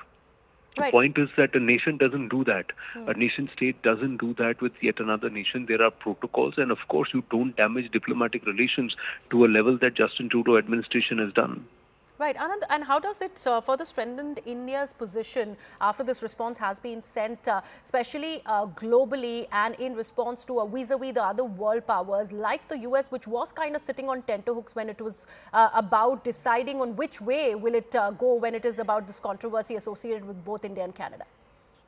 Well, it's not about where the U.S. goes. The point is Canada is part of the Five Eyes collaboration. The U.S. administration under Trump takes over only from the 20th of January onwards, so there is time between now and then. But more importantly, it's the credibility of Justin Trudeau.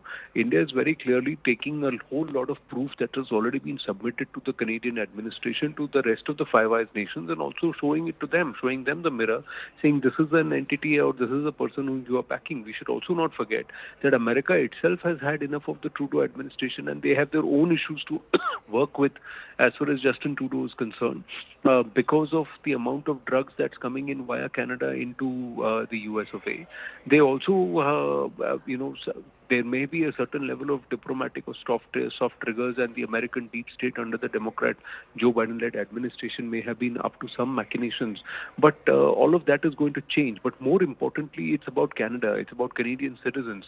It's about alienating a whole set of Canadian citizens just for a handful who the Trudeau administration believes is going to be the lifeline. Now, this is exactly what members of the Liberal Party, which Trudeau is currently leading, they have to think. Already about 25 to 40 MPs, that number is only growing by the day, are showing no confidence in Trudeau's leadership. Out of 140 MPs, if there is a majority number that says that Trudeau must go, then his days are really, really numbered. On the other hand, NDP leader Jagmeet Singh is an open Khalistan backer. He's working very closely with these K extremists, and the Trudeau administration knows that. Now, how much they will allow him to pull, weight there is a question mark, and the Canadians themselves, largely the Canadian voters, will also wake up to the reality around them. So things will play out over a period of time, but India is cutting no corners in making its voice and its opinion very clearly, openly told in at the World Forum. Now, who's getting a seat at the high table is also evident at the G20. Right. Thank you so much for that, Anand. Let me also take this across to Mr. Hemant Soren, who's now joining us, senior fellow ORF. Mr. Soren, how do you take this very, very strong response by India, considering Trudeau, and they have said it in as many words, that Justin Trudeau, in an attempt to clutch onto the power, is bowing to secessionist forces like the NDP, like Jagmeet Singh, and they're trying to just woo back his support, because clearly it is in the minority, the government. Well, I think that's a fact that is being stated. I don't think there's any quibbles with what the government of India's position is, and quite clearly the ploy among the Canadians seem to be that to make these scurrilous charges in their newspapers, which is like the worst kind of goody media, which keeps regurgitating what the Canadian state keeps telling them. And these are these leaks which are published in these news reports. And frankly speaking, it just tells you that as far as the Liberal NDP coalition in Canada is concerned, they seem to be hell-bent upon burning all bridges with India, which raises serious questions about foreign interference in the policy making in Canada. Now, there are serious charges which are being made against Justin Trudeau himself, and members of his cabinet, members of his party, that they were under the influence of the Chinese, for example. The Chinese would like nothing better to drive a wedge between India and India's strategic partnership with the United States and with the allies of the United States. Canada, under Justin Trudeau, seems to be playing the Chinese game on this particular issue by constantly agitating about this particular matter, and then pulling in top people in the government of India and alleging that they were somehow involved in a murder of which the Canadians themselves have no clue. If they had any evidence, they would have produced it. They would have presented it in court. They would have nailed everybody. Now, this is like saying that I have information that Justin Trudeau is behind the Khalistani groups, and I think that is far more credible than the allegations that the Canadians are making. I can say that Justin Trudeau and members of his cabinet like Anita Anand and others are involved in these activities. They are the ones who are funding the Khalistanis. They are the ones who are using the Khalistanis as a kind of a tool against the Indian state, etc., etc. And I would be just as justified in making those allegations as the Canadians are doing, because just as the Canadians are not providing any evidence and just saying that it is unimaginable that something like this can happen without the Prime Minister or top members of the government in India knowing, I can say the same thing, that it is inconceivable that Khalistani terrorism and transnational gangs can be operating in Canada without the complicity of the Canadian authorities at the highest level, Justin Trudeau down. So those allegations have absolutely no meaning. But I think there is something that the government of India also needs to do about it, because we've been far too soft on some of these Canadian ministers and others like Anita Anand and other members of the cabinet in the Justin Trudeau government. And I think we should start cracking the whip. But somehow there is some diffidence in the government in India that we want to Absolutely, and this will in fact start with this very, very sharply worded response from India. Hemant Soren, thank you so much for joining us with that.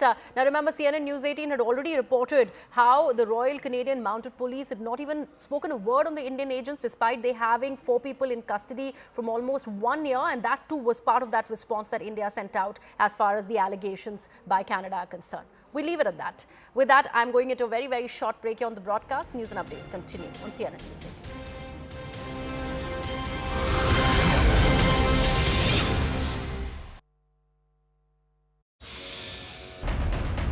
And I'm joined by a battery of reporters from Maharashtra who are in fact reporting on ground. Mayuresh is in fact reporting from Bandra East, tracking the Thackeray family. Payal is in fact reporting from central Nagpur, tracking RSS chief Mohan Bhagwat. Yesha from Thane, tracking Eknath Shinde. And Pallavi from Baramati, tracking Sharad Pawar. Now let me go first across to Payal, who is in fact reporting from central Nagpur, tracking Mohan Bhagwat.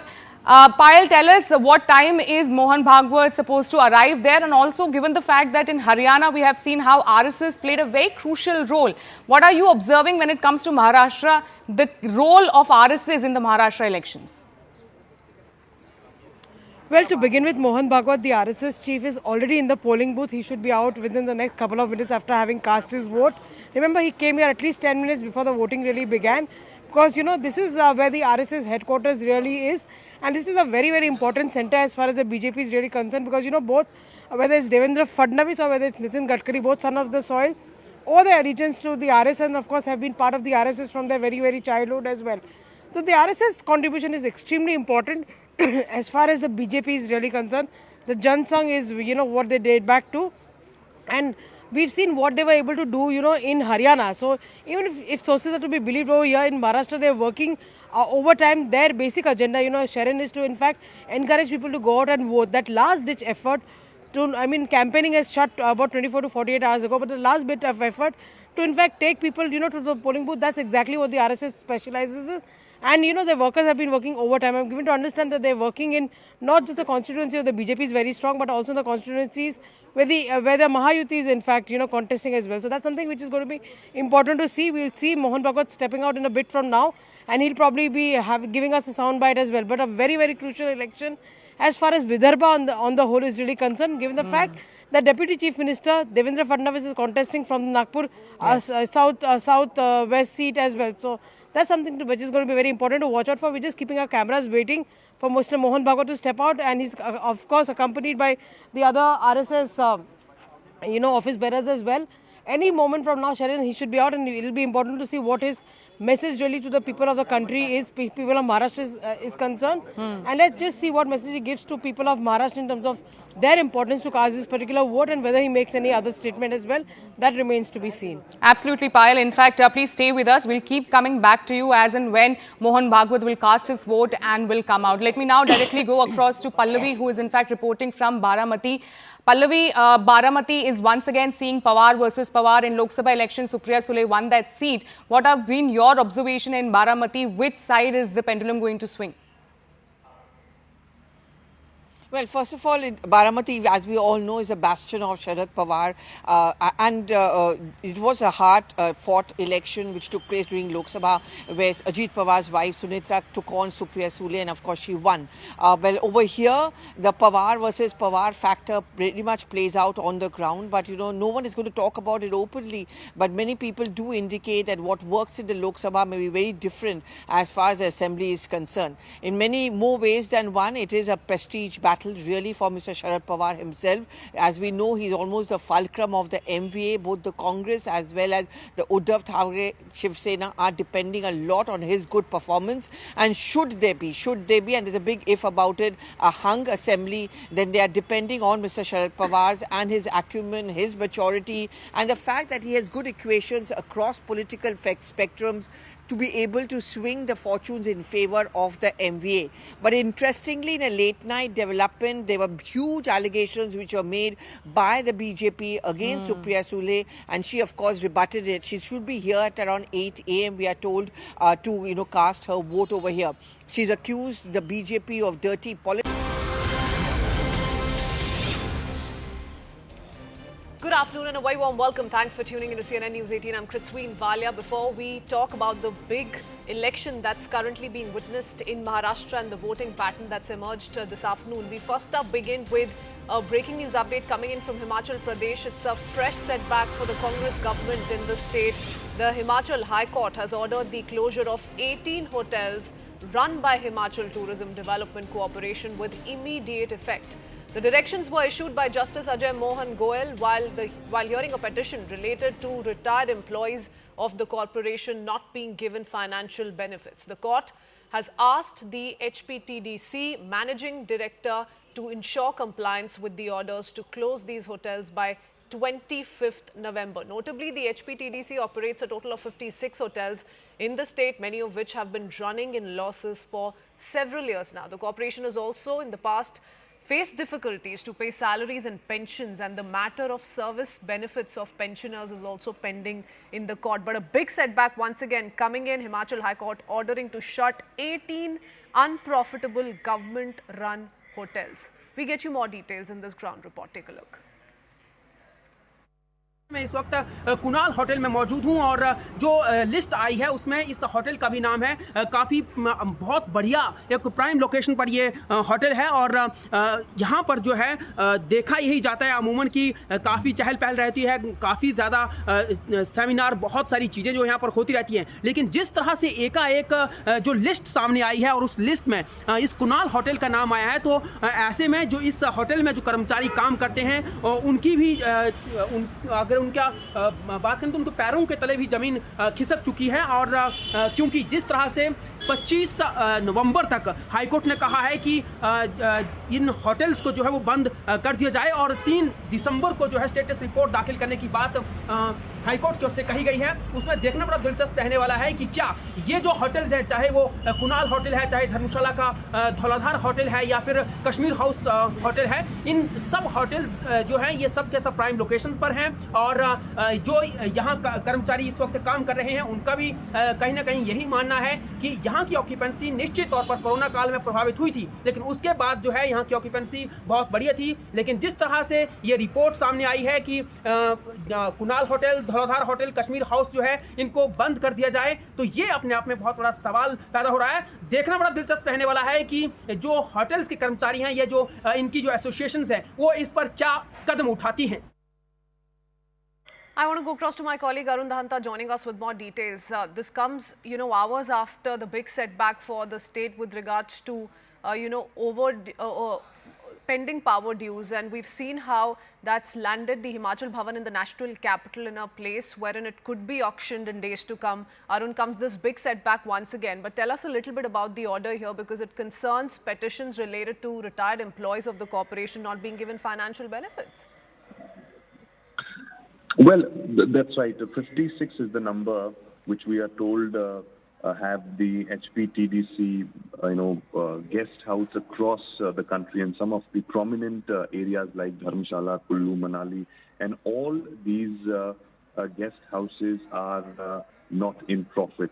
And this has only come to light when as you rightly mentioned, that some of the retired employees had approached the courts because they were not getting their pensions and other dues from the state government. And while hearing this petition, so the High Court observed that 18 of the 56, 18 out of 56 total these hotels are not, not generating any benefits for the state government, and they are in huge losses. And therefore, an order has been given by the High Court yesterday, in which they have given a timeline of 25th June by when the state government will have to close all these 18 HPTDC hotels across Himachal Pradesh, and employees who are working in these hotels, they should be shifted to other guest house of HPTDC. So how Himachal government is actually going to take this decision forward, we'll have to see. But I think it's another embarrassment for the Sukhu government in Himachal Pradesh. We are seeing that the stories after story emerging from Himachal Pradesh, specifically the negative ones, which is portraying state in a very bad condition. In fact, the opposition, BJP in the state, is not sparing Congress on this. They are saying that the state is in a very bad shape, and it is because of the poll promises which the Congress party has made. They are not able to fulfill those promises in the state, and state is also suffering due to these policies of the Congress party in the state. Okay. All right, Tarun, I'll come back to you in just a bit. Let's quickly talk about more details that are now coming in. We're also getting in Himachal government's response to the High Court order. The government says that the decision is not linked to financial woes, but because these 18 hotels have consistently been in deficit. The Congress government has even called the ruling as illogical. Let's quickly try and quickly understand what the stance of the Himachal government is. Let's listen into this reaction. Himachal high court ने एक और फरमान दे दिया है। HPTDC के 18 होटलों को तुरंत प्रभाव से बंद किया जाए। आइए जानते हैं पूरा मामला क्या है। हमारे साथ हिमाचल प्रदेश के एडवोकेट जनरल अनुप्रतन जी मौजूद है। सर, अब दोबारा एक नया मामला आ गया है। कल जिस तरीके से सुर्खियों में था कि दिल्ली स्थित हिमाचल भवन अब नीलाम होगा, और अब आ गया कि 18 होटल एचपीटीडीसी के बंद होने जा रहे हैं। देखिए, पहले तो मैं कहना चाहूँगा कि आपने फरमान शब्द का इस्तेमाल किया। We are in a democracy और हाई कोर्ट फरमान जारी नहीं करता है, हाई कोर्ट कानून सम्मत आदेश जारी करता है। और दूसरी बात मैं कहना चाहूँगा कि हाई कोर्ट के समक्ष ऐसा डाटा रखा गया था। हमने भी, सरकार ने भी ये बताया और एचपीटीडीसी ने बताया कि कुछ होटल जो है कई वर्षों से घाटे में चल रहे हैं और उनमें ऑक्यूपेंसी नहीं, और जो होटल अच्छे चल रहे हैं वहाँ पे स्टाफ की कमी भी महसूस की जा रही है। शायद ये प्रोसीडिंग्स हाई कोर्ट में चल रही थी, उसी के मद्देनजर हाई कोर्ट ने आदेश जारी किया है। सर, जिस तरीके से ये सुर्खियां बन गई है कि क्या आर्थिक तंगी से जूझ रही है हिमाचल सरकार, जिसकी वजह से दोबारा ये कदम उठाना पड़ा है। जिस तरीके से हिमाचल हाई कोर्ट ने ये आदेश दिए, उसके बाद अब क्या कुछ हो सकता है सर? अब क्या कोई सरकार आर्थिक तंगी से इससे कोई लेना देना नहीं है। ये हाई कोर्ट का एक अपना मानना है कि ये होटल्स, उनको एक डाटा पेश किया गया हाई कोर्ट के समक्ष। हाई कोर्ट ने उस डाटा को देखा, डाटा को देखते हुए जो रीजनेबल ऑर्डर हाई कोर्ट को लगा वो उन्होंने पास कर दिया। अब प्रदेश सरकार, प्रदेश का आर्थिक हालात, उससे इसका किसी प्रकार से कोई लेना नहीं है। सिर्फ मीडिया के उपज है और मीडिया इसको पैदा करना चाहता है अपनी न्यूज बनाने के लिए, लेकिन ऐसा कुछ नहीं है। 18 होटल्स काफी वर्षों से घाटे में चल रहे थे। अगर घाटे में चल रहे हैं तो कोर्ट ने स्टेट से पूछा, स्टेट ने जवाब दिया और स्टेट उनको आगे बढ़ाने का कदम करेगी। जो भी पॉलिसी बनेगी, गवर्नमेंट पॉलिसी बनाएगी। I want to go across to my colleague Rajinder joining us with the latest. Rajinder, थोड़ा सा हमें समझाइए कि हिमाचल प्रदेश सरकार की ऑफिशियल पोजीशन क्या है इस पे, क्योंकि आपने साफ तौर पे ये जो सवाल किया उसमें सीधे तौर पे जवाब ये आया कि ये आर्थिक तंगी की वजह से नहीं हो रहा है। पर अगर पेटिशनर्स की बात करें तो पेटिशन तो इसीलिए कोर्ट तक गई थी क्योंकि सैलरीज या पेंशन दी नहीं जा रही है, टाइम पे नहीं मिल रही है, और यही तंगी लोग फील कर रहे हैं हिमाचल में। बिल्कुल। दरअसल ये मामला कोर्ट में पहुंचा ही ऐसे कि जो रिटायर्ड कर्मचारी हैं एचपीटीडीसी के, उनको समय पर जो उनके वेजेस बनते थे, जो उनकी पेंशन्स बनती थी, वो अदायगी नहीं हो पाई और इसके लिए ये तमाम रिटायर्ड लोग हिमाचल हाई कोर्ट के पास पहुंचे। हिमाचल हाई कोर्ट के समक्ष सरकार की तरफ से कहा गया है कि एचपीटीडीसी। राजिंदर, मैं आ रही हूँ आपके पास। We have former chief minister Jairam Thakur with us on the phone line. Jairam Thakur ji, thank you for taking out your time. हमें बताइए, अब ये एक और जो इतना बड़ा सेटबैक आया है कांग्रेस सरकार के लिए हिमाचल में, उसके बारे में क्या कहेंगे? क्योंकि अभी अभी हमने उनके लॉयर से बात करी, वो कह रहे हैं कि आर्थिक तंगी वजह नहीं है इस सेटबैक की। देखिए, इस बात को लेकर के हम एक ही बात कहना चाह रहे हैं कि सरकार की प्राथमिकता स्टेट में जो चीजें ठीक होनी चाहिए वो है ही नहीं। सरकार बहुत सारी चीजों में उलझी पड़ी हुई है। सबसे बड़ी बात तो सरकार जो है वो सरकार बची रहे और उस सारी चीज के लिए ही ज्यादा काम पर लगी हुई है।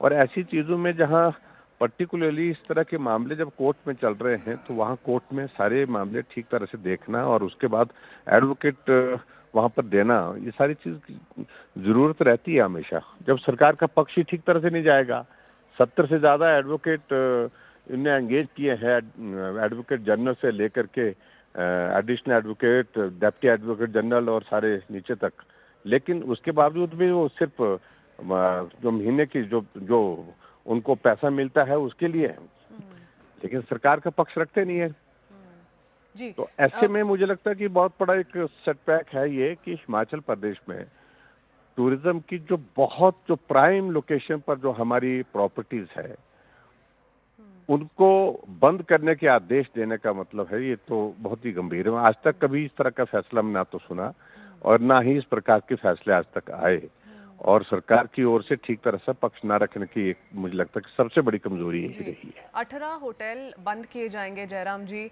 पर जो कांग्रेस सामने पक्ष रख रही है वो ये कहना चाह रही है कि ये तो प्रॉफिट में नहीं चल रहे थे, लॉस में चल रहे थे, नुकसान हो रहा था, इसलिए हाईकोर्ट ने आदेश दिया है। नहीं देखिए, अगर लॉस में चल रहे थे तो ये कोर्ट से फैसला आना चाहिए क्या? ये मतलब कोर्ट चलाएगा क्या सारा सिस्टम को इस तरह से? मुझे लगता है कि बेहतर तो ये होता कि गवर्नमेंट अपने लेवल पर तय करते। ये प्रॉफिट मेकिंग यूनिट नहीं है हमारे पास, लॉस मेकिंग है, तो उसके लिए प्लान करते हैं कि भाई इनको हम फेज मैनर में कुछ को डिस्पोज ऑफ करते, कुछ को कम करते, कुछ को बंद करना कोई सॉल्यूशन नहीं है। मैं समझता हूँ वहाँ हम किस तरह से बेहतर कर सकते हैं, अच्छा कर सकते हैं, उस पर सोचना चाहिए। कमी क्या है वहाँ पर, किस तरह की चीजें वहाँ पर, क्योंकि लोकेशन तो अब आपको बताऊँ, चैल का होटल वो तो 5 स्टार इसकी प्रायोरिटी है, हेरिटेज बिल्डिंग है वहाँ पर, उसके बावजूद भी उसको भी बेचने, उसको भी बंद करने के आदेश हुए हैं। तो ये तो हैरानी की बात है ना। मनाली में धर्मशाला में जो हमारी प्राइम लोकेशन पर जो टूरिज्म की प्रॉपर्टी, अगर वो प्रॉफिट में नहीं चल रही है तो सीधी सी बात है कि वो चलाने में सक्षम नहीं हो पा रहे हैं, चलाना ठीक तरह से नहीं हो पा रहा है। जी जयराम जी, एक चीज जो कांग्रेस की ओर से हम हर दिन सुन रहे हैं वो ये है, और आपकी पिछली सरकार पे सीधे तौर पे निशाना साधते हुए कांग्रेस सरकार ये कह रही है बार बार कि आपने जिस स्थिति में हिमाचल को छोड़ा था उनको उसको लेके damage control, quote unquote damage control करना पड़ रहा है, इसीलिए ये आर्थिक स्थिति है आज हिमाचल की। देखिए, तो बिल्कुल जब कभी कोई आदमी अपने आप काम नहीं कर पाता है, अपनी नालायकी, अपनी नाकामयाबी को छुपाने के लिए ये होता है कि दूसरे के सिर पर ठीकरा फोड़ो। हमारी गवर्नमेंट के दौरान कभी भी इस प्रकार की नौबत नहीं आई। आर्थिक दृष्टि से क्या कांग्रेस वाले जब सत्ता से बाहर गए थे, क्या मेरे को जो नो ड्यू सर्टिफिकेट दे करके गए थे क्या?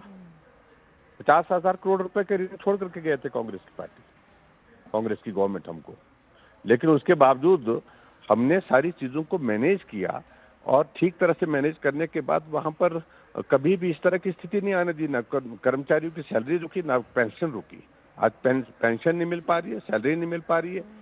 हर रोज जो है वो 1.5 लाख पद जो है समाप्त कर दिए, नोटिफिकेशन कर दी उसकी। जी जयराम ठाकुर जी, तो बहुत अजीब सी सिचुएशन है, क्योंकि बस की है नहीं सरकार चलाना। कांग्रेस पार्टी की स्थिति यह है कि जो नेतृत्व कांग्रेस पार्टी का है वो बहुत अपरिपक्व स्थिति में है। आज की तारीख में कोई भी फैसला लेते तो जगहंसाई होती है। टॉयलेट टैक्स जैसी ऐसी बातें करना, और उसके बाद समोसा नहीं आए तो उस पर जांच बिठाना, ऐसी चीजों को लेकर के कौन गंभीरता से लेगा? सब जगह जगहंसाई हो रही है, पूरे देश भर में हो रही है, कांग्रेस पार्टी की, कांग्रेस के नेतृत्व की और हिमाचल प्रदेश की सरकार की। जी हमारे साथ जुड़ने के लिए बहुत बहुत धन्यवाद Jairam Thakur ji. I want to go cross to my colleague Rajendra Sharma who continues to stay on with us. Rajendra, आपने जयराम ठाकुर जी से सुना, और यही भाजपा कहती आ रही है कि इतने सारे प्रॉफिट मेकिंग या इतने सारे प्राइम होटल्स जो एक टाइम पे बहुत अच्छा कर रहे थे वो लॉसेस में क्यों चल रहे हैं। सीधे तौर पे ये बोलना चाह रही है भाजपा कि कांग्रेस की सरकार, गवर्नमेंट वहाँ अच्छे से चला ही नहीं पा रही थी ये होटल।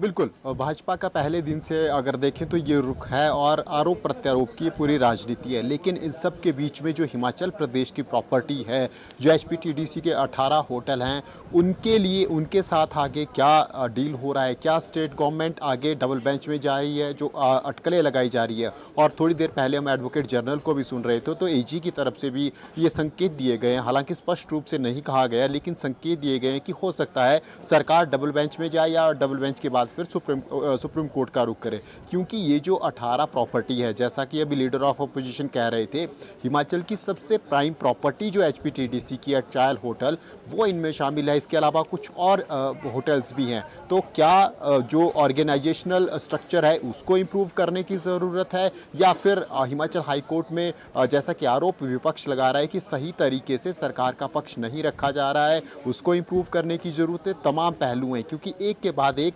लगातार बड़े फैसले सरकार के खिलाफ हिमाचल हाई कोर्ट से आ रहे हैं। और ये जो मामला है ये तो HPTDC के कर्मचारियों की तरफ से ही है, क्योंकि कर्मचारी ही होटल में गए हैं और उसके बाद फिर कर्मचारी ही हिमाचल हाई कोर्ट गए और उसके बाद फिर जब स्ट्रक्चर रखा गया। दरअसल में थोड़ा सा अगर आर्थिक हालात HPTDC के आपके समक्ष रखूं तो अभी तक 5 करोड़ रुपए से अधिक जो HPTDC को हिमाचल सरकार या सरकार के अलग अलग उपक्रम से लेने थे।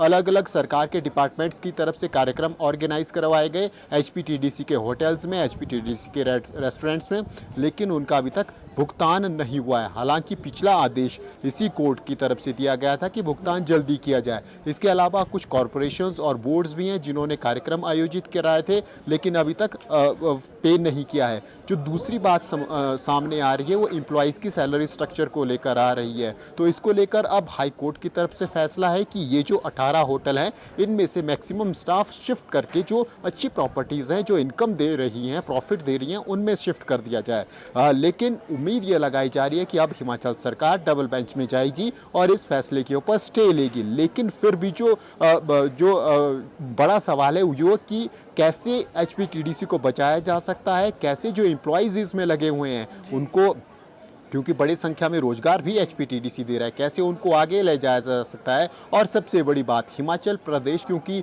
टूरिस्ट स्टेट है और इस टूरिस्ट स्टेट में हिमाचल सरकार अपनी कंट्रीब्यूशन देनी पड़ेगी, आगे रखनी पड़ेगी कि आखिर ये सब क्यों देखा जा रहा है। और कल के सेटबैक के बाद एक और बड़ी खबर आ रही है हिमाचल प्रदेश में से। धन्यवाद राजेंद्र जुड़ने के लिए। Let's quickly shift our attention to the big story that we continue to track from Maharashtra. Let's talk about the big numbers that we're focusing on. Of course, the voter turnout is something that we're keeping our eyes out for. But remember, it is voting day in the state of Maharashtra and all 288 seats are polling today. The ruling Mahayuti alliance featuring the BJP, Ajit Pawar's NCP faction and Eknath Shinde's Shiv Sena is facing off against opposition Mahavikas Aghadi, which is, remember, a coalition of the Congress, Sharad Pawar's NCP and Uddhav Thackeray's Shiv Sena. From Maharashtra, Deputy Chief Minister Ajit Pawar and Devendra Fadnavis to NCP SP MP Supriya Sule, all political leaders have come out to cast their votes already. When asked about the poll verdict, Ajit Pawar exuded confidence. He said that the people of Maharashtra will shower their love upon the NDA alliance. On the other hand, the Mahavikas Aghadi, the INDI bloc and its leaders have also said that the alliance is committed to development of Maharashtra and they're confident of their own victory. Many celebrities have also come out to cast their vote already and they have been making an appeal to the voters to practice their voting rights. We first up start with the reaction that's come in from Eknath Shinde. Listen in.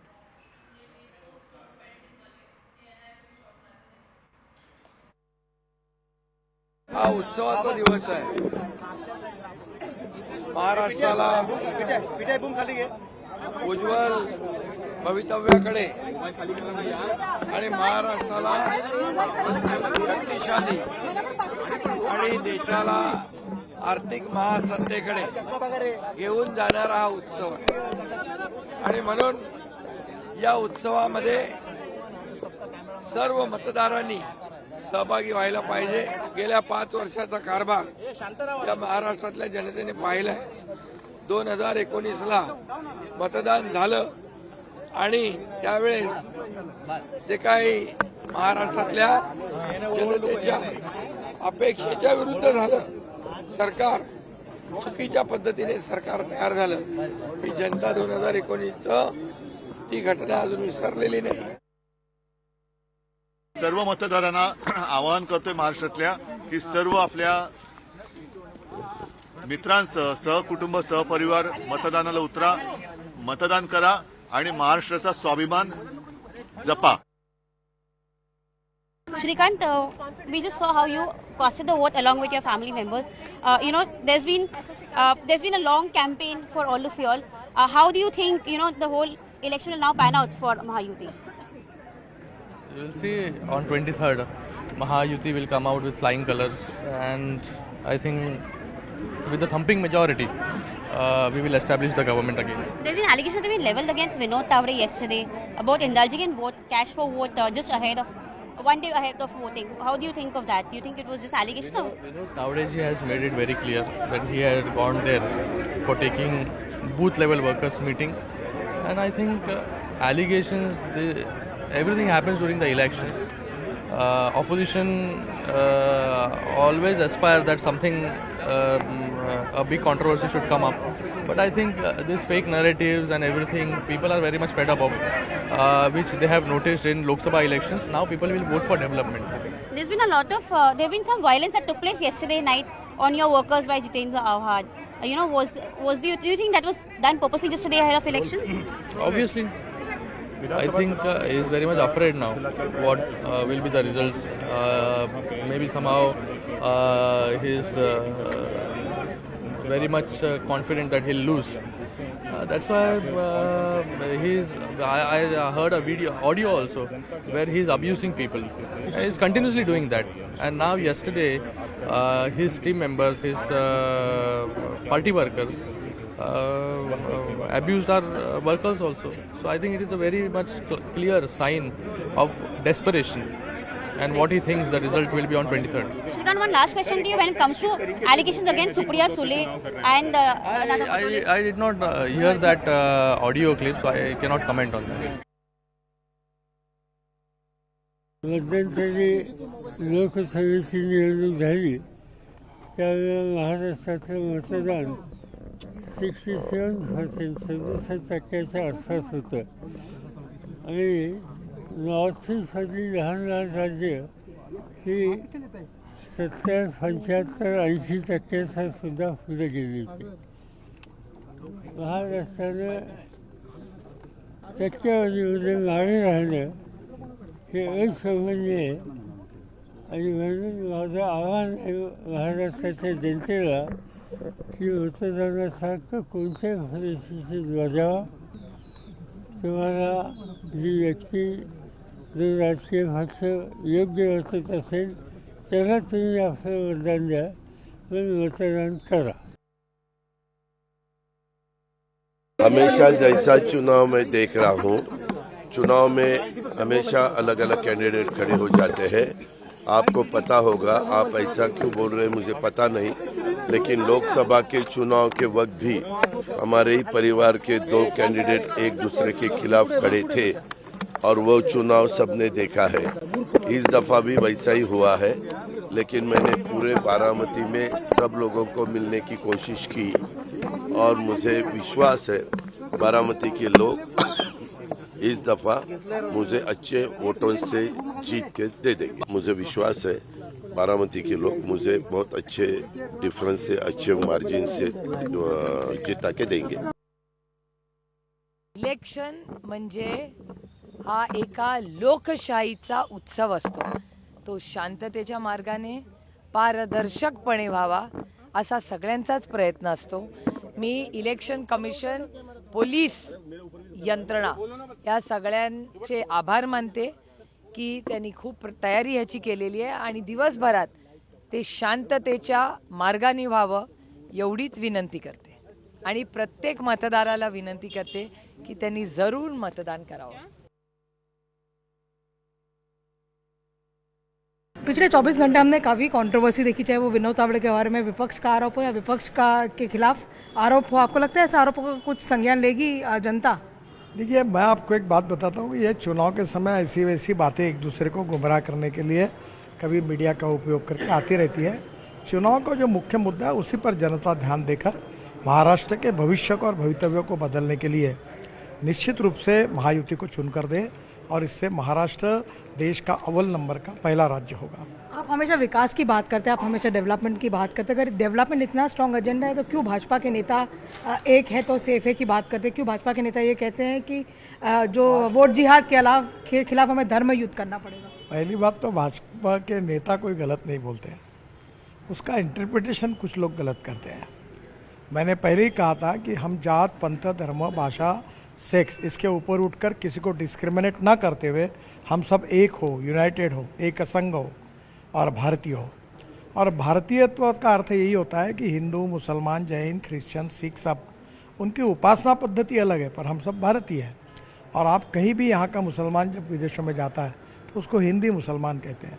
तो मेरा कहना यही है कि हम जात, पंथ, धर्म, भाषा और सेक्स के आधार पर ना बटें, हम एक हो। महाराष्ट्र में कुछ लोग जात के आधार पर समाज को बांटने की कोशिश कर रहे हैं, उसके लिए ये बात कही गई थी कि हमने बांटना नहीं चाहिए, हमने एक होना चाहिए। Lots of reactions coming in. Before we move on with those reactions, including some from top celebrities in Mumbai, I want to go across to Yasha Kotak, joining us live from Thane. Yasha, you know, when we talk about Thane, one party that comes to our mind is Shiv Sena, which, remember, is divided in two factions now. And the Chief Minister is also fighting the elections from one of the 4 constituencies where voting is taking place as we speak. And he is up against Kedar Dege. So tell us a little bit about that close contest that's on the cards, and also about the manner in which voters are turning up. Mumbai and adjoining areas don't enjoy a great reputation of voters trickling in early in the morning. So, despite that, we've seen that there's not been a great voter turnout early this morning. In fact, until 11 o'clock, it's just crossed double-digit figure, and which is where Mumbai, like you've mentioned, has a reputation for turning up early, but also not having a great voter turnout. So, maximum city, where we speak about, has almost a minimum voter turnout, and which is where we see how Election Commission as well as Mumbai Police, and as well as the BMC, they usually try to ask celebrities to urge people to come ahead and vote, and this has been a common practice over the last couple of elections wherein celebrities ask their voters urge voters to come ahead and vote. But despite that, we see that most of the high-rises did not really have that kind of a voter turnout. Now, speaking of Thane, of course, Thane has been the home ground for Shiv Sena. It is, in fact, Chief Minister Eknath Shinde, who has, in fact, been 3 times MLA from there. His son, that is Shrikant Shinde, has been MP from Kalyan Dombivli area, and which is where it is a stronghold for Eknath Shinde. But right now, considering that after the last Vidhan Sabha election, 2 major parties in Maharashtra, the Shiv Sena and NCP, they split vertically, which is where, as of now, when you speak of NCP, they are contesting against each other in 36 seats. When it comes to Shiv Sena, they are contesting against each other in 49 seats. When it comes to Eknath Shinde, he's up against Kedar Dege. Now, Kedar Dege is the nephew of Anand Dege. Here, the battle when it comes to Shiv Sena versus Shiv Sena is all about ideology. Both of these Shiv Senas are claiming that they are following the ideology of Balasaheb Thackeray. Eknath Shinde claims he's following ideology of Balasaheb Thackeray as well as Anand Dege. But here, Anand Dege's nephew is with the Shiv Sena UBT faction, and he says that it is he who follows the ideology of Anand Dege. So here, it's a battle of ideology between both the Shiv Sena factions, and which is where Eknath Shinde, who claims he follows the ideology of Anand Dege, is pitted against Anand Dege's nephew, that is Kedar Dege. Oh, yes, absolutely. The fight is down to the wire, it seems, and very aggressive campaigning that we've witnessed in whole of Thane. Many thanks, Yasha, for that quick update. Speaking of the voter turnout, there are most certainly concerns around how the voter turnout in Maharashtra is going to be like. In fact, we've heard from several politicians who've come out to say that do not disappoint us. Let's set an example by putting forth a higher number than the several other states as far as assembly elections are concerned. So yes, go out, step out of your house, step out of your comfort zones and cast your right to vote. That's yet another appeal that we here at CNN News 18 continue to put out. Every hour, we're going to keep reminding you to go cast your voting rights. Let's quickly talk about the other political reactions that have come in so far, with both the Mahayuti and the Mahavikas Aghadi exuding confidence in this election. Listen in.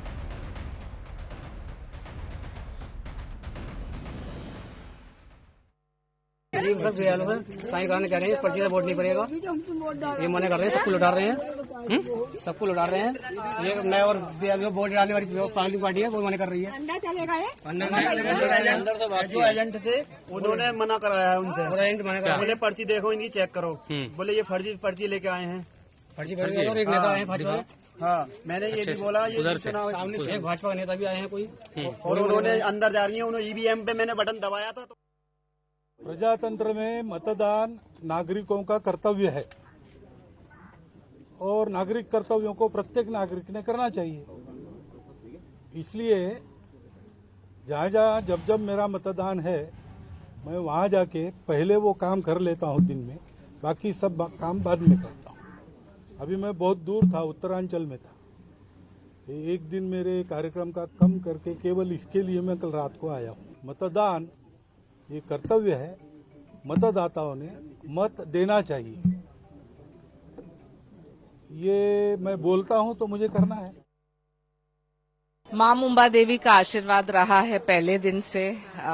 नामांकन करने के पहले भी मैं आई थी और आज voting के दिन मैं यही उम्मीद करूंगी कि जन सेवा में, जनहित में मैं काम करूं, उसी ऊर्जा के साथ जहां मां मुझे आशीर्वाद देती है, और उस हिसाब से यहां मुंबा देवी में परिवर्तन लाना है। सच्चे मन से, सच्चे निष्ठा के साथ और सच्चे विश्वास के साथ। एक तरफ है हमारे प्रधानमंत्री, एक तरफ है हमारे मुख्यमंत्री, उप मुख्यमंत्री, और सभी इसका सहयोग रहा है। जब मां मुंबा देवी का आशीर्वाद है, मैं मानती हूं कि जीत तो प्राप्त हुई है। बढ़िया बात है, इंतजाम बहुत अच्छा किया हुआ है। अरे मेरे को क्यों ढका? बहुत अच्छा इंतजाम किया हुआ है। मैं देख रहा था कि सीनियर सिटीजन के लिए बहुत अच्छा इंतजाम किया हुआ है, बहुत सफाई रखी हुई है। एंड बस आज यही है कि सब लोग आए, वोट करें, that is the most important. आइए वोट कीजिए, ये हमारी एक रिस्पॉन्सिबिलिटी है। ECI का मैं आइकन हूँ, तो बहुत समय से मैं यही कह रहा हूँ, लोगों को यही दरख्वास्त कर रहा हूँ कि आइए वोट कीजिए, हमारी रिस्पॉन्सिबिलिटी है। यहाँ फैसिलिटीज़ भी अच्छी है, और जैसे कि मैंने अभी कहा कि सारे ऑर्गेनाइजर्स ने यहाँ पे अच्छी फैसिलिटीज़ की है, सिर्फ हमारे लिए नहीं, मगर मैं ये उम्मीद करता हूँ कि सारे लोगों के लिए अच्छी फैसिलिटीज़ रहेगी। पूरा जो पीरियड है, वोटिंग पीरियड, वो पूरे समय तक अच्छी फैसिलिटीज़ रहे, यही मैं उम्मीद करता हूँ, और किसी को तकलीफ़ ना होए। आइए ज़रूर वोट कीजिए।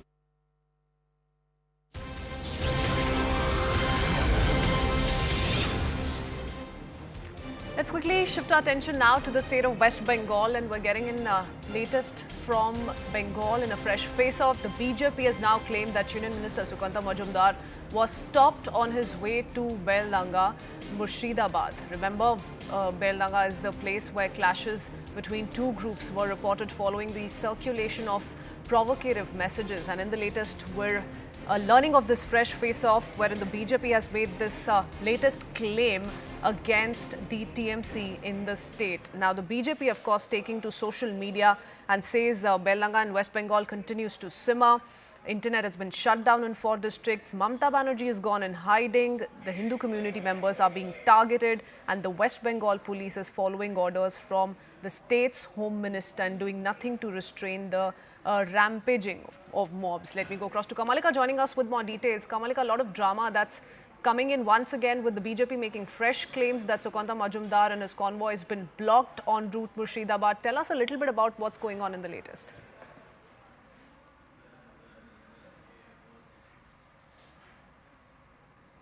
Kamalika, can you hear me?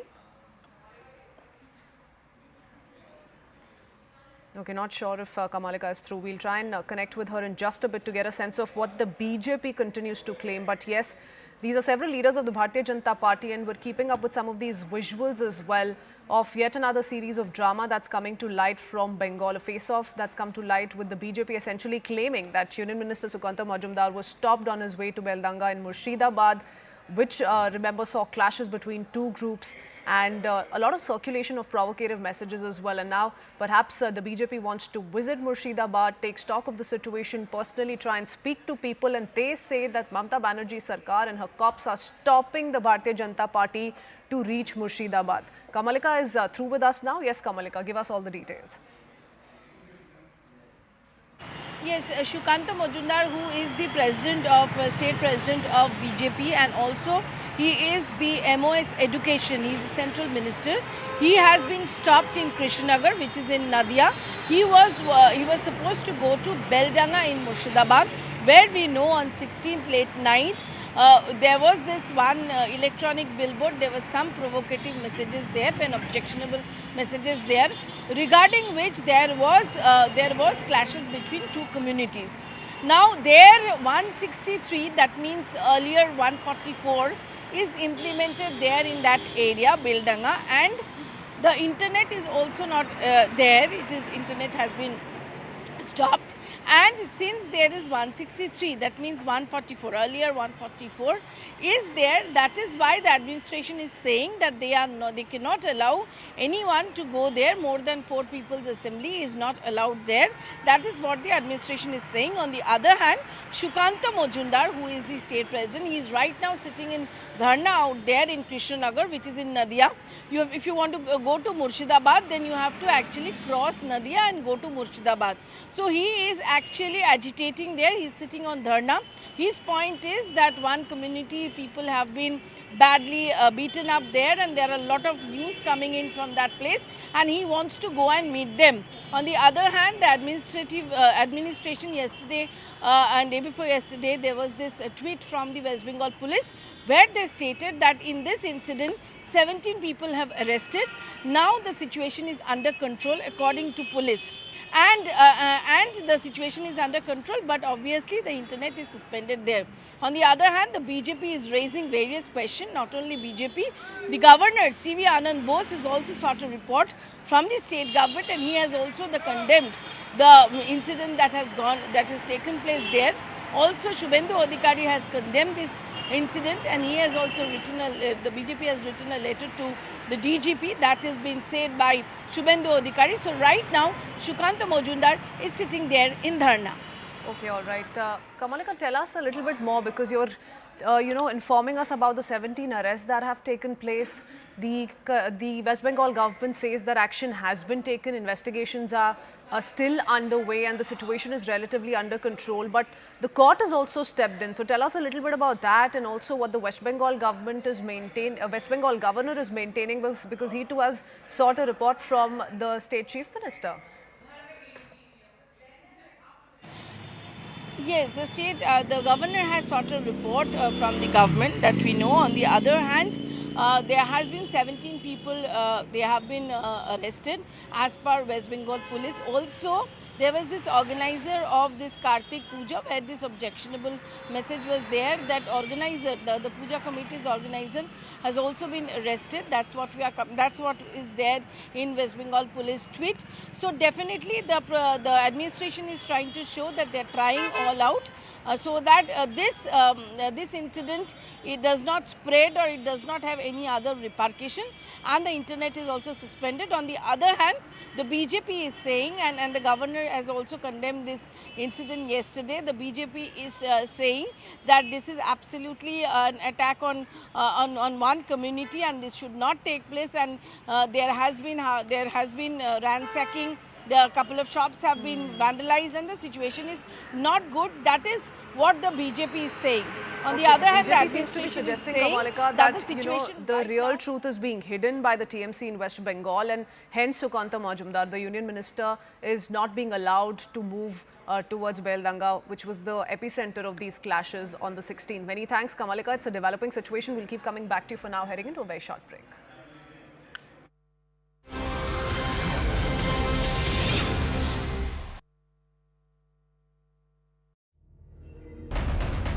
And I'm joined by a battery of reporters from Maharashtra who are in fact reporting on ground. Mayuresh is in fact reporting from Bandra East, tracking the Thackeray family. Payal is in fact reporting from central Nagpur, tracking RSS chief Mohan Bhagwat. Yesha from Thane, tracking Eknath Shinde. And Pallavi from Baramati, tracking Sharad Pawar. Now let me go first across to Payal, who is in fact reporting from central Nagpur, tracking Mohan Bhagwat.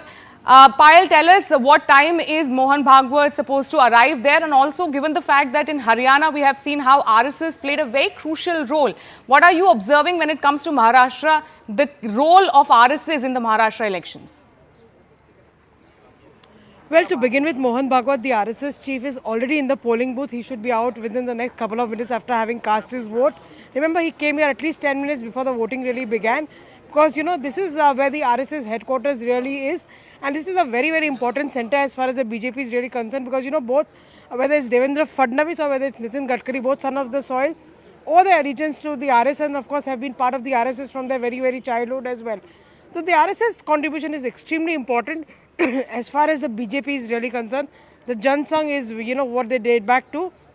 And we've seen what they were able to do, you know, in Haryana. So even if sources are to be believed, over here in Maharashtra, they're working over time, their basic agenda, Sharon, is to in fact encourage people to go out and vote. That last ditch effort campaigning has shut about 24 to 48 hours ago, but the last bit of effort to in fact take people, to the polling booth, that's exactly what the RSS specializes in.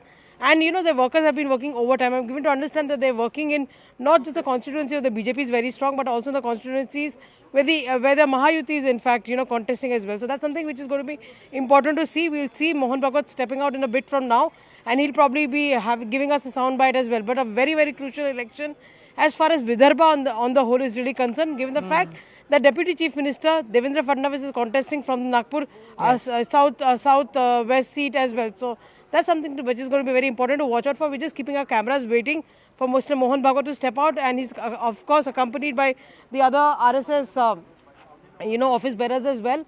Any moment from now, Sharon, he should be out, and it will be important to see what his message really to the people of the country is, people of Maharashtra is concerned. And let's just see what message he gives to people of Maharashtra in terms of their importance to cast this particular vote, and whether he makes any other statement as well. That remains to be seen. Absolutely, Payal. In fact, please stay with us. We'll keep coming back to you as and when Mohan Bhagwat will cast his vote and will come out. Let me now directly go across to Pallavi, who is in fact reporting from Baramati. Pallavi, Baramati is once again seeing Pawar versus Pawar in Lok Sabha election. Supriya Sule won that seat. What have been your observation in Baramati? Which side is the pendulum going to swing? Well, first of all, Baramati, as we all know, is a bastion of Sharad Pawar, and it was a hard-fought election which took place during Lok Sabha, where Ajit Pawar's wife Sunitra took on Supriya Sule, and of course she won. Well, over here, the Pawar versus Pawar factor pretty much plays out on the ground, but no one is going to talk about it openly. But many people do indicate that what works in the Lok Sabha may be very different as far as the Assembly is concerned. In many more ways than one, it is a prestige battle really for Mr. Sharad Pawar himself. As we know, he's almost the fulcrum of the MVA. Both the Congress as well as the Uddhav Thackeray Shiv Sena are depending a lot on his good performance. And should they be, and there's a big if about it, a hung assembly, then they are depending on Mr. Sharad Pawar's and his acumen, his maturity, and the fact that he has good equations across political spectrums to be able to swing the fortunes in favor of the MVA. But interestingly, in a late night development, there were huge allegations which were made by the BJP against Supriya Sule, and she of course rebutted it. She should be here at around 8 a.m. we are told to cast her vote over here. She's accused the BJP of dirty politics.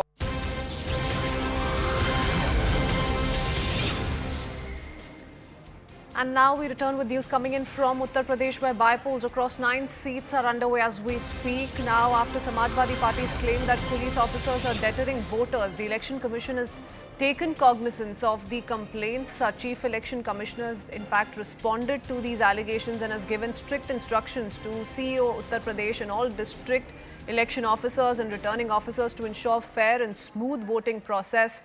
The police and general observers posted in all 9 districts have been strictly instructed to keep a close watch and ensure that the voting takes place in a peaceful and fair manner. I want to go across to Neeraj Kumar joining us with more details. Neeraj, और जानकारी दीजिए, चुनाव आयोग की ओर से क्या बताया गया है? समाजवादी पार्टी की तरफ से बहुत बड़ा एलिगेशन आया है कि उनको समर्थन देने वाले वोटर्स हैं, उनको वोट नहीं डालने दिया जा रहा है पुलिस की ओर से।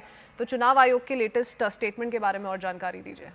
देखिए, समाजवादी पार्टी के अध्यक्ष अखिलेश यादव और समाजवादी पार्टी के दूसरे नेताओं की तरफ से, समाजवादी पार्टी की तरफ से इस तरह के सोशल मीडिया पोस्ट किए गए थे कि कई जगह एक खास समुदाय, खासकर मुस्लिम समुदाय के लोगों को वोट करने से रोका जा रहा है। चुनाव आयोग, मुख्य चुनाव आयोग ने इस पूरे मसले पर संज्ञान लेते हुए 5 महत्वपूर्ण पॉइंट्स अपने अधिकारियों को कही है। यूपी के मुख्य चुनाव अधिकारी और यूपी के सभी जिला अधिकारियों को जहां जहां उपचुनाव हो रहे उन्हें निर्देश दिया गया है। पहला, कि निष्पक्ष और सुचारू मतदान सुनिश्चित करे। दूसरा, कि सभी शिकायतों पर तुरंत यानी इमीडिएट एक्शन लिया जाए और सोशल मीडिया के जरिए भी इन शिकायतों पर कार्रवाई की जानकारी लोगों तक पहुंचाई जाए। किसी भी योग्य मतदाता को जो जहां का मतदान का अधिकार रखता है उसे मतदान करने से न रोका जाए और पक्षपाती रवैया न अपनाया जाए। शिकायत मिलने पे जो भी दोषी पाया जाए उस पर कार्रवाई की जाए। और इन सभी 9 जिलों के बारे में आपको बता दें, वहां के पुलिस और सामान्य पर्यवेक्षकों को भी सख्त हिदायत दी गई कि कोई भी ऐसी कार्रवाई न हो ताकि कोई भी मतदाता वोट देने से चूके। इसके अलावा एक और अपडेट आपको बता दें कि कानपुर का एक मामला आया था जिसमें समाजवादी पार्टी के अध्यक्ष अखिलेश यादव ने एक वीडियो ट्वीट किया था जिसमें पुलिस के अधिकारी रोक रहे हैं, लोगों से उनकी पहचान पूछ रहे हैं, रास्ते बंद कर रहे हैं। उस पर संज्ञान लेते हुए चुनाव आयोग ने एक अधिकारी को, जो हम तक जानकारी आई है और इस बात की जानकारी पुलिस कमिश्नर कानपुर ने भी दी है, तो एक अधिकारी को सस्पेंड कर दिया गया और इसकी जानकारी चुनाव आयोग की तरफ से भी दी गई है। तो मुख्य चुनाव आयुक्त ने बहुत संज्ञान लेते हुए 5 महत्वपूर्ण आदेश अपने अधिकारियों को दिए। पार्टी की ओर से जो एलिगेशन आया उसका संज्ञान लिया है इलेक्शन कमीशन ने, चुनाव आयोग ने, पर बीजेपी ने भी रिस्पॉन्ड किया है। नीरज बने रहे हमारे साथ। Uttar Pradesh BJP has written to Chief Electoral Officer of the state alleging casting of votes in Mirapur Assembly constituency of Muzaffarnagar district on fake IDs by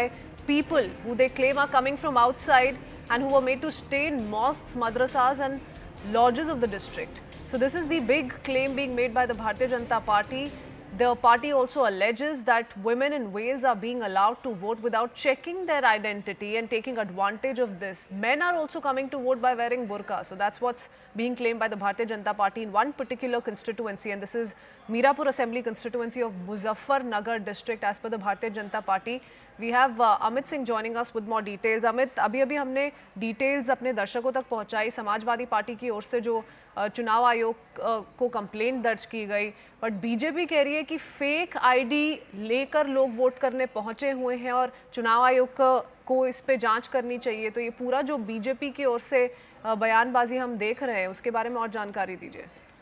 देखिए, बीजेपी ने सीधे तरीके से चिट्ठी लिखी है चुनाव आयोग को और उस चिट्ठी में साफ साफ कहा है कि फेक आईडी, फर्जी मतदान होने की काफी संभावना है, इसीलिए पुलिस को इजाजत दी जाए ताकि वो बुर्का और तमाम आईडी कार्ड चेक करे और चेक करके ही वोटरों को ये जब सुनिश्चित हो जाए कि ये फर्जी वोटर नहीं है तभी उनको अंदर जाने दिया जाए। तो बीजेपी लगातार सुबह से ही मीरापुर विधानसभा में हो या फिर कुंदरकी विधानसभा में हो या फिर सीतामऊ विधानसभा क्षेत्र में हो या फिर करहल विधानसभा क्षेत्र हो, इन फूलपुर विधानसभा क्षेत्र में भी लगातार आरोप लगा रही है कि फर्जी वोटिंग जो है वो डाला जा रहा है, बाहर से लोग बुलाए गए हैं। और जिस तरीके से कल समाजवादी पार्टी ने कहा था कि बुर्का चेक किया जा रहा है, पुलिस के द्वारा धमकाया जा रहा है, और जिसके बाद चुनाव आयोग ने सुनिश्चित किया था कि बुर्का नहीं चेक किया जाएगा, इलेक्शन कमिश्नर जो होगा, इलेक्शन ऑफिसर वही चेक करेगा। अब फर्जी वोटिंग का आरोप सीधे सीधे बीजेपी की तरफ से लगा दिया गया है। चुनाव आयोग को चिट्ठी लिख दी गई है, अब देखना है कि चुनाव आयोग क्या संज्ञान लेता है। जी अमित, धन्यवाद जुड़ने के लिए। Thank you for sharing all those details. So a lot of back and forth between the Samajwadi party and the BJP as far as bipoles in 9 seats in Uttar Pradesh is concerned. Let's also talk about other reactions that have come in so far. Here's what the voters and some of the politicians have said on the exchanges, the political exchanges that continue between the two parties.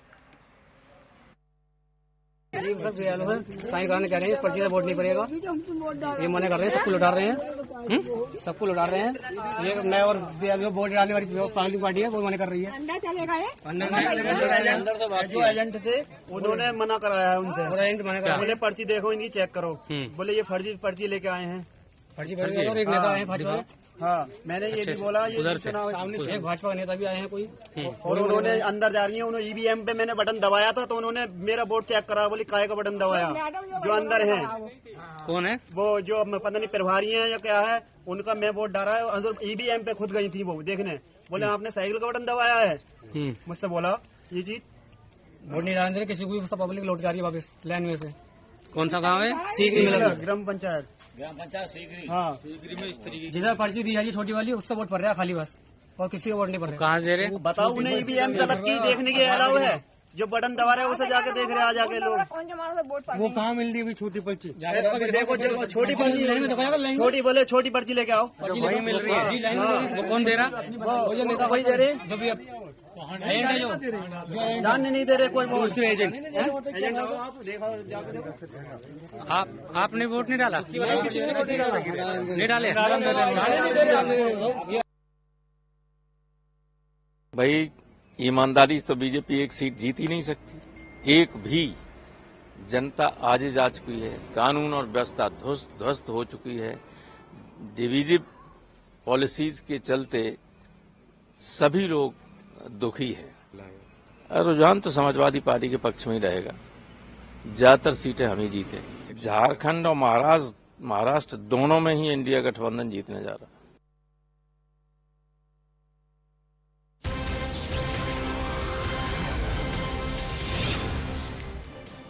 Welcome back once again, shifting our focus to the state of West Bengal. Remember, we just told you how Union Minister Sukanta Majumdar, who was earlier stopped on his way to Beldanga, Murshidabad, sat on a dharna. So he was staging a protest essentially against him being blocked by the police in the wake of the clashes that were reported on the 16th in Beldanga. Now, in the latest, we're learning that Sukanta Majumdar has been detained and he's also given a brief reaction. Let's quickly listen in. All surrounding Muslims to come Beldanga and vandalize the Hindu homes, Hindu market, Hindu mandirs, temples. But this man has not been arrested till now. So this is the situation of West Bengal, situation of Hindus in West Bengal. It is not far away from becoming Bangladesh. कानून हाथ में लेना किसी का अधिकार नहीं है। तब तो हिंदुओं को रोज कानून हाथ में लेना चाहिए। हर दिन उनके धर्म का अपमान होता है बहुत सारे लोगों के द्वारा। हिंदू तो ऐसे नहीं करते। आज बेलडांगा को बांग्लादेश बनाने के लिए ममता बनर्जी तत्पर है। आज आप तो जानेंगे। जिहादिদের প্রশ্রয়দাতা মমতা ব্যানার্জি তোমায় জানাই ধিক ধিক ধিক্কার। জিহাদিদের প্রশ্রয়কারী মমতা ব্যানার্জি তোমায় জানাই ধিক ধিক ধিক্কার। আরে পুলিশ তুমি উর্দি ছাড়ো। আরে পুলিশ তুমি। Continues to stay on with us. A lot of drama once again in West Bengal with Sukanta Majumdar first staging a dharna. Now we're learning that he's been detained. But tell us a little bit about the allegations being leveled by him in the latest Kamalika, because he was flashing his phone, showing the picture of some man, he says, who's still at large and action hasn't been taken against him. See, there have been a lot of videos are there in the social media regarding this incident, and a lot of videos have been deleted from this. So there is obviously the video which he is showing is a provocative message by one community leader, and he is claiming that that person has still not been arrested. So this was a community clash. After that provocative message came in the billboard, in the electronic billboard, and then all these things happened. So 17 people have been arrested, but Sukanta Majumdar is raising questions on definitely that this type of messages which was given by one of the community leaders. Why that person is still not arrested? That is according to Sukanta Majumdar. So there where the problem is, and there he is saying that for this reason, one community, which is the Hindu community, they are facing the wrath. That is what Sukanta Majumdar's version is. On the other hand, the administration is of the opinion that 17 people have been arrested. More people, investigation is going on. Right now, the situation is under control, and there is the net has been stopped there for coming 2 days. And now Sukanta Majumdar has been detained because he was actually sitting in Dharna. That's what we are getting from the administration. Okay, all right. Stay on with us, Kamalika. Dramatic visuals indeed continue to trickle in with Sukanta Majumdar, who was earlier blocked by the cops en route Beldanga, and now we're learning that he's been detained. Tell us a little bit about what's happening in the latest and what the BJP version is. How do they plan to take this forward? So obviously, the BJP has been taking up this issue since the last 2 days. And yesterday, we have seen that Shubhendu Adhikari has also done a press conference. He has stated that they have written a letter to BJP. That's what their claim is. Also, there has been a PIL in the court yesterday, and there the court has sought a report from the government. And not only court, a report has also been sought from the governor. Calcutta High Court has directed yesterday the state to file a report on the recent tension that has taken place in Murshidabad. On Tuesday, Justice Harish Tandon, he was hearing the PIL, seeking NIA probe into it and deployment of central forces in tension areas of Murshidabad. He has ordered the state to file a report over the recent incidents of violence. Okay. The court has also said that the report to be filed by the state by today. That means today. So a lot depends on how investigations take place and what really comes of the investigations in the next few days.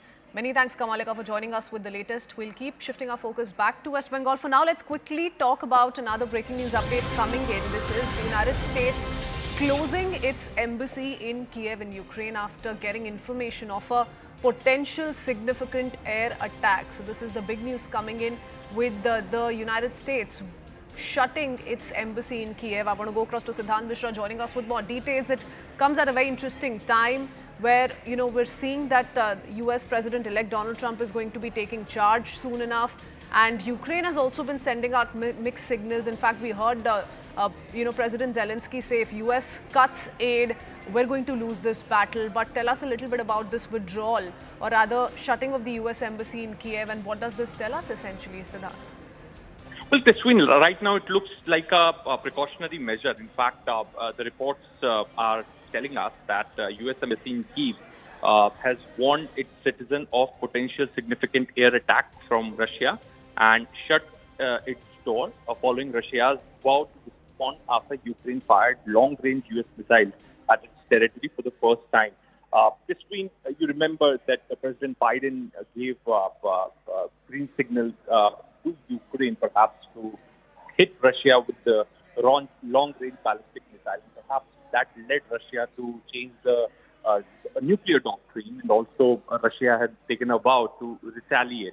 And perhaps keeping that in mind, this is looking as a precautionary measure taken by the US Embassy in Kyiv. They have shut their door, and perhaps we could expect the other embassies also in Kyiv to take similar precautionary measure as Kyiv, not just Kyiv, but the other major centers in Ukraine where the civilian population lives is on a high alert, perhaps, given the recent warning that has come from Russia, the change in doctrine, nuclear doctrine, and perhaps this is the reason that such measures have been put in place, and not just by US Embassy, but in fact the other authorities also in Kyiv and other parts of Ukraine.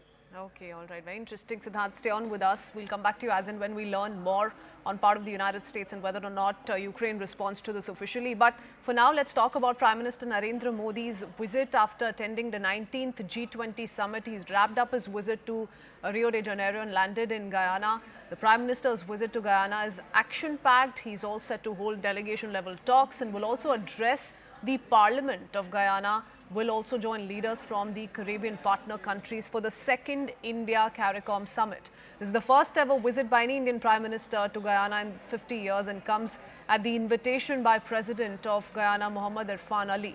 The Prime Minister's visit is expected to deepen India-Guyana relations, explore new areas of cooperation, and also promote broader regional partnerships. In the meanwhile, we're learning that Guyana will confer its highest national award, the Order of Excellence, to Prime Minister Modi. On the other hand, Barbados will also confer the prestigious Honorary Order of Freedom of Barbados on Prime Minister Modi. So big news coming in. Let me go across to Siddhant Mishra, who continues to stay on with us, which means, Siddhant, that the total number of international honours conferred to Prime Minister will now climb to 19. It's a big achievement, if we look at the overall picture and the manner in which he's been rewarded with these prestigious awards in the larger geopolitical equation that he enjoys as well with the top world leaders. But tell us a little bit about what we can expect the next few hours, and of course about these two prestigious awards as well. This was a very, very successful visit of Prime Minister Modi, first to Nigeria, then to Rio for the G20 summit, and now he is in Guyana. In fact, in this one visit, a 5-day visit of Prime Minister Modi, he has been conferred with the highest national honors of 4 countries, from Nigeria to Dominica to Barbados and now to Guyana. This perhaps talks about the popularity of Prime Minister Modi, and also, these countries, especially countries from the global south, the countries from the African Union, West Africa, perhaps looks up to Prime Minister as a leader, and perhaps, acknowledges the kind of efforts Prime Minister Modi gives to the countries from the global south, whether it's going to meet President Putin to talk about the impact of war on the countries from the global south, whether it is the cost of living, whether it's inflation, perhaps also, the kind of assistance India provides to the countries from the global south, African countries, in terms of digital public infrastructure, the humanitarian assistance, capacity building, etc., etc. So, India has been working in multiple domains with these countries, and these countries recognize acknowledges it and perhaps also have put in faith on Prime Minister Modi's leadership. And this is a reason that each year when India conducts the Global South Summit, these countries actively participate in that summit. And the Prime Minister has landed in Guyana today. In fact, Irfan Ali, the President of Guyana, broke all protocols to meet Prime Minister Modi on the tarmac, to receive him on the tarmac. In fact, he was accompanied by the other cabinet ministers also. Crispin, also interestingly, when Prime Minister reached his hotel in Guyana, he was received by the Prime Minister of Barbados and Prime Minister of Grenada. Both were present there. And, the entire heads of states from the CARICOM countries are in Guyana right now, because India will be hosting India CARICOM Summit level talks, second summit level talks. Oh, yes, absolutely. In fact, it also speaks volumes of the popularity that the Prime Minister enjoys among these world leaders. Many thanks, Siddhant, for putting that in perspective. We'll keep coming back to you. That's all from me for now. Over to my colleague Reha, who will take you through the day's big stories.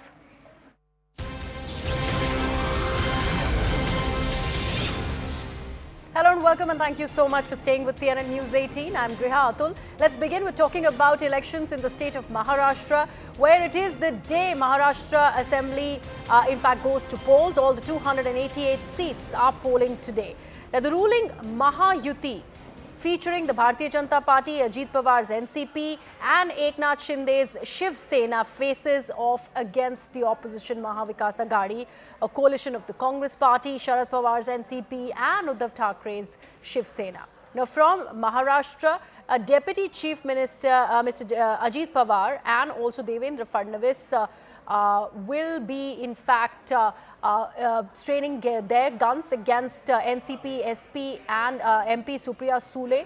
All the political leaders have come out to cast their votes also. There has been a lot of political controversy. Remember, there was already a cash for vote scam that the Bharatiya Janata Party was really battling against in leader like Vinod Tode really being involved in it, something that has been completely rubbished by the Election Commission and the Bharatiya Janata Party. Add to it, there has been a fuel to that entire controversy. Now there are allegations against Sharad Pawar, NCP factions leader Supriya Sule and also Congress's Nana Patole to have been involved in some sort of misappropriation of funds that dates back to 2018 crypto Bitcoin scam, and that is something that they are also talking about. They in fact are retaliating with comments like the fact that this is an absolute misinformation, something that they will be fighting against, with cases of defamation that will be slapped against the former IPS officer who in fact has leveled these allegations.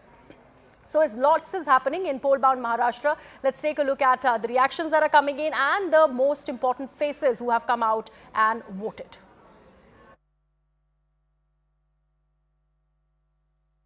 हा उत्सवाचा दिवस आहे. महाराष्ट्राला उज्ज्वल भवितव्याकडे आणि महाराष्ट्राला शक्तिशाली आणि देशाला आर्थिक महासत्तेकडे घेऊन जाणारा हा उत्सव आहे. आणि म्हणून या उत्सवामध्ये सर्व मतदारांनी सहभागी व्हायला पाहिजे. गेल्या 5 वर्षाचा कारभार या महाराष्ट्रातल्या जनतेने पाहिलाय. 2019ला मतदान झालं आणि त्यावेळेस जे काही महाराष्ट्रातल्या जनतेच्या अपेक्षेच्या विरुद्ध झालं, सरकार चुकीच्या पद्धतीने सरकार तयार झालं. ही जनता 2019चं ती घटना अजून विसरलेली नाही. सर्व मतदारांना आवाहन करतोय महाराष्ट्रातल्या की सर्व आपल्या मित्रांसह सहकुटुंब सहपरिवार मतदानाला उतरा, मतदान करा आणि महाराष्ट्राचा स्वाभिमान जपा. Shrikant, we just saw how you casted the vote along with your family members. There's been a long campaign for all of you all. How do you think the whole election will now pan out for Mahayuti? You will see on 23rd, Mahayuti will come out with flying colors, and I think with the thumping majority, we will establish the government again. There have been allegations that have been leveled against Vinod Tawade yesterday about indulging in vote, cash for vote just ahead of, one day ahead of voting. How do you think of that? Do you think it was just allegation? Vinod Tawade has made it very clear that he had gone there for taking booth level workers meeting, and I think allegations, everything happens during the elections. Opposition always aspire that something, a big controversy should come up. But I think these fake narratives and everything, people are very much fed up of, which they have noticed in Lok Sabha elections. Now people will vote for development. There's been a lot of, there have been some violence that took place yesterday night on your workers by Jitendra Ahad. Do you think that was done purposely just a day ahead of elections? Obviously. I think he is very much afraid now what will be the results. Maybe somehow he is very much confident that he'll lose. That's why I heard a audio also, where he's abusing people. He's continuously doing that. And now yesterday, his team members, his party workers, abused our workers also. So I think it is a very much clear sign of desperation. And what he thinks the result will be on 23rd. Shrikant, one last question to you when it comes to allegations against Supriya Sule and... I did not hear that audio clip, so I cannot comment on that. Now, just a few hours before polling began in battleground Maharashtra, BJP's national spokesperson Sudhanshu Trivedi accused Congress leader Nana Patole and NCP Sharad Pawar faction leader Supriya Sule of being involved in a cryptocurrency fraud to influence the election results in favor of the Maharashtra Vikas Aghadi. The allegations came after claims were made by a former IPS officer, Ravindranath Patil, who alleged that Supriya Sule and Nana Patole in fact misappropriated bitcoins linked to a 2018 cryptocurrency fraud case to fund the ongoing Maharashtra Assembly elections. In response to this, both Nana Patole and Supriya Sule strongly denied these accusations and also filed a criminal complaint with the Election Commission of India and the Cybercrime Department seeking action against these claims that have been made. In fact, Supriya Sule also said that it is not her voice on the audio tapes and that she is ready to face questions on the matter. Even after Sule's denial, though, Maharashtra Deputy Chief Minister and her brother Ajit Pawar in fact broke his silence on the matter and said that he recognizes his sister's voice on the tapes. He's also said that he recognizes the second voice to be that of Nana Patole.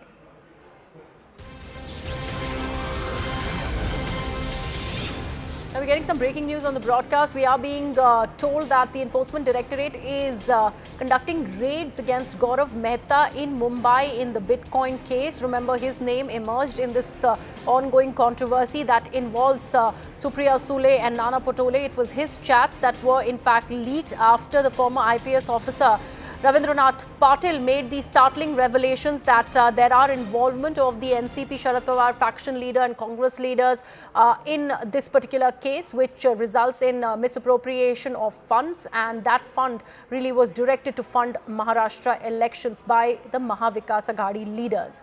Now, the house of Gaurav Mehta, the premises of Gaurav Mehta being raided. My colleague Arunima has all the details about it. Arunima, if we take a look at the background of this particular case, how is Gaurav Mehta involved in it? Just to clarify before that, this case has also taken ED officials to Raipur. Searches are being carried out at Raipur. So it seems that Gaurav Mehta, he had some bitcoins, and it has been alleged that he tried to sell off these bitcoins, and the ultimate beneficiary of his sale were opposition party members in Maharashtra. That's the allegation. But just the fact that he was dealing in bitcoins and he was trying to offload them and gain, money from it, that itself is being brought under the ambit of the ED's probe. How did he, fund the bitcoins? What was the source of the funding there? Was this ill-gotten wealth which he was trying to launder by buying these bitcoins? All of that is in the ambit of the probe of ED at the moment. And of course, because Maharashtra is voting today, this will take political color, because the Bharatiya Janata Party has accused, leaders from the NCP. Supriya Sule herself has been accused. Of course, she has denied the charges. She is threatened to take legal action against BJP leaders. But politically speaking, in the last few hours of voting, this ED action will become a huge talking point.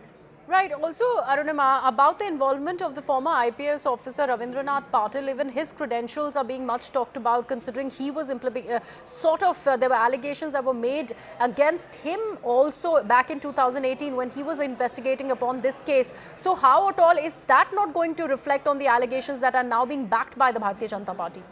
Politically speaking, it's back and forth because Maharashtra is voting today. Such senior leaders from the opposition spectrum are being accused.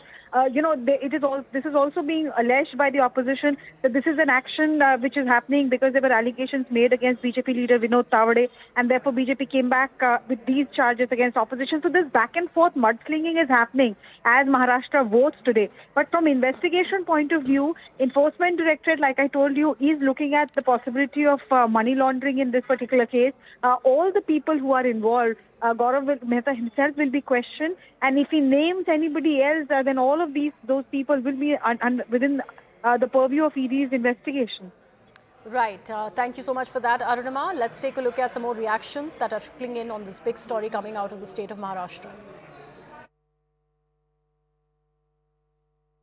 वो ये कहता है कि मैं पहले ही लफड़े में फंस चुका हूं, मैं ऐसी किसी चीज में नहीं पड़ना चाहता।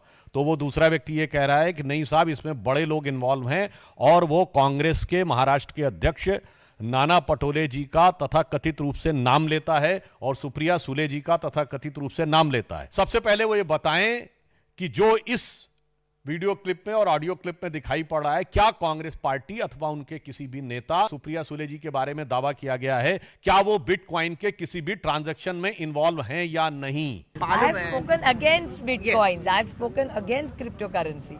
I am somebody who has raised very serious issues about all this. ये व्यक्ति कई महीने तुरुंगात होते, त्याच्या म्हणण्यात आहे याची नोंद तरी कशाला घ्यायची? माझ्या मते त्याची नोंद घेण्याची आवश्यकता नाही. भाजप आणि त्यांचा एकंदरीत सगळ्या कॅम्पेनकडे बघायचा दृष्टिकोन किती खालच्या पातळीचा आहे हे स्पष्ट होते. यापेक्षा अधिक त्याचा मला भाष्य करायचं नाही. उसके बारे में जो कुछ ऑडियो दिखा रहे हैं, वो आवाज़ के बारे में मुझे इतना ही जानकारी है. मैं दोनों को भी बहुत अच्छी तरह से जानता हूँ, बहुत सालों से जानता हूँ. एक तो मेरी परिवार की मेरी बहन है, और दूसरे हमने जिनके साथ बहुत साल काम किया है, एक दूसरे के विरोध में भी किया है, एक दूसरे के साथ भी किया है, महाविकास आघाड़ी में भी किया है. वो बीच में बीजेपी के भी मेंबर ऑफ पार्लियामेंट थे. ऐसे सभी जगह उन्होंने काम किया. तो वो भी आवाज़ उनका ही है, उनका बोलने का टोन, उनका आवाज़ दोनों का वही है. अभी इसके बारे में इंक्वायरी हो जाएगी. इंक्वायरी होने के बाद पता चलेगा कौन है, क्या है, इसके पीछे सच राज क्या है वो पता चलेगा. मला तो रवींद्र चव्हाण पाटील जो नावाचा व्यक्ती आहे, तोच तोतिया IPS आहे. आपल्या सगळ्या मीडियाला त्यांनी सांगितलं की मी IPS आहे, होतो, रिटायर झालो, पण तोच तोतिया IPS निघाला. भाजप आणि जो सुधांशु त्रिवेदी भाजपचा प्रवक्ता, ज्यांनी ज्या पद्धतीने ते ऑडिओ ज्या पद्धतीने दाखवले गेलेले आहेत, आता त्याच्यात माझा आवाजच नाही. सगळेजण माझा आवाज ओळखतात महाराष्ट्रामध्ये आणि देशामध्ये. माझा देशातही आवाज आहे, नरेंद्र मोदींनाही माझा आवाज पाठ आहे. नाना पटोले शेतकरी आहे, शेतकरी राहील, आणि इतके वर्ष राजकारणामध्ये राहिला. तर मला खरं तर हे बिटकॉइन हा शब्दच मला माहिती नाही काय व्यवहार होतात. मैंने कल भी स्पष्ट कर दिया, न उन्होंने कोई पैसा बांटा, न उनके पास कोई पैसा मिला. जानबूझकर एक बवाल खड़ा करने का प्रयास किया गया, एक इकोसिस्टम को यूज़ किया गया. जहाँ तक सुप्रिया सुले जी पर और नाना पटोले जी पर जो आरोप लगे हैं, जिस प्रकार से एक पूर्व IPS अधिकारी ने कुछ आरोप लगाए हैं, कुछ क्लिप्स उन्होंने जारी की है, मुझे ऐसा लगता है कि ये बहुत गंभीर इस प्रकार का प्रकरण है. और मैं आज इतना ही कहूँगा, इस प्रकरण की सिरे से जांच होनी चाहिए, क्योंकि इस प्रकार के एलिगेशन लगने के बाद वास्तविकता क्या है ये दुनिया के सामने आना बहुत ज़रूरी है। Remember, this controversy is brewing even as Maharashtra goes out to cast its vote. It is the day of polling in Maharashtra Assembly. We're talking about 288 seats that are polling today, and the ruling Mahayuti featuring BJP, Ajit Pawar's NCP faction and Eknath Shinde's Shiv Sena faction are facing off against the opposition Mahavikas Aghadi, which is of course a coalition of the Congress party, Sharad Pawar's NCP and Uddhav Thackeray's Shiv Sena. So from Maharashtra's Deputy Chief Ministers Ajit Pawar and Devendra Fadnavis to NCP, Sharad Pawar faction MP Supriya Sule, political leaders have all come out to cast their vote, although it has been a rather dismal show when it is about Mumbai and Maharashtra really going out to cast their vote, because early in the morning we were seeing a very low voter turnout. Till about 11 a.m. the voter turnout was just close to 18%.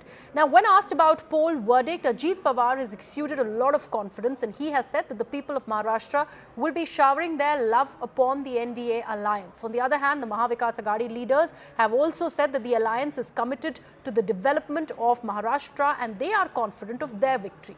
Many celebrities, remember, also coming out to cast their vote, because Maharashtra also speaks about Bollywood or the Hindi film industry. They have voted and requested the voters to also practice their voting rights. My colleague Pallavi is joining us live from Baramati. She has been dotting the entire territory in Maharashtra, looking at the mood of the voters. So Pallavi, what are the people who have gone out and voted really saying? Well, I mean, you can see, the huge line right here, me, and of course, large number of women as expected, but there are lots of men over here. And finally, in Baramati, you are seeing a huge voter turnout here, but this was also the polling booth in which Sharad Pawar had come to cast his vote. So, in Baramati, it seems largely divided. There have been many pockets where I rarely see any voter turnout. And this is a clincher. This becomes very important. It's not just one constituency of Baramati which matters. What really matters is the prestige battle of Sharad Pawar, and that is why Baramati is going to become the barometer of the MVA versus Mahayuti alliance, the relevance of Ajit Pawar, and more importantly, the relevance of Sharad Pawar as a stakeholder. Very quick question I'm going to try, and if they speak. यहाँ पे Sharad Pawar versus Pawar, Pawar versus Pawar के family में है, लेकिन आप लोग क्या मांगता जब आप वोट देने जाते हो? क्या चाहते हो नेता से? काय नाही मागत, कुछ मुद्दा तो वोट कर रहे होंगे, आप बोलोगे किस मुद्दे पे वोट करते हो आप? आम्हाला आमच्या इकडला विकासालाच मत आहे आमचं. आम्हाला दोन्ही पवार सारखंच आहे. आम्ही आमच्या विकासाला. लेकिन आपस में झगड़ा जो हो रहा है उससे क्या फर्क? तो उनका पर्सनली झगड़ा है. अच्छा, उनका पर्सनल झगड़ा है. Okay, that's interesting. पर्सनल झगड़ा है. महिलाओं से I will try and get because not many of them are vocal. Ladki Bahna Yojana, Mahalakshmi योजना, महिलाओं के लिए बहुत सारी बातें की जाती है. आप क्या चाहते हो? आपका नेता आपके लिए क्या करे? ओके, छान आहे.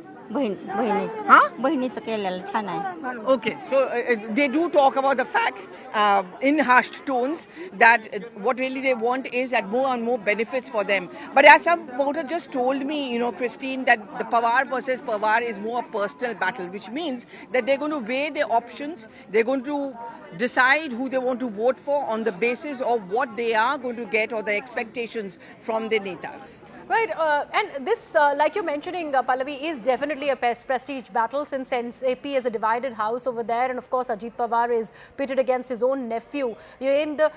What exactly are you now seeing when it is about how much of an impact will this have? Because there is a voice now in Ajit Pawar where he has gone on record and spoken against his own family member, that is Supriya Sule, and he has further gone ahead and seconded the allegations against her as far as that cryptocurrency scam is concerned, the Bitcoin scam is concerned. Well, if you look at the Lok Sabha electoral results from Maharashtra, whether it was a Marathwada belt or whether it was this belt, the MVA actually ended up doing quite well. We also saw one of the most aggressive tones of Sharad Pawar, because after all, it was a question of a prestige battle for his own daughter, Supriya Sule, who was pitted opposite Ajit Pawar's wife. So that was the fight which was taking place over here. And we all remember those pictures of Sharad Pawar getting wet in the rain and appealing to people. Obviously, the MVA, but more specifically Sharad Pawar, is going to want for a reduction flux moment as far as the assembly elections go. Lok Sabha and Assembly vote along different patterns and on different issues. Over here, of course, it's going to be hugely contentious. Sharad Pawar, of course, is going to be appealing to people on the sympathy ground, on the ground that there has been a sense of betrayal from within the family. Ajit Pawar will make the point that even I am hurt, but I am fighting on issues and issues I don't agree with as far as Sharad Pawar is concerned. So it's definitely a legacy battle over here, which is why I'm saying that Baramati is going to become a benchmark or a barometer on the political relevance of the Pawars. Ajit Pawar also has his naysayers within the Mahayuti alliance. There's a sense of, I would say, a disorientation within his own party, and he would need to explain this and prove to the BJP that he is relevant. He's a real, asli NCP. For Sharad Pawar, I mean, he's a tall leader of Maharashtra, one of the tallest ones, a veteran, someone who also has very good equations across party lines. Should there be a hung assembly, and that's a big if, the Congress and the Shiv Sena, the Uddhav Thackeray faction would look on the good offices or the trust factor which Sharad Pawar enjoys to ensure that MVA comes back to power. At the end of the day, the strength of the NCP, Sharad Pawar, comes in from their ground base in Maharashtra. Therefore, it's very important for him also personally to do well, that his party does win the maximum number of seats. And of course, we know it's a high stakes battle for both the sides. Right, Pallavi, thank you so much for all of those inputs there. And remember, we are also talking about elections in the state of Maharashtra, and there are other important players like Raj Thackeray, like Mohan Bhagwat. What do they have to say about the elections this time around? Let's take a look. प्रजातंत्र में मतदान नागरिकों का कर्तव्य है और नागरिक कर्तव्यों को प्रत्येक नागरिक ने करना चाहिए। इसलिए जहां जब मेरा मतदान है, मैं वहां जाके पहले वो काम कर लेता हूं दिन में, बाकी सब काम बाद में करता हूं। अभी मैं बहुत दूर था, उत्तरांचल में था। एक दिन मेरे कार्यक्रम का कम करके केवल इसके लिए मैं कल रात को आया हूं। मतदान ये कर्तव्य है, मतदाताओं ने मत देना चाहिए। ये मैं बोलता हूं तो मुझे करना है। मला असं वाटतं की जेवढं मतदान कमी होईल तेवढं त्यांच्या पदरी काय पडेल हे गेल्या 5 वर्षात पाहिलं। जास्तीत जास्त लोकांनी मतदान करून एक तर मतदान केलं पाहिजे सगळ्यांनी, म्हणजे हा तर विषय आहेच, पण आपलं मत व्यक्त करणं त्यापासून बाजूला हटणं हा काय पर्याय नाही होऊ शकत। आपका फर्ज है come and vote, so please vote, and if you haven't, it's open till, specially the parliament place is open till 8 PM, so please come and cast your vote. Ranveer Hindi में यह आपका फर्ज है टू वोट। अगर आपने अभी तक वोट नहीं किया है तो प्लीज आइए, जो फैसिलिटी है पार्लियामेंट में, दिस इज ओपन टिल 8 बजे तक खुला है, so please come and cast your vote. Thank you so much, thank you so much. बढ़िया बात है, इंतजाम बहुत अच्छा किया हुआ है। अरे मेरे को क्यों ढका? बहुत अच्छा इंतजाम किया हुआ है। मैं देख रहा था कि सीनियर सिटीजन के लिए बहुत अच्छा इंतजाम किया हुआ है, बहुत सफाई रखी हुई है। एंड बस आज यही है कि सब लोग आए, वोट करें, that is the most important. आइए वोट कीजिए, ये हमारी एक रिस्पॉन्सिबिलिटी है। ECI का मैं आइकन हूँ, तो बहुत समय से मैं यही कह रहा हूँ, लोगों को यही दरख्वास्त कर रहा हूँ कि आइए वोट कीजिए, हमारी रिस्पॉन्सिबिलिटी है। यहाँ फैसिलिटीज़ भी अच्छी है, और जैसे कि मैंने अभी कहा कि सारे ऑर्गेनाइजर्स ने यहाँ पे अच्छी फैसिलिटीज़ की है, सिर्फ हमारे लिए नहीं, मगर मैं ये उम्मीद करता हूँ कि सारे लोगों के लिए अच्छी फैसिलिटीज़ रहेगी। पूरा जो पीरियड है, वोटिंग पीरियड, वो पूरे समय तक अच्छी फैसिलिटीज़ रहे, यही मैं उम्मीद करता हूँ, और किसी को तकलीफ़ ना होए। आइए ज़रूर वोट कीजिए। आज का दिन बहुत ही महत्वपूर्ण है। ये दिन 5 सालों में एक बार आता है। आज के दिन आप उन लोगों को चुनते हो जो आपको रिप्रेजेंट करेंगे असेंबली में। तो जो भी मतदार है, जो भी मतदार है वो पहली बार मतदान करने वाले, मैं उनसे गुजारिश करता हूं कि वो भारी संख्या में, भारी मात्रा में बाहर आकर वोट करें। बहुत सारे घर में आपके वृद्ध माता पिता या दादा दादी होंगे, उनको भी लेकर जाए मतदान केंद्र में, और अपना जो हक है वो आज निभाएं, अपने राज्य के लिए अर्पण करें। हम लोग जो करने आए हैं वो वोटिंग है और वो सबका राइट है, वो सबका अधिकार है। तो मुझे लगता है कि ये आज का दिन जो है वो वोटिंग के हिसाब से है। तो जो गरीब है, जो भी है, यंग ओल्ड जो भी है, वोट करना ज़रूर है। Let's now take a look at the state of Uttar Pradesh as there too voting is underway for bipoles into 9 assembly seats in the state. And it is marred with back-to-back controversies. First one is stone pelting that was reported in places like Muzaffarnagar and also Moradabad. Following this, Samajwadi Party also made a claim that certain voters are being deterred by the police officers, not allowing them to come and cast their vote. Now, taking stock of that complaint, the Election Commission issued a fresh instruction to the officers, asking them to step up the vigil. The BJP, on the other hand, has claimed that outsiders are casting votes in Muzaffarnagar and that women in Wales are not being checked, and some burqa-clad men too are casting their votes.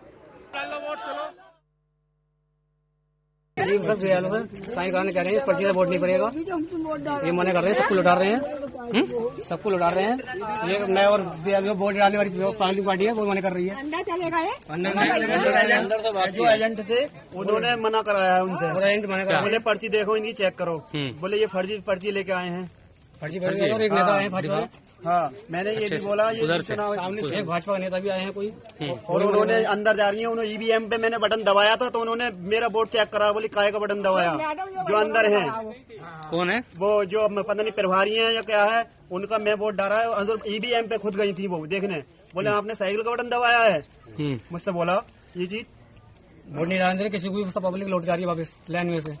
कौन सा गाँव है? सीकरी ग्राम पंचायत सीकरी। हाँ, जिसे पर्ची दी है छोटी वाली उसका वोट पड़ रहा है खाली बस, और किसी का वोट नहीं पड़ रहा। कहाँ दे रहे बताओ, उन्हें ईवीएम तक की देखने के अलाउ है, जो बटन दबा रहे हैं उसे जाके देख रहे हैं, आ जाके लोग।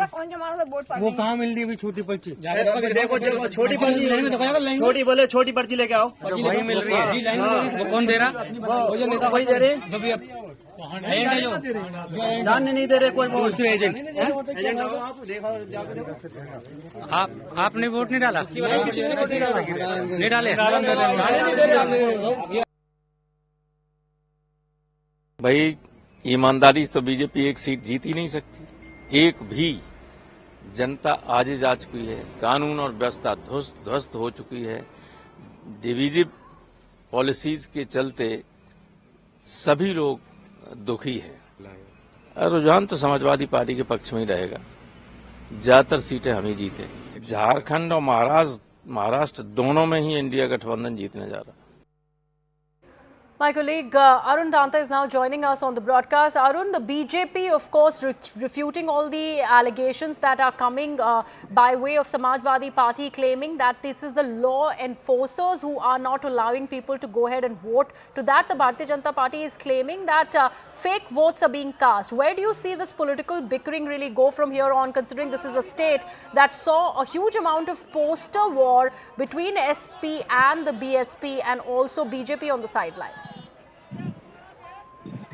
Well, it's a very crucial battle for both BJP and Samajwadi Party in Uttar Pradesh. These 9 seats by election are very, very important, and therefore nobody is leaving any stone unturned, whether it is the UP Chief Minister Yogi Adityanath or Akhilesh Yadav of Samajwadi Party. Now, on the voting day, we are seeing that how both BJP and Samajwadi Party are throwing allegations on each other. On one hand, Samajwadi Party has been making this allegation that BJP is not allowing their voters to cast their votes, and in fact, specifically, they raised the issue of burqa-clad women who are being stopped, who are being checked, and in fact, the matter was also raised to the Election Commission also, and there were certain sort of instructions which has come from the EC side to the local police to look into the matter. And in fact, we are given to understand that few officials, police officials, were suspended in this matter also. We just heard the statement of Samajwadi Party leader who's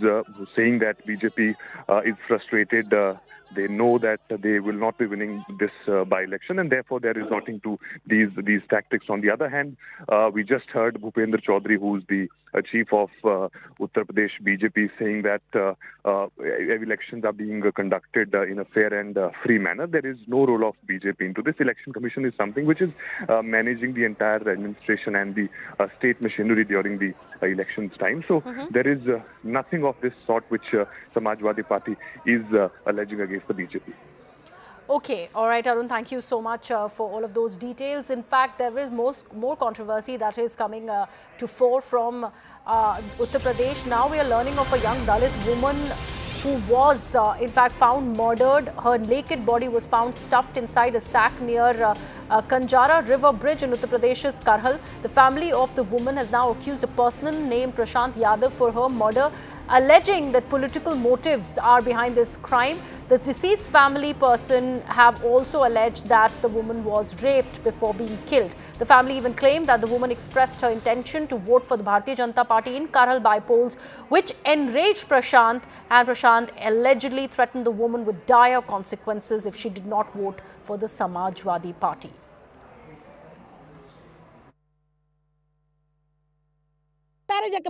हम किसी से डरते नहीं, मैं कमल में vote देंगे, मैं किसी को नहीं देंगे। बाने कही तू दुरगिया है तो तू चुरगिया बना दी, कल वोट डाल के देख ली तू मैया की लाल और बस जाए पकड़ ला। ये मैं जब विश्वास मनते माय नेताजी के द्वारे वारे बेटी हुए पार के दे बेटिया कह रही थी हम बीजेपी में फूले वोट दिए, मेरी कॉलोनी बनवाई, तो जो वो लोग साइकिल में वोट डाल गई नहीं डाल रहे तो हमारे की तो हम तो दिखाई तू मर गया तो दुर गया तेरा नाम तो दुर गया को मर गया तो बनाइए हम कल नहीं लेगो 12 और 1 बजे के बीच में दल लेगो वोट साइकिल में। फिर कहाँ पे मिली? अपने जब नदिया में डेड बॉडी मिली। देखिए, कल रात को एक 23 वर्षीय युवती कस्बा करहल से गायब हो जाने के संबंध में पुलिस को सूचना प्राप्त हुई थी, जिसमें पुलिस तत्काल सक्रिय हुई। आज सुबह उसकी डेड बॉडी मिली है। इसमें उनके पिता के द्वारा मृतका के पिता के द्वारा 2 लोगों के खिलाफ अभियोग पंजीकृत कराया गया है। इसमें एक प्रशांत यादव है और दूसरा मोहन कठेरिया है, जिनको दोनों को गिरफ्तार कर लिया गया है।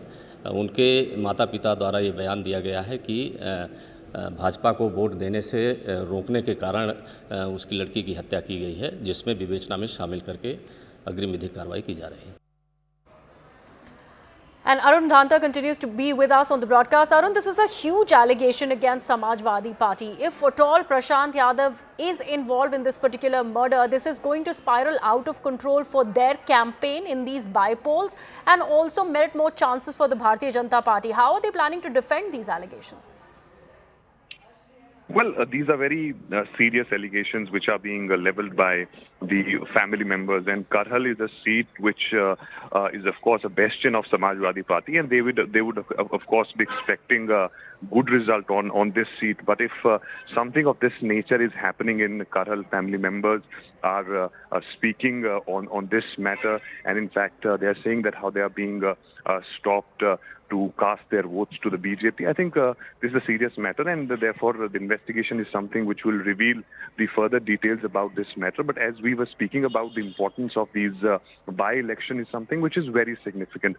Both of them, whether it is BJP or Samajwadi Party, because last time around, if you remember, both Samajwadi Party and BJP were at 50-50 as far as winning percentage on these seats are concerned. So therefore, on one hand, where Yogi Adityanath, of course, is keeping a very, very close watch on these 9 elections, because he's somebody who has been on target since Uttar Pradesh did not augur good results for the BJP in 2024 Lok Sabha poll. So therefore, these 9 seats by election will, of course, be perhaps we can say decide the leadership roles for the BJP in Uttar Pradesh, and therefore every leader of Uttar Pradesh has been focusing on these by-polls. And now when on the voting day, we are seeing both Samajwadi Party and BJP are at loggerheads with each other, blaming each other that how their workers are stopping their voters to cast their vote. This is something which was bound to happen. Now what exactly is going to emerge out of this murder, we'll have to see what exactly happened and who's behind this, who's responsible for it. So how's the Bharatiya Janata Party really planning to take this matter up, Arun? Because the claims that are being made by the family members is that this woman who's allegedly been raped and killed was going to vote for the BJP, and that really led to her killing. We seem to have lost that link, but this is a huge amount of political controversy that is emanating from the state of Uttar Pradesh. This is a family in Karhal, a Dalit family that is accusing Prashant Yadav, a key figure in Samajwadi Party, of having not just murdered their daughter, but also having raped her. All this because she claimed to be voting for the Bharatiya Janata Party. A huge amount of political controversy that has erupted over this murder that is coming to fore from Karhal. We're leaving it at that. Let's now shift our focus. In a fresh setback for the Congress government in Himachal High Court, now has ordered for 18 government hotels to shut down. Now, reacting to the same, the Congress has said that the decision is not linked to the financial woes that the state is facing, but because these 18 hotels have consistently been in deficit. The Congress government has even called the ruling as illogical. Himachal high court ने एक और फरमान दे दिया है। HPTDC के 18 होटलों को तुरंत प्रभाव से बंद किया जाए। आइए जानते हैं पूरा मामला क्या है। हमारे साथ हिमाचल प्रदेश के एडवोकेट जनरल अनुप्रतन जी मौजूद है। सर, अब दोबारा एक नया मामला आ गया है। कल जिस तरीके से सुर्खियों में था कि दिल्ली स्थित हिमाचल भवन अब नीलाम होगा, और अब आ गया कि 18 होटल एचपीटीडीसी के बंद होने जा रहे हैं। देखिए, पहले तो मैं कहना चाहूँगा कि आपने फरमान शब्द का इस्तेमाल किया। We are in a democracy, और हाई कोर्ट फरमान जारी नहीं करता है। हाई कोर्ट कानून सम्मत आदेश जारी करता है। और दूसरी बात मैं कहना चाहूँगा कि हाई कोर्ट के समक्ष ऐसा डाटा रखा गया था। हमने भी, सरकार ने भी ये बताया और एचपीटीडीसी ने बताया कि कुछ होटल जो है कई वर्षों से घाटे में चल रहे हैं और उनमें ऑक्यूपेंसी नहीं, और जो होटल अच्छे चल रहे हैं वहाँ पे स्टाफ की कमी भी महसूस की जा रही है। शायद ये प्रोसीडिंग्स हाई कोर्ट में चल रही थी, उसी के मद्देनजर हाई कोर्ट ने आदेश जारी किया है। सर, जिस तरीके से ये सुर्खियां बन गई है कि क्या आर्थिक तंगी से जूझ रही है हिमाचल सरकार, जिसकी वजह से दोबारा ये कदम उठाना पड़ा है। जिस तरीके से हिमाचल हाई कोर्ट ने ये आदेश दिए, उसके बाद अब क्या कुछ हो सकता है सर? अब क्या कोई सरकार आर्थिक तंगी से इससे कोई लेना देना नहीं है। ये हाई कोर्ट का एक अपना मानना है कि ये होटल्स, उनको एक डाटा पेश किया गया हाई कोर्ट के समक्ष। हाई कोर्ट ने उस डाटा को देखा। डाटा को देखते हुए जो रीजनेबल ऑर्डर हाई कोर्ट को लगा वो उन्होंने पास कर दिया। अब प्रदेश सरकार, प्रदेश का आर्थिक हालात, उससे इसका किसी प्रकार से कोई लेना नहीं है। सिर्फ मीडिया के उपज है और मीडिया इसको पैदा करना चाहता है अपनी न्यूज बनाने के लिए, लेकिन ऐसा कुछ नहीं है। 18 होटल्स काफी वर्षों से घाटे में चल रहे थे। अगर घाटे में चल रहे हैं तो कोर्ट ने स्टेट से पूछा, स्टेट ने जवाब दिया, और स्टेट उनको आगे बढ़ाने का कदम करेगी। जो भी पॉलिसी बनेगी, गवर्नमेंट पॉलिसी बनाएगी। जो होटल्स जो एचपीटीडीसी के हाई कोर्ट ने जो ऑर्डर किए हैं, मुझे लगता है कि ये तर्क संगत नहीं है, क्योंकि ज़्यादातर होटल जिनका नाम मैं देख रहा हूँ ये सारे एचपीटीसी के मेन होटल्स हैं, जहाँ पर मैं समझता हूँ कि अच्छा कारोबार भी हो रहा है, और इसमें बहुत सारे जो लोगों की रोजी रोटी का भी सवाल है। उसके साथ के इलाकों में भी जो है इन होटलों के कारण काफ़ी जो है फ़ायदा हुआ है आम जनता को भी। और ये शुरू में इसलिए बनाए गए थे कि जब हिमाचल में प्राइवेट होटल्स नहीं थे, होम स्टेज नहीं थे, तो टूरिज़्म को बूस्ट देने के लिए एक ये जो है पायलट के रूप में किया गया है। तो इनको बेहतर चलाने की ज़रूरत है, पर बंद करके इसका कोई सोल्यूशन नहीं निकल सकता है। इसमें तो जो है एचपीटीडीसी को जिस तरह से पिछले कई सालों से, कोई हमारी सरकार के समय का नहीं है, जो पिछली सरकारें भी रही भारतीय जनता पार्टी की भी, उनके समय इन्होंने शुरू किया था होटलों को जो है ये लीज पे देने की। अब जो है बहुत ह्यूज इन्वेस्टमेंट करके होटलों को जो है कौड़ी के भाव जो है पिछली जयराम की सरकार ने लीज पे दिया। ये जो तरीका है बड़ा गलत है। ये तो खुद चलाना चाहिए था। बढ़िया प्रॉपर्टीज़ हैं और एक से एक सुंदर जो है सैनिक जगह पर ये सारे होटल्स लोकेटेड है, तो नुकसान होने का तो मतलब ही नहीं है। तो इसका मतलब इसको ठीक से प्रबंधन जो है लंबे समय से नहीं हो रहा है।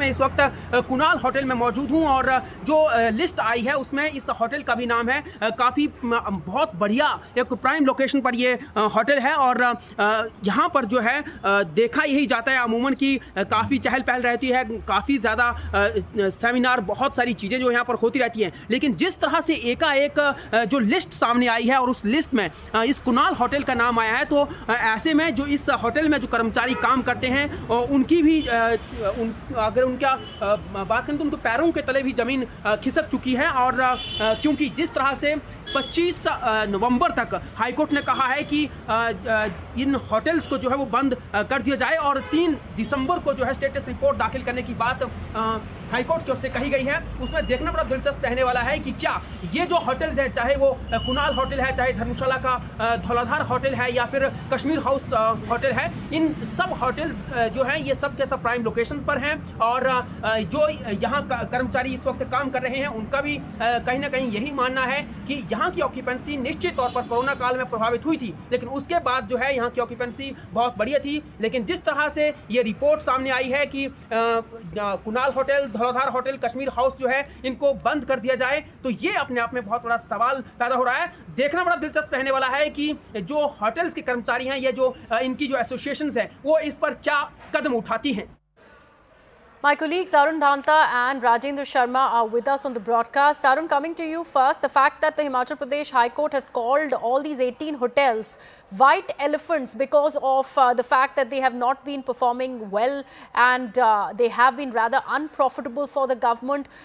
What does it really mean for the other HPTDC properties that they are juxtaposed against? And the fact that in defense, the Himachal Pradesh government really claims that there was some sort of a deficit that these properties really were into, and that's why this is an illogical decision. How much of a logical argument that really is? Well, see, these 18, the guest houses or the hotels of HPTDC are, few of them are those who are at very prominent locations like Dharamshala, Kullu, Manali, where you have a maximum footfall of the tourists. And if these guest houses are not working properly in these areas, then there is some issue with the governance of these HPTDC guest house. And when the retired employees of these guest house have approached the High Court because they were not getting their dues, their pensions, and other funds, then High Court in fact went ahead and checked about all the hotels, the details, that how they are functioning and all, and then it was found that all these 18 hotels are not doing well financially, and therefore the decision was taken, the order was passed by the High Court. Now the challenge for the government is this, that how they are going to settle the employees who are already working in these hotels, how they are going to settle them in other government hotels, and also importantly the dues which these retired employees have not been paid, how and when those dues will be cleared by the government. And it's a huge rap on the face of the Himachal government from the High Court. Yesterday, of course, we saw that how Himachal Bhavan was attached by the High Court orders when the state government was failed to pay that upfront premium which was paid by the Mozambique for a power project in Lahaul Spiti, which has now reached to somewhere around 150 crore added to the interest with that. So I think that these are significant developments which are emerging in the last two to 3 days, specifically from the Himachal High Court side. Now this order to shut down these 18 premier HPTDC hotels before 25th of November, it will of course have some ramifications. Court has said that the employees who are currently working in these 18 hotels, they should be shifted to other hotels, and very bare minimum which is required to the maintenance of those hotels, they should be kept there. Other than that, everyone should be adjusted somewhere else. So how those things are going to take place and how government of Himachal Pradesh will be protecting or saving their face from such embarrassment in coming few days, we'll have to see. Right, Arun. Thank you so much for that. Rajendra, this point that Arun was making, considering these properties, ये जो HPTDC के properties हैं, 18 properties की हम बात कर रहे हैं, ये बहुत ही prime locations पे हैं. इतनी सारी टूरिस्टी जगह हैं हिमाचल प्रदेश में. अब क्योंकि ये क्लोजर नोटिस आया है नवंबर 25 का, उसके बाद अगर कोर्ट अपनी इस डिसीजन पे अड़ा रहता है और हिमाचल प्रदेश सरकार की तरफ से कोई लॉजिकल कंक्लूजन नहीं आता है या एक्सप्लेनेशन नहीं आता है, तो फिर अब इन प्रॉपर्टीज़ का क्या होगा? क्या इनको गिराया जाएगा? क्या प्राइवेट प्लेयर्स आके इस जगह को लेंगे और अपने होटल्स खड़ा करेंगी? What happens after that? Actually अभी तक स्टेट गवर्नमेंट के पास लीगली बहुत सी ऑप्शंस हैं. ये फर्स्ट कोर्ट है जहां से ये वर्डिक्ट आया है, सिंगल बेंच का ये वर्डिक्ट है. आफ्टर दैट स्टेट गवर्नमेंट है ऑप्शन फॉर डबल बेंच और सुप्रीम कोर्ट. तो अलग अलग ऑप्शंस अभी स्टेट गवर्नमेंट के पास हैं. अब जो डबल बेंच है उसमें भी स्टेट गवर्नमेंट आर्गू कर सकते हैं कि we are going to make some significant administrative changes, क्योंकि कैबिनेट मिनिस्टर जगत सिंह नेगी से जब हमने बात की तो उनकी तरफ से स्पष्ट तौर पर कहा गया कि there is a big need to improve significant organisational changes in these hotels. और उन्होंने ये भी बात कही कि ये सिर्फ कांग्रेस टेन्योर में ही ये प्रॉपर्टीज घाटे में नहीं आई हैं, बट 10 साल का भी अगर हम बात करें ये प्रॉपर्टीज घाटे में थी. तो ऐसे में लेकिन कोर्ट की जो जजमेंट है उसका अगर हम रेफरेंस दें तो कोर्ट की तरफ से काफी स्ट्रिक्ट ऑर्डर में कहा गया है. और कोर्ट ने कहा कि अब जब स्टेट गवर्नमेंट की रिपोर्ट हम ऑब्जर्व करते हैं तो उसमें ये लग रहा है कि running of this property is apparently not financially viable for as now, and in order to ensure that public resources are not wasted by Tourism Development Corporation in keeping these white elephants. तो जो सबसे बड़ा concern इसमें है वो यही है कि पब्लिक मनी, पब्लिक एक्सचेकर इन होटल्स को रन करने में वेस्ट ना हो. लेकिन जो चिंता की बात है, जो एडमिनिस्ट्रेटिव रिफॉर्म्स की बात कही जा रही है स्टेट गवर्नमेंट की तरफ से भी, वो यही है कि लोकेशंस जो वर्ल्ड फेमस प्रॉपर्टी हैं, चाहे चायल का होटल पैलेस है या फिर धर्मशाला का होटल धौलाधार है या फिर मनाली के 4 होटल्स कुल्लू के यहाँ इसमें शामिल हैं. तो ये इन तमाम की लोकेशन बहुत प्राइम लोकेशन है और टूरिस्ट डेस्टिनेशन है. तो ऐसे में अगर एडमिनिस्ट्रेटिव रिफॉर्म्स किए जाते हैं तो बहुत सी संभावना है कि इन प्रॉपर्टीज को run needless to say, this is a fresh embarrassment for the Sukhu government in Himachal Pradesh. Let's see where does it go from here on. With that, I'm going into a very, very short break. News and updates continue on CNN News 18.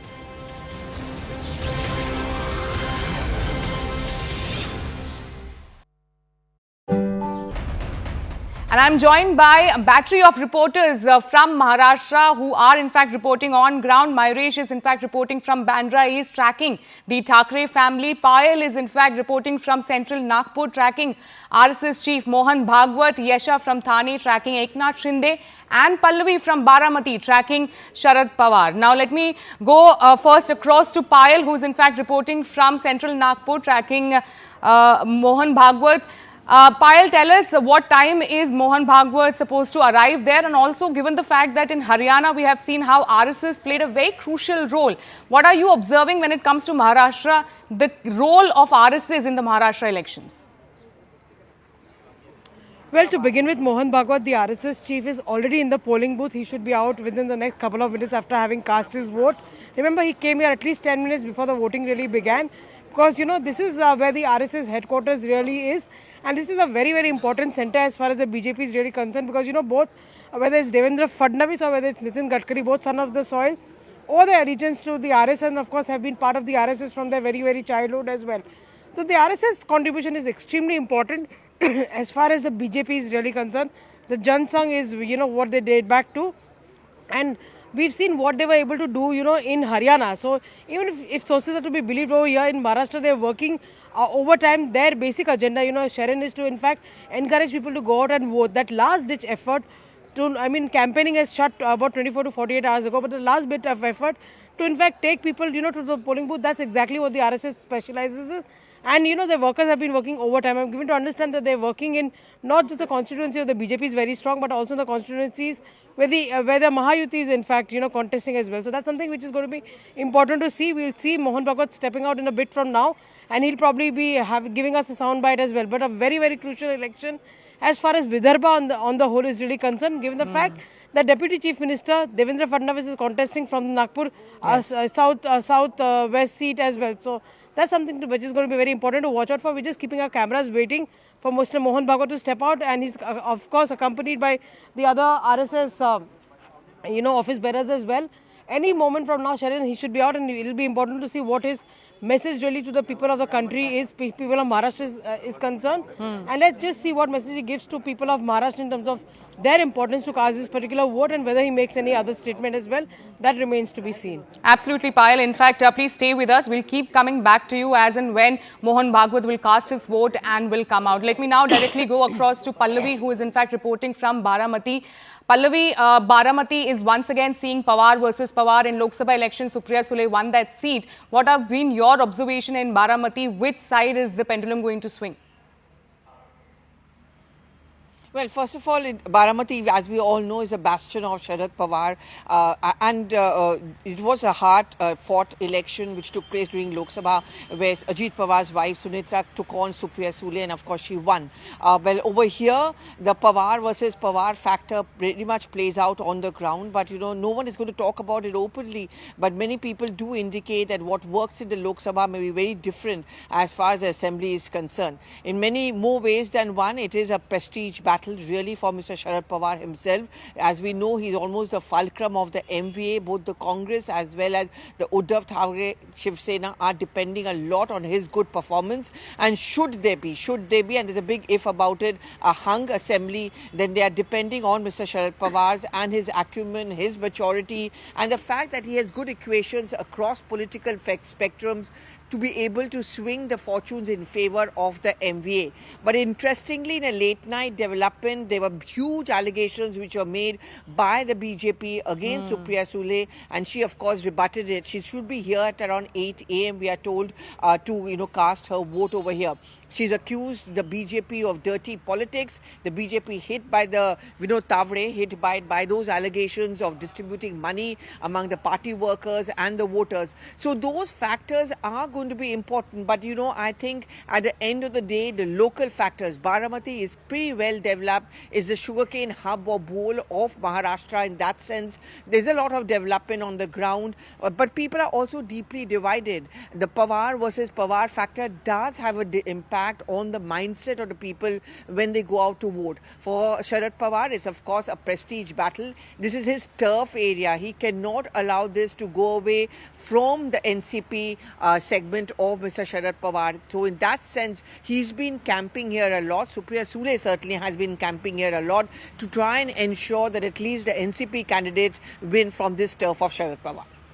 Absolutely, a lot at stake for the Pawar family when it comes to Baramati. Let me now go across to Yesha, who is in fact reporting from...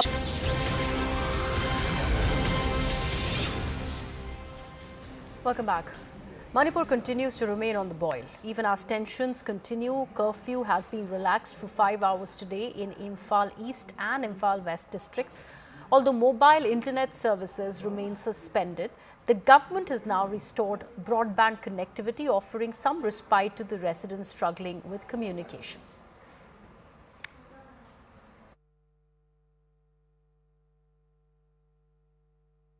The streets of Parliament are busy this morning as the government allows a curfew break in Imphal East and Imphal West from 5 a.m. to 10 a.m. People are making the most of this short time to buy daily needs after days of restrictions. The curfew started on November 16 after the terrible kidnapping and killing of 6 civilians from Borbekara, Dilbab. This shocking event caused anger and protest across the state, with some people burning and damaging the houses of MLAs and ministers. While mobile data is still off, the government has restored broadband internet services, giving some relief to the people. Schools and colleges are still shut down, leaving students and teachers unsure about what's next. Also, Chief Minister N. Singh held a big meeting on November 18 with his minister and MLAs to discuss the crisis. However, Kokomi, an important civil society group, has rejected their plans and given an 24-hour deadline for stronger action. And CNN News 18 spoke exclusively to Chief Minister of Manipur N18L Singh about the ongoing violence. He said that the primary reason for this crisis in Manipur is the illegal immigration from neighboring countries, the increasing number of unnamed villages and also mass deforestation by these very immigrants. He's also gone on to slam Congress leader Chidambaram for blaming him for the crisis, and Mr. Biren Singh also countered Mr. P. Chidambaram's argument, saying that it was indeed under Chidambaram that the doors were opened for people of Myanmar, that further complicated this matter. Listen in. The situation is quite bad. Even your ancestral house has not been spared. This points to, many would say, a growing resentment against you for what people say is your mishandling of the situation. You seem to have lost the trust of even some Methi groups that you represent. What is your reaction to this? That is very unfortunate. It is not doing by the others community. It is happening within the communities of Meiteis due to some misunderstanding and a politically motivated agenda. And now everything is improved and will get better soon. One of the constituents of your government has just left you, quit you. And some of them believe that you fanned the fault lines by injecting religion and being partial towards Meiteis, and that's why Kukis don't trust you, others don't trust you. How do you respond to this charge, Chief Minister, sir? Manipur is not like any other state. Here we don't have any religious-based talk, fight. Nothing is here. It is a propaganda. The present fight is not religious. It is purely fight between the indigenous people of Manipur and illegal migrants from the Myanmar and other neighboring country. And because of the huge illegal migrants influx in the state of Manipur, we are facing demographic imbalance and drugs menace amongst the youth, not only in Manipur, it has been spread to entire Northeast, and the drugs from the Myanmar, from the Golden Triangle, is taken to the mainland India. Northeast is a forgotten part of the India before coming of Bhajpa government. कोई कुछ ख्याल नहीं है, nobody care. We are having 398 kilometer unguarded border with the Myanmar. Myanmar is a neighbor country of China. Why nobody bothered it? But only when the Pacific government comes in the center, the taking care of the Northeast people started. Now, after exiting the office of the Chief Justice, Justice T.Y. Chandrachud has spoken exclusively to CNN News 18. Justice Chandrachud touched upon various issues, including Ayodhya verdict, Prime Minister's Ganpati Puja at his residence and more. He also spoke about how he remained calm while delivering the crucial judgments that continue to shape Indian politics. Take a look.